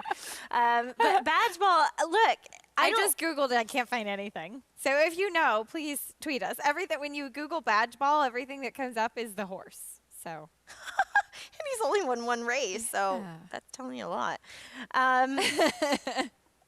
Comes out of a decent turf sprint, but I actually really do think this horse should like the stretch out in distance. I don't think he's as fast as Zip and Gigi, and Paul's right. That's a great price on Zip and Gigi. Here does obviously take a bit of a step up in class, trying the Tom's texting me now. I didn't think he was watching. Hi, Tom. But he's the speed in here. So Zip and Gigi can get comfortable in the front end. Major player in this field. I think Paul's point about Stellar Tap is well taken, too. I thought that he had every chance to go by Winterwood. And as you pointed out, Winterwood, the 6, that race sticks out like a sore thumb. So for me, I'm not putting much credit in that September 17th effort. He did run insanely well, though, because he attended a quick pace. He did. But can he repeat it? The others can. Right. That's the question. It was off a little bit of a layoff. He's a 3-year-old, and sometimes you sometimes see these 3-year-olds get better towards the tail end of the year. But he is going out for a lower profile trainer, does recruit Ricardo Santana again to the saddle. He'll look to go 2 in a row on Winterwood, who had that win and the gaudy figure last time out. Currently, still the favorite is Tiwanaku's number 17 for Tom Amos. Let's see if the old angle that seems to be the most fruitful on this show is when we show a feature. That horse comes back. So, Tom, you're welcome if things work out. He sends out Tiwanaku to the outside off the turf, 9th race at Churchill Downs. Here's Travis Stone with the call. There in the gate. And they're off. Tiwanaku and Fair Dinkum, they break okay. Zip and Gigi down toward the rail with Badge Ball. Nepotism is not far behind either as they head up the chute and advance toward the main track. Fair Dinkum comes on to put a nose in front, and Zip and Gigi's going to move with that one. So these two are 1-2 heading up the chute and coming for the main track. Just to their outside is Tiwanaku, who comes away in 3rd in the clear. Nepotism in behind them 4th. Badge Ball toward the rail 5th. French Composers on the move from 6th. Stellar Tap is racing in 7th, moving up 1 spot while wide. Rough in the City 2nd to last early, and the early trailer is Winterwood. And that opening quarter was sharp, 22 and 3/5 seconds. They head to the half-mile pull. Zip and Gigi short lead through a half and 45 and 2. Zip and Gigi, the leader to the far turn run, still in front.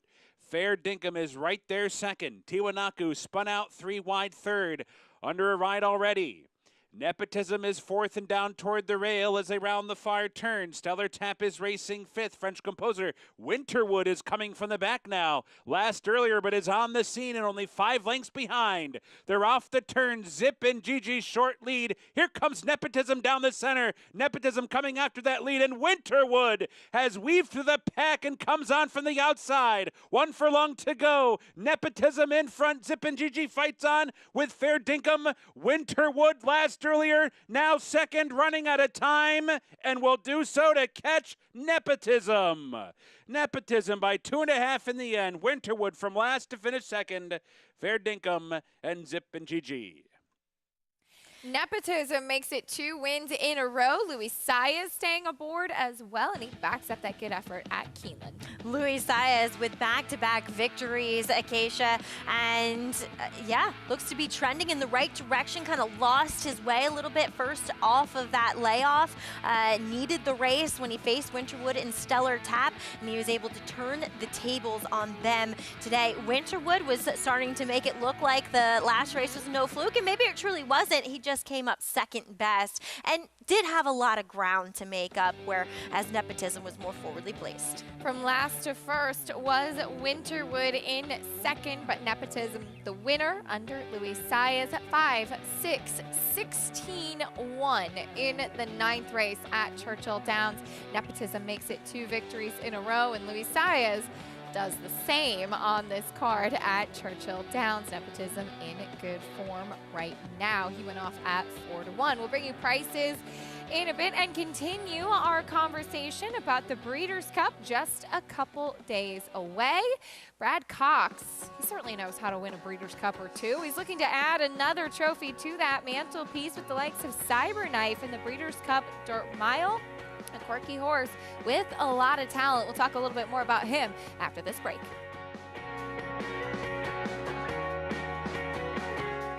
An obligatory goes by the ball.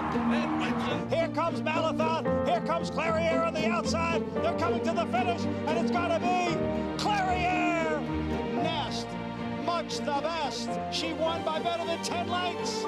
Cody's Wish on the outside. Cody's Wish with the upset in the Fargo. Malathaat grabs the lead in deep stretch, and Malathaat has won the Personal Ensign Stakes. Curling, the classic Sire.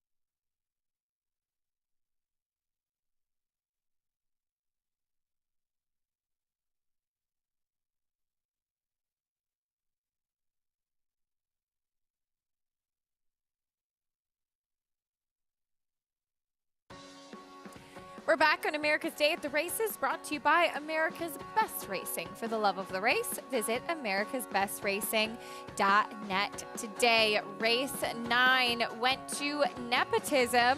Another win today for Louis Sire. Louis in good form today, and he's standing by with Paul.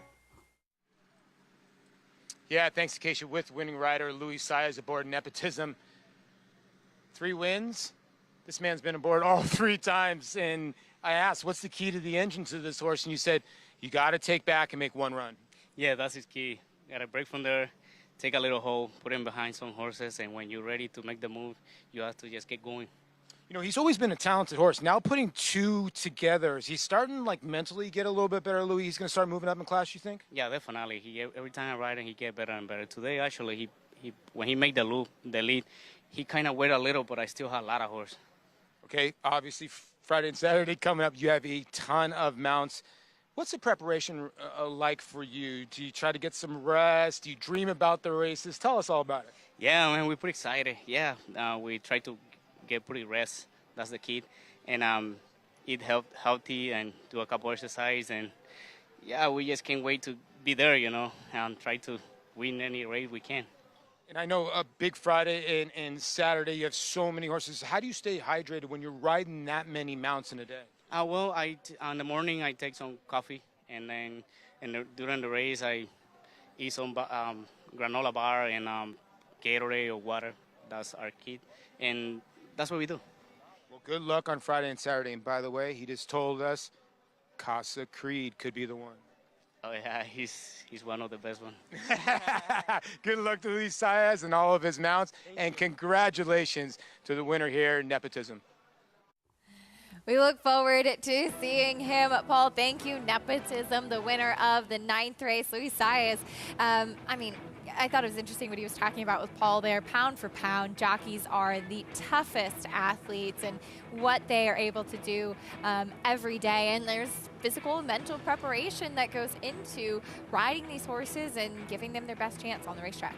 Not only is Louis' best asset the fact that he's so strong and he's so physically well suited to being a jockey, but his other most powerful tool is his mindset. This is a guy that just beams positivity, and he just turns the page. He does not let things that happened the race before, the day before, the year before bother him, as was on pure display when he was unfortunately DQ'd from the Kentucky Derby.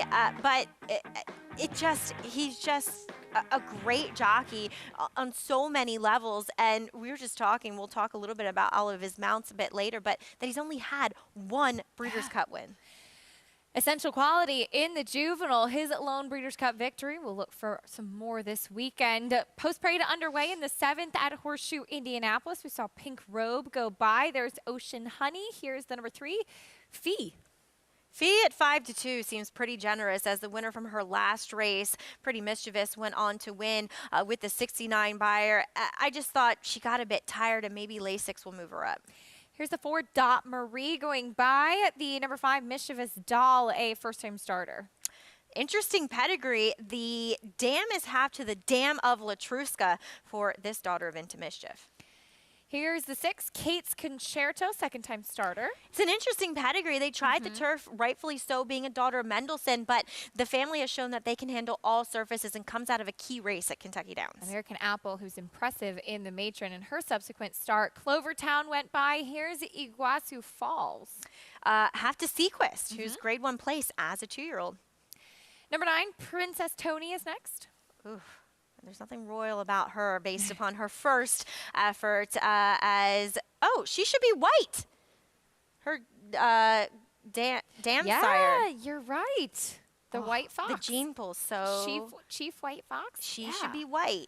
What happened How'd there? that happen? That's disappointing. Yeah. And Ski Slope went by. We don't want to forget about her. No. But there's Princess Tony, who's a dark bay. Very disappointed in this.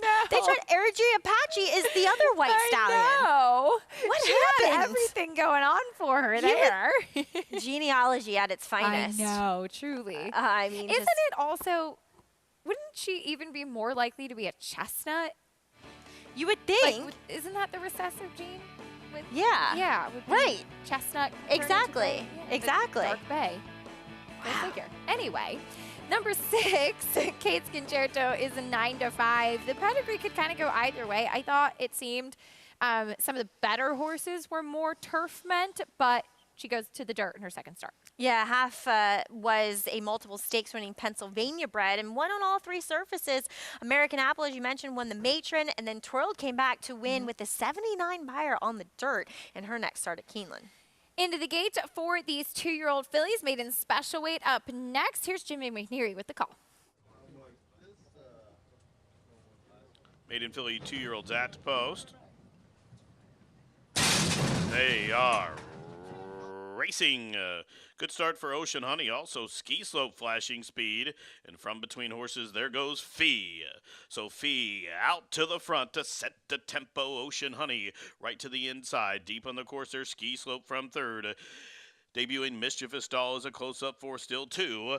Back to Clovertown as they head up the backside. Dot Marie is just towards inside. Princess Tony deep on the course. Pink Robe is next, and a length to Kate's Concerto, the second choice, and still 3 back to Guazú Falls. Into the turn. They're well strung out here in behind the 4-5 Fee, who's out there fleet-footed on the front end, showing the way. Ski Slope moves a closer second. To the inside, Ocean Honey is third. Now, unleashing a rally, here comes Kate's Concerto, who's closing in with authority to the top at home stretch, but Fee is still there after a half, 46 seconds flat. Fee has built up a 4-length lead, and Fee outside the furlong grounds is opening up by 5. Ski Slope and Kate's Concerto is left, and Fee's Jet Wash here with a 16th to go, and Fee, a good-looking front-running performance, and Fee is going to win by about 4 in the end.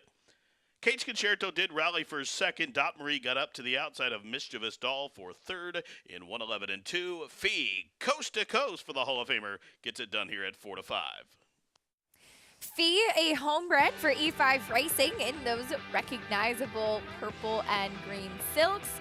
If that wasn't easy enough to spot her, she's got a big white face on top of it, Maggie. And a good old badger tail, Yep. Geisha. She is chromed out mainly just on her face with one white stocking. Yes. But she was facing much better in her top 2. And the way that she kind of lost lengths at the end hinted at the fact that she likely needed the Lasix. And in Indiana, you can run 2-year-olds on Lasix. Got the win today for trainer Steve Asmussen. Fee taking them wire to wire. As we mentioned before the break, though, Brad Cox looks for another Breeders' Cup win this weekend with the likes of Cyberknife. Intriguing runner given the fact that he is turning back, going to go to the dirt mile versus to the classic. And you see him with that cage bit, the Houghton bit. We've seen him rearing up on the track. We've seen his antics, and he's a horse that they have shown so much patience with to get the best out of him. We also have to mention that his regular exercise rider, Katie Tolbert, involved in an accident in which she broke her femur, I believe. So last couple days will not have Katie on his back, but he has another 3-year-old that maybe he was proverbially the bad boy on the road to the Kentucky Derby when he won the Arkansas Derby, that it seems as though he's kind of overcome a lot of that and subsequently winning the Grade 1 Haskell.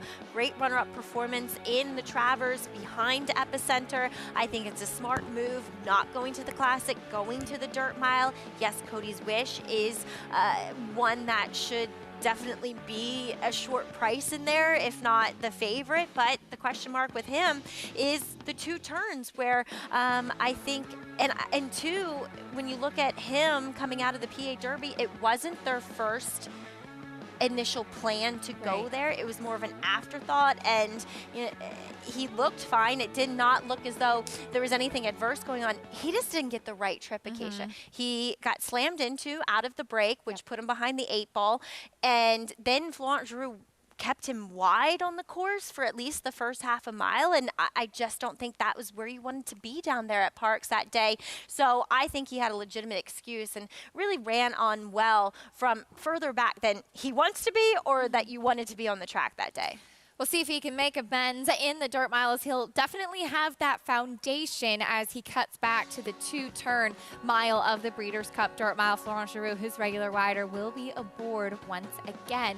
Just adds another interesting layer to that Breeders' Cup Dirt Mile. Horses in the paddock for the nightcap at Churchill Downs. We'll bring you the finale from Louisville after this.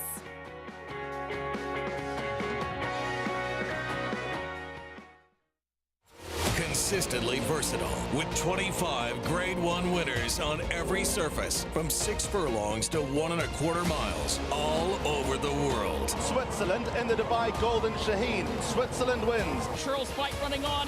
Mason in front. Churls Fight on the outside. At the wire. Photo for the win. Olympiad gets the gold in the Jockey Club Gold Cup. All purpose, all places, all power. Speightstown. RaceLens is the most in-depth product in horse racing with unique features found nowhere else. True odds, predictive analysis, and pace projection. RaceLens. It will change the way you follow horse racing and take your game to the next level.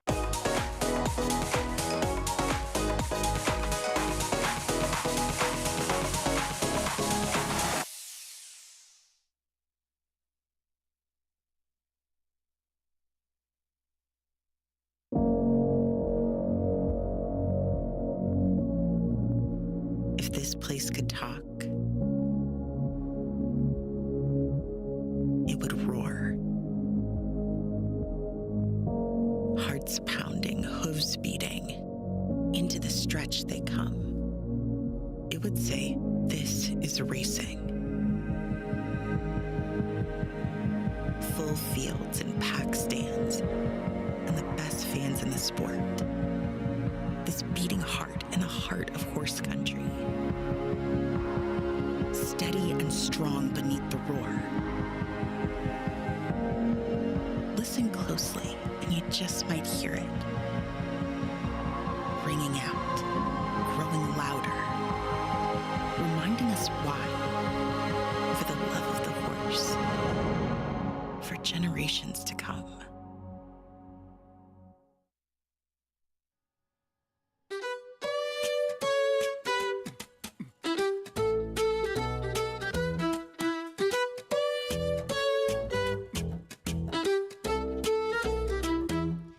On June 6, 2019, a new chapter began at Alapa when Hillendale transferred its operations to the famed Kentucky Station and Thoroughbred Nursery in Paris, Kentucky, on a farm that traces its origins to 1827. All the essential things have been done. 3 years later, owner John Sikora couldn't be more proud. You know, we're trying to be progressive, thoughtful, and respectful to what's already been here, the intent of the farm.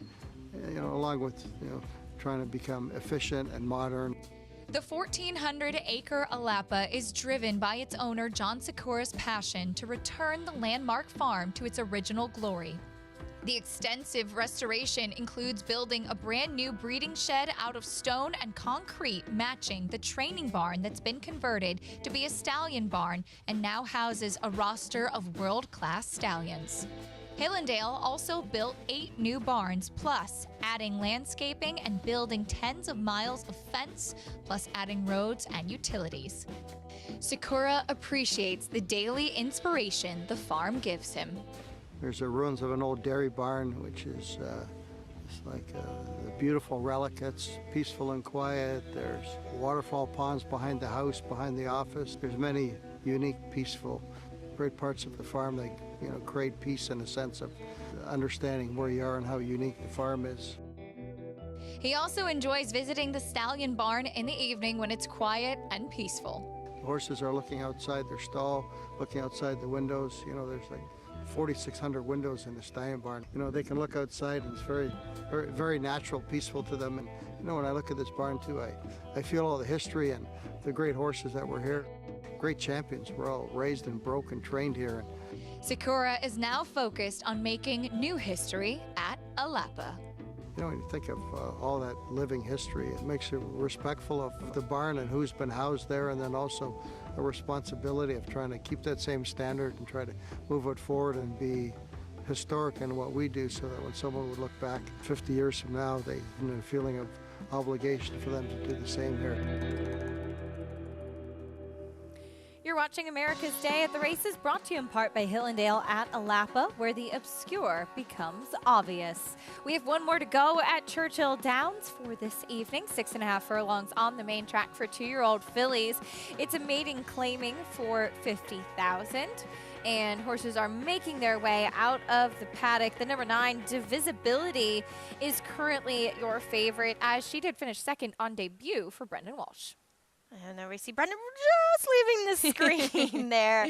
My good friend. She showed speed, Acacia. She sat right off of a pace stool. She was just second best that day, as Sayans was close to it as well.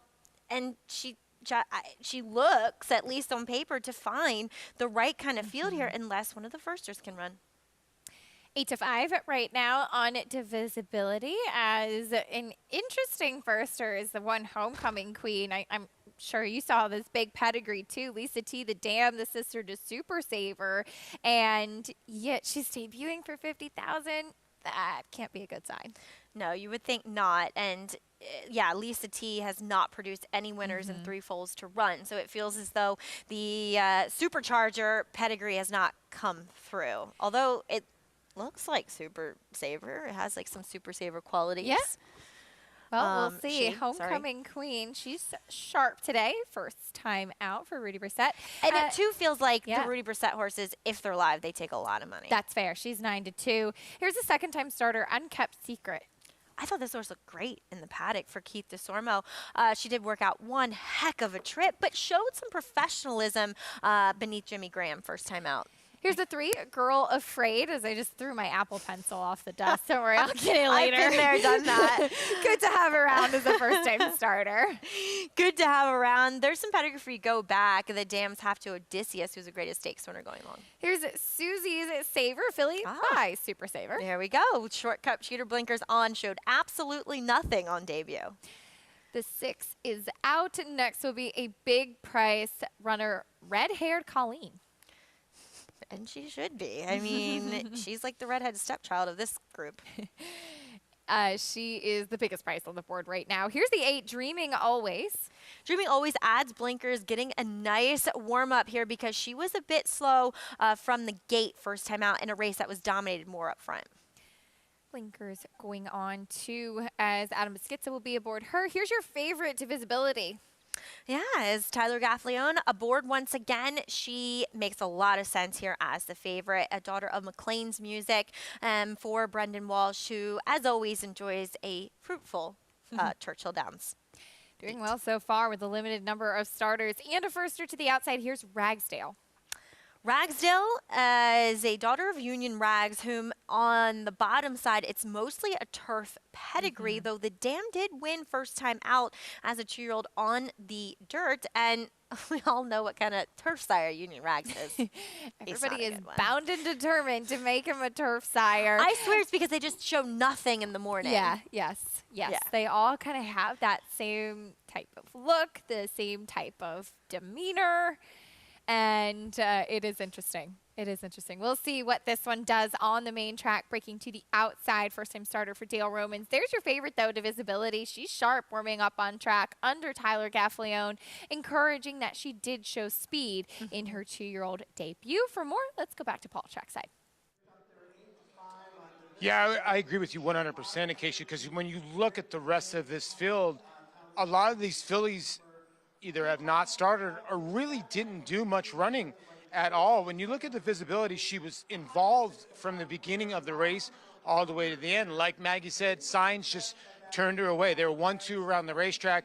You could tell she got a tiny bit discouraged, and Signs just ran off it. But she was a clear second-place finisher that day. She had the outside draw that day. She gets it again today. And she'll actually so she'll draw into the 8. Now, the other players in here, you're looking at the 2 Unkept Secret. Now, this horse did break a tiny bit slow in her debut.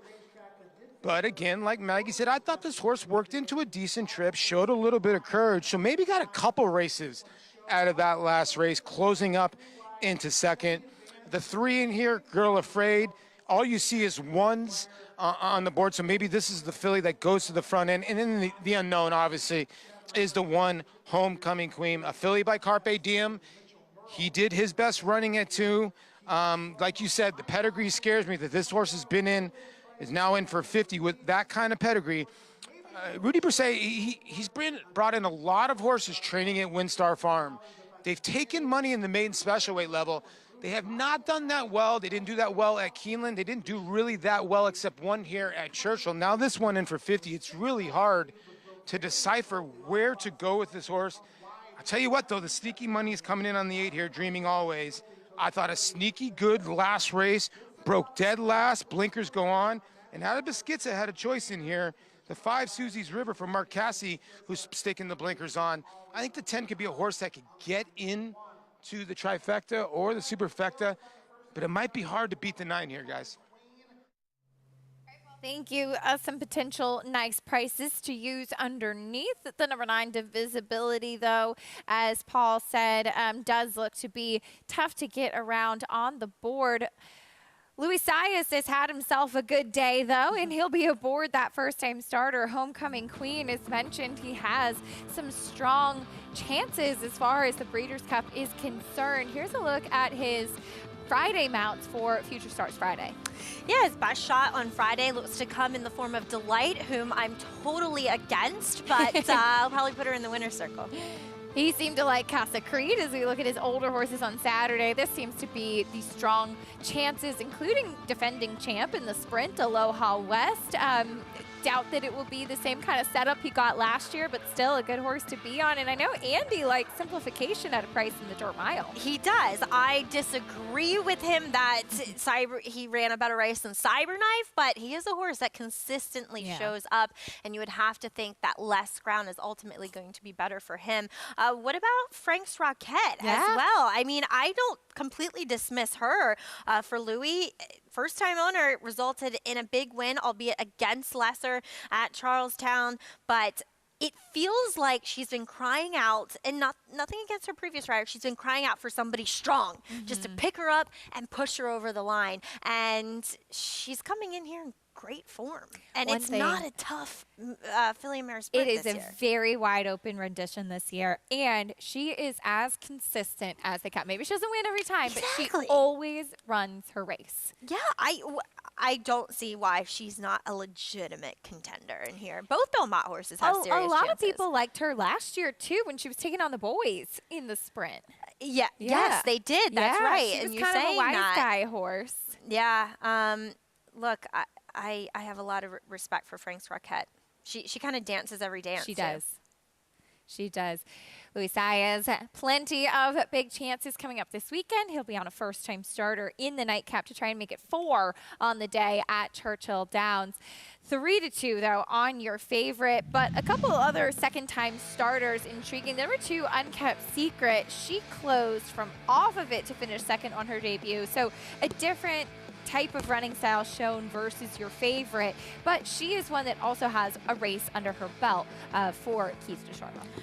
So often we see the rail the place to be at Churchill, and she got some pace to close into here, but it was her first start. Yeah. It shows some kind of caginess and gameness to go up the hole like she did along the rail. And like I said, I like what I saw from her in the paddock, and why can't she take another step forward here? She has experience at the 6.5 distance as well, so I'll definitely give her a look here. She gets Mitchell Merle aboard here. Loading in for these 2-year-old fillies, the nightcap at Churchill Downs. One more time beneath the Twin Spires. We send it up to Travis Stone for the call.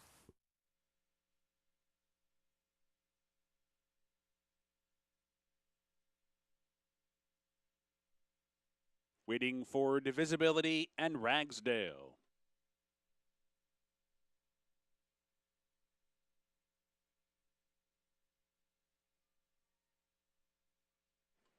They're in the gate. And they're off.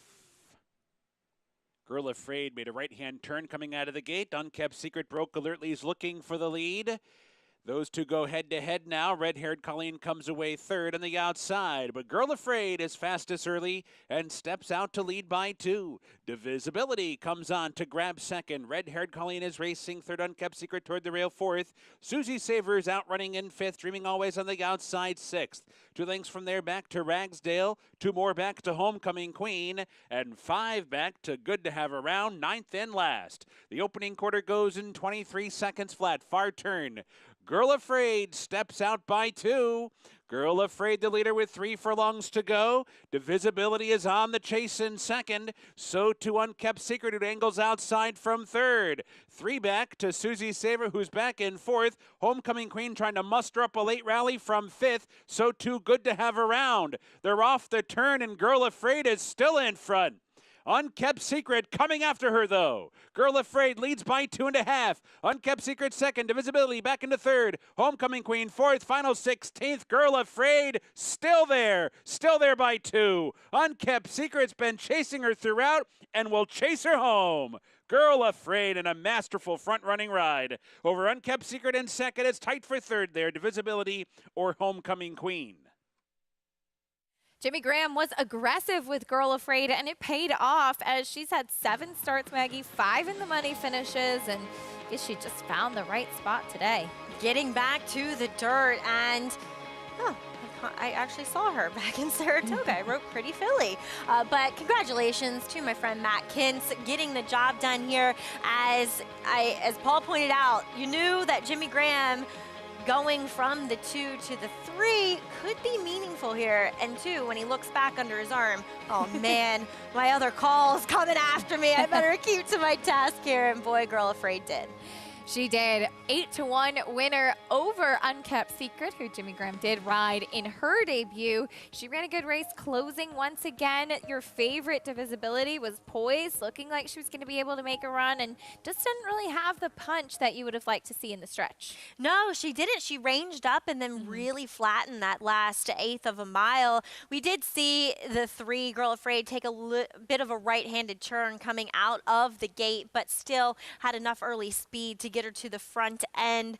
And I guess she, the daughter of Not This Time, appreciated getting back to the dirt here. God, these Not This Times, they just win. They do. They, you know, especially when they're younger. So precocious, much like he was. Never forget that Breeders' Cup Juvenile effort from him. Too bad we didn't see more from him on the racetrack, but he has been terrific as a sire so far. Girl Afraid with the win to break her maiden back to the dirt and back to the maiden claiming company as well.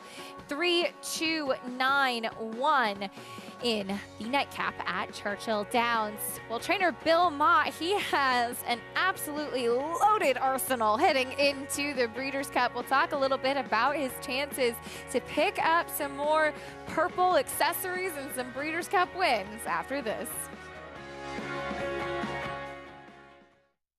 This proven son of Giants Causeway has sired 7 millionaires. With over 10% stakes performers, his recent top runners include Tarabi, placed in the Grade 1 Spinaway and Breeders' Cup Juvenile Fillies, Grade 2 winner Plum Ali, plus these standout performers. It's a Bushido coming down to the wire in the Ontario Racing Stakes has run them ragged.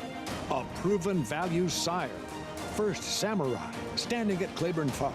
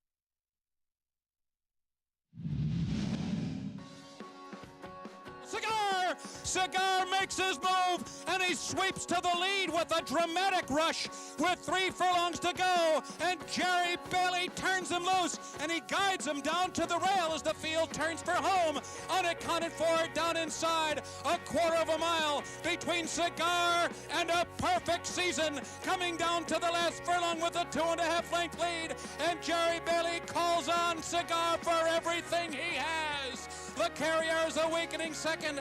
On the inside, Unaccounted for. On the outside, Solo the Manor. And here he is, the unconquerable, invincible, unbeatable Cigar. The 1995 Breeders' Cup Classic with the great Cigar. Such a huge effort on one of the most tremendous runs we've seen from a horse, of course, trained by Hall of Fame trainer Bill Mott. And as Anthony Stabile, our colleague, pointed out to me, it's not uncomparable, it's unconquerable that Tom Durkin says as the first superlative that he mentions for the great Cigar as he passes under the finish line. Oh, he was just a horse that captured the heart of the nation. Of course, we have his namesake race now, the Cigar Mile, coming up in just a few weeks' time, actually, here at Aqueduct as Cigar. He was tremendous and such a great racehorse. Love getting a chance to see him head into that winner's circle in the Breeders' Cup Classic. As we look at Bill Mott's Breeders' Cup winners, he's had a few over the years, and something you actually can almost forget about a little bit too, Maggie. Of course, that 1995 Classic from Cigar, but also won the Classic with Drosselmeyer, the Distaff, the race that he has the most wins in. Yeah, but thanks to Royal Delta, who she won it twice, didn't she? Yes, yeah, she did. It's just not up there on the graphic. But she was just tremendous. But we've previewed 2 trainers, at least on our segment today. And isn't it fascinating that Brad Cox has only 1 less Breeders' Cup win? Amazing. And he won his first in 2018, and Bill won his first in 1987. It's just amazing. And I guess that's what happens when How you win hard 4 it is. in one weekend. Back to the scene, too, at Keeneland. Yeah, just how difficult it is to get those big wins. Truly is. And but I know that, Brad, it's not lost on him how difficult it is. Well, Bill Mott looking for his 3rd win in the Breeders' Cup Classic with Olympiad, as he is kind of the one who's been forgotten about a little bit in the conversation of the top horses in the Breeders' Cup Classic. He won the Jockey Club Gold Cup, and yes, he was beaten by 3 other horses soundly in the Whitney after that tremendous run that he went off. Bill Mott had told me that he felt, as anybody who was at Saratoga on Whitney Day, that incredibly oppressively hot, humid day, that Olympiad wasn't sweating, he was dull, that he didn't react well to the heat. Is that what caused that poor performance? He came back with a huge effort in the Jockey Club Gold Cup. Yeah, and not, against a bunch of bums, but this is the toughest field that he's going to have to face here. But the record that he has compiled this year, 6 for 7, with that 1 blemish, as you said, that very well could have had an excuse. It was a less than perfect track as well. It was a track labeled good. It could have been a bit tiring for him, and he projects to sit the right kind of chip right off the pace. And his consistency is what needs to be respected, as he has just kind of shown up in all of these handicap races and, for the most part, gotten it done. Very consistent horse, and he'll be a nice price if you like him too. Meanwhile, Bill Mott has Warlike Goddess, the mare who took on the boys last time in the Joe Hirsch Turf Classic. She did so successfully, and she'll take on the boys once again in the Breeders' Cup Turf. As Bill Mott told me after this Turf Classic win against the boys, it is all about the distance. He loves the 1.5 mile distance for her. She is perfect at it. She is 5 for 5 going 1.5 miles, and she'll be reunited with Joao Rosario. Let's hope he doesn't make the same mistake that he did back at the Flower Bowl, though. Virginia Joy got very comfortable on the front end in the Flower Bowl 2 starts back, but she did have a successful run, able to run down Bye Melvin, who was the pace setter. He'll be inside of her once again. You'd imagine a horse like him will try to use that speed early on. Of course, you never know what you're going to get from the Euros, but as far as the European horses coming over, it doesn't seem like it's the toughest European contingent that we've seen, whereas Warlike Goddess seems to be one of the stronger chances for the United States runners. Yeah, I mean, Rebels Romance, respected, especially for the damage that Charlie Appleby has done in American racing, not to mention the Breeders' Cup alone, but yeah, his Group 1s have come in Germany, and how well does that ultimately translate to here? Nation's Pride. Yeah. Look, he's been doing it against maybe some less than stellar 3-year-olds that we've had here in this country, but I'm not going to be surprised when he jumps up and runs well. Charlie Appleby certainly knows how to come over here and take these grade 1s in the United States. As far as Belmont does go, he's got another big chance in the sprint, though, with Elite Power, who is a horse that has really kind of gotten good at the right time, and he's continued to improve. We did see him win last time out in the Vosburg, his first graded stakes try. He's going into deep waters, and he's got Jackie's Warrior. Beyond Jackie's Warrior, though, it's not the toughest sprint. It's not, but I don't know. It feels like he's 6-1, and a horse like Maniwa, who, yeah, maybe on figures isn't quite as fast, but I mean, he's just been around, right? I love Maniwa. And, you have last year's winner in Loha West. He's twice the price as Elite Power. I feel like he is the wrong horse to take in the face of Jackie's Warrior based upon his projected price. I respect him. Yep. There's an argument that he's actually better with a little bit more ground rather than the 6. I mean, Bill Mott even said that he surprised him a lot when he won at the 6 first off the layoff. So I like him least of the Belmont contingency. Yeah, that's fair, but Belmont with a lot of chances as far as looking to pick up another Breeders' Cup win. Back here today, we wrapped up the live racing portion at Churchill Downs with a 2-year-old filly by Not This Time, Girl Afraid, aggressively handled by Jimmy Graham, and that speed worked to her advantage in the nightcap. Yeah, you want a guy like Jimmy Graham on your horses if they have speed. He knows how to be aggressive from the gate, and he was. For a filly that had not been finishing her races with that much determination, she did so, and she had so much more foundation than her other rivals as the 2nd and 3rd place finishers. Yeah, they were the favorites, but they were only making their 2nd start of her career where she was making her 8th. Had that foundation, got back to the surface that she did prefer. 1834. Rolls right off the tongue. 3-2-9. Where were you in 1834? Right? Somebody's got to have some good stories. Race 10 in the books at Churchill Downs. We'll continue the Breeders' Cup conversation and pick 6 carryover over at Churchill Downs as well. So do take note of that moving into tomorrow. We'll continue the Breeders' Cup conversation when we come back with the defending champs. In fact, Golden Pal, he's already won 2. He's looking for his 3rd Breeders' Cup victory, trying to defend his title in the Breeders' Cup Turf Sprint. And can Echo Zulu pick up another Breeders' Cup as she will go into the filly and mare sprint this year? Talk more about them after this on America's Day at the Races. War Dancer. The momentum continues with recent stakes winners on turf and dirt. Dancing Buck going wire to wire in the Grade 3 Belmont Turf. Dancing Buck has opened up on the field. It is Dancing Buck by a half dozen lengths. And 2-year-old filly War Saichi with a wire-to-wire win in the Ladyfinger Stakes. War Saichi asserted her authority immediately out of the starting gate, and she has not relinquished the lead. War Dancer, the #1 third crop turf sire in North America. Proud to stand in New York. This season at Oaklawn, we've got more of everything. More of the top thoroughbreds in the world. More days of live racing. And the largest purses in our history. All at a completely reimagined Oaklawn.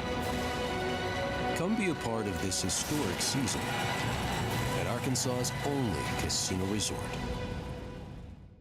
Eclipse champion Run Happy, the #1 second crop dirt sire of last year, is back and showing a new dimension with winners on turf, dirt, and all weather.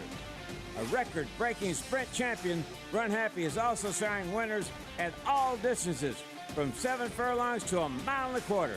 A sire whose runners can carry his speed over all distances and all surfaces.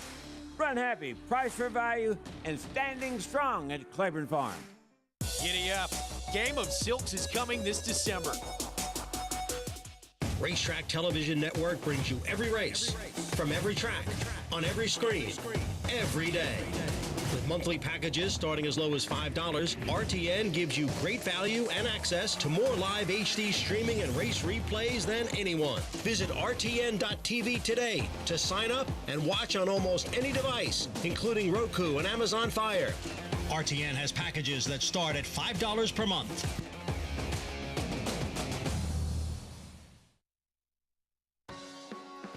You're watching America's Day at the Races. Glad to have you with us on this Wednesday afternoon as we continue our conversation as we march closer and closer towards the Breeders' Cup. You'll be heading out there to Lexington. I will, just to enjoy myself. I love it. Yeah, I Well have not been deserved. there. Well, thank you. Yeah. I haven't been to a Breeders' Cup at Keeneland yet. So Oh, this will be fun. my first one.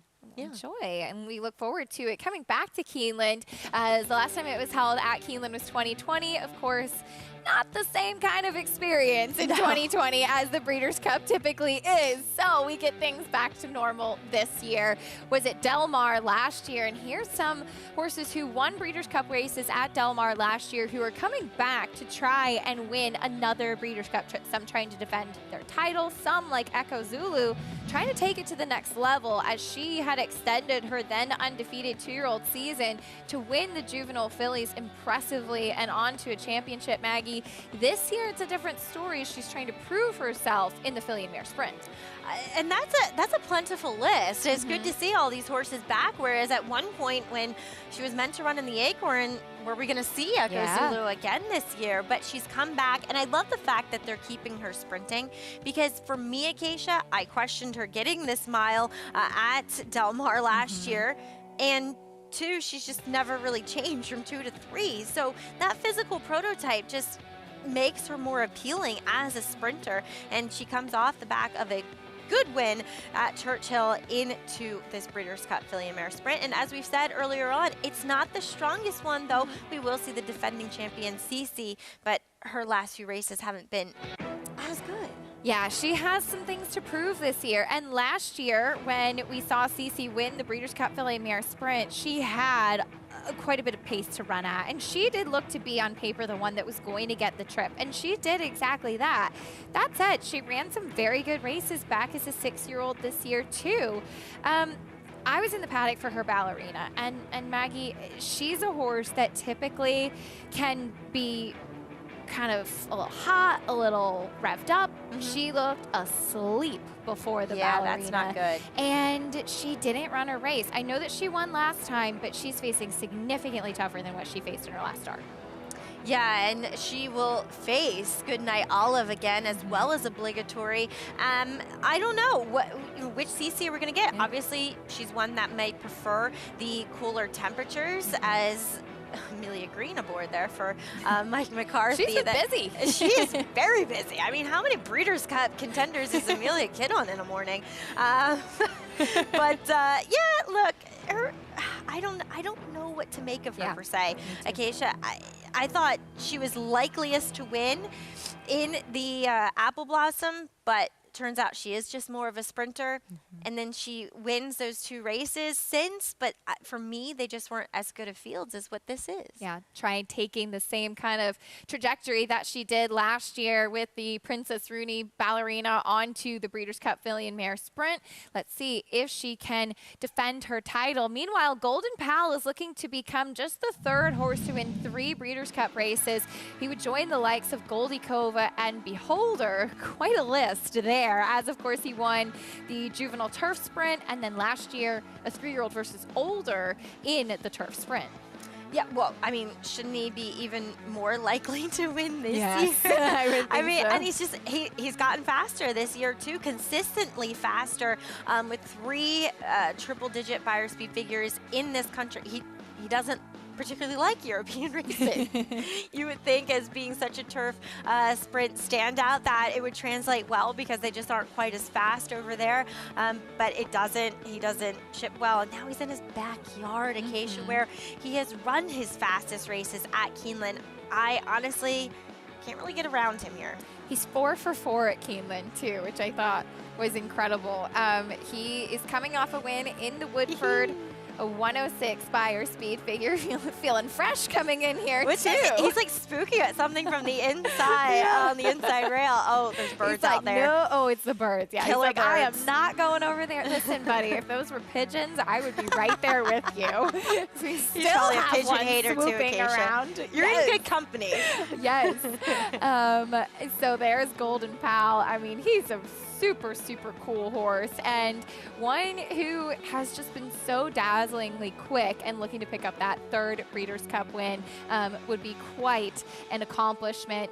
Meanwhile, Modern Games, who we're going to see in the Breeders' Cup Mile, he's a horse, yet another, for Charlie Appleby and Godolphin, who has been successful around the world. Modern Games, of course, the horse that we did see with a little bit of controversy last year, and we'll hopefully try to get to the winner's circle and no other story surrounding it this year. I thought he ran really well last time in the Queen Elizabeth 2 Stakes behind Bayside Boy, who was a little bit of an upset, though a horse that had some back class. And I think it's a perfect prep, Acacia, to set him up here. We saw what he did in the Woodbine Mile, which was post a 112 Buyer speed figure.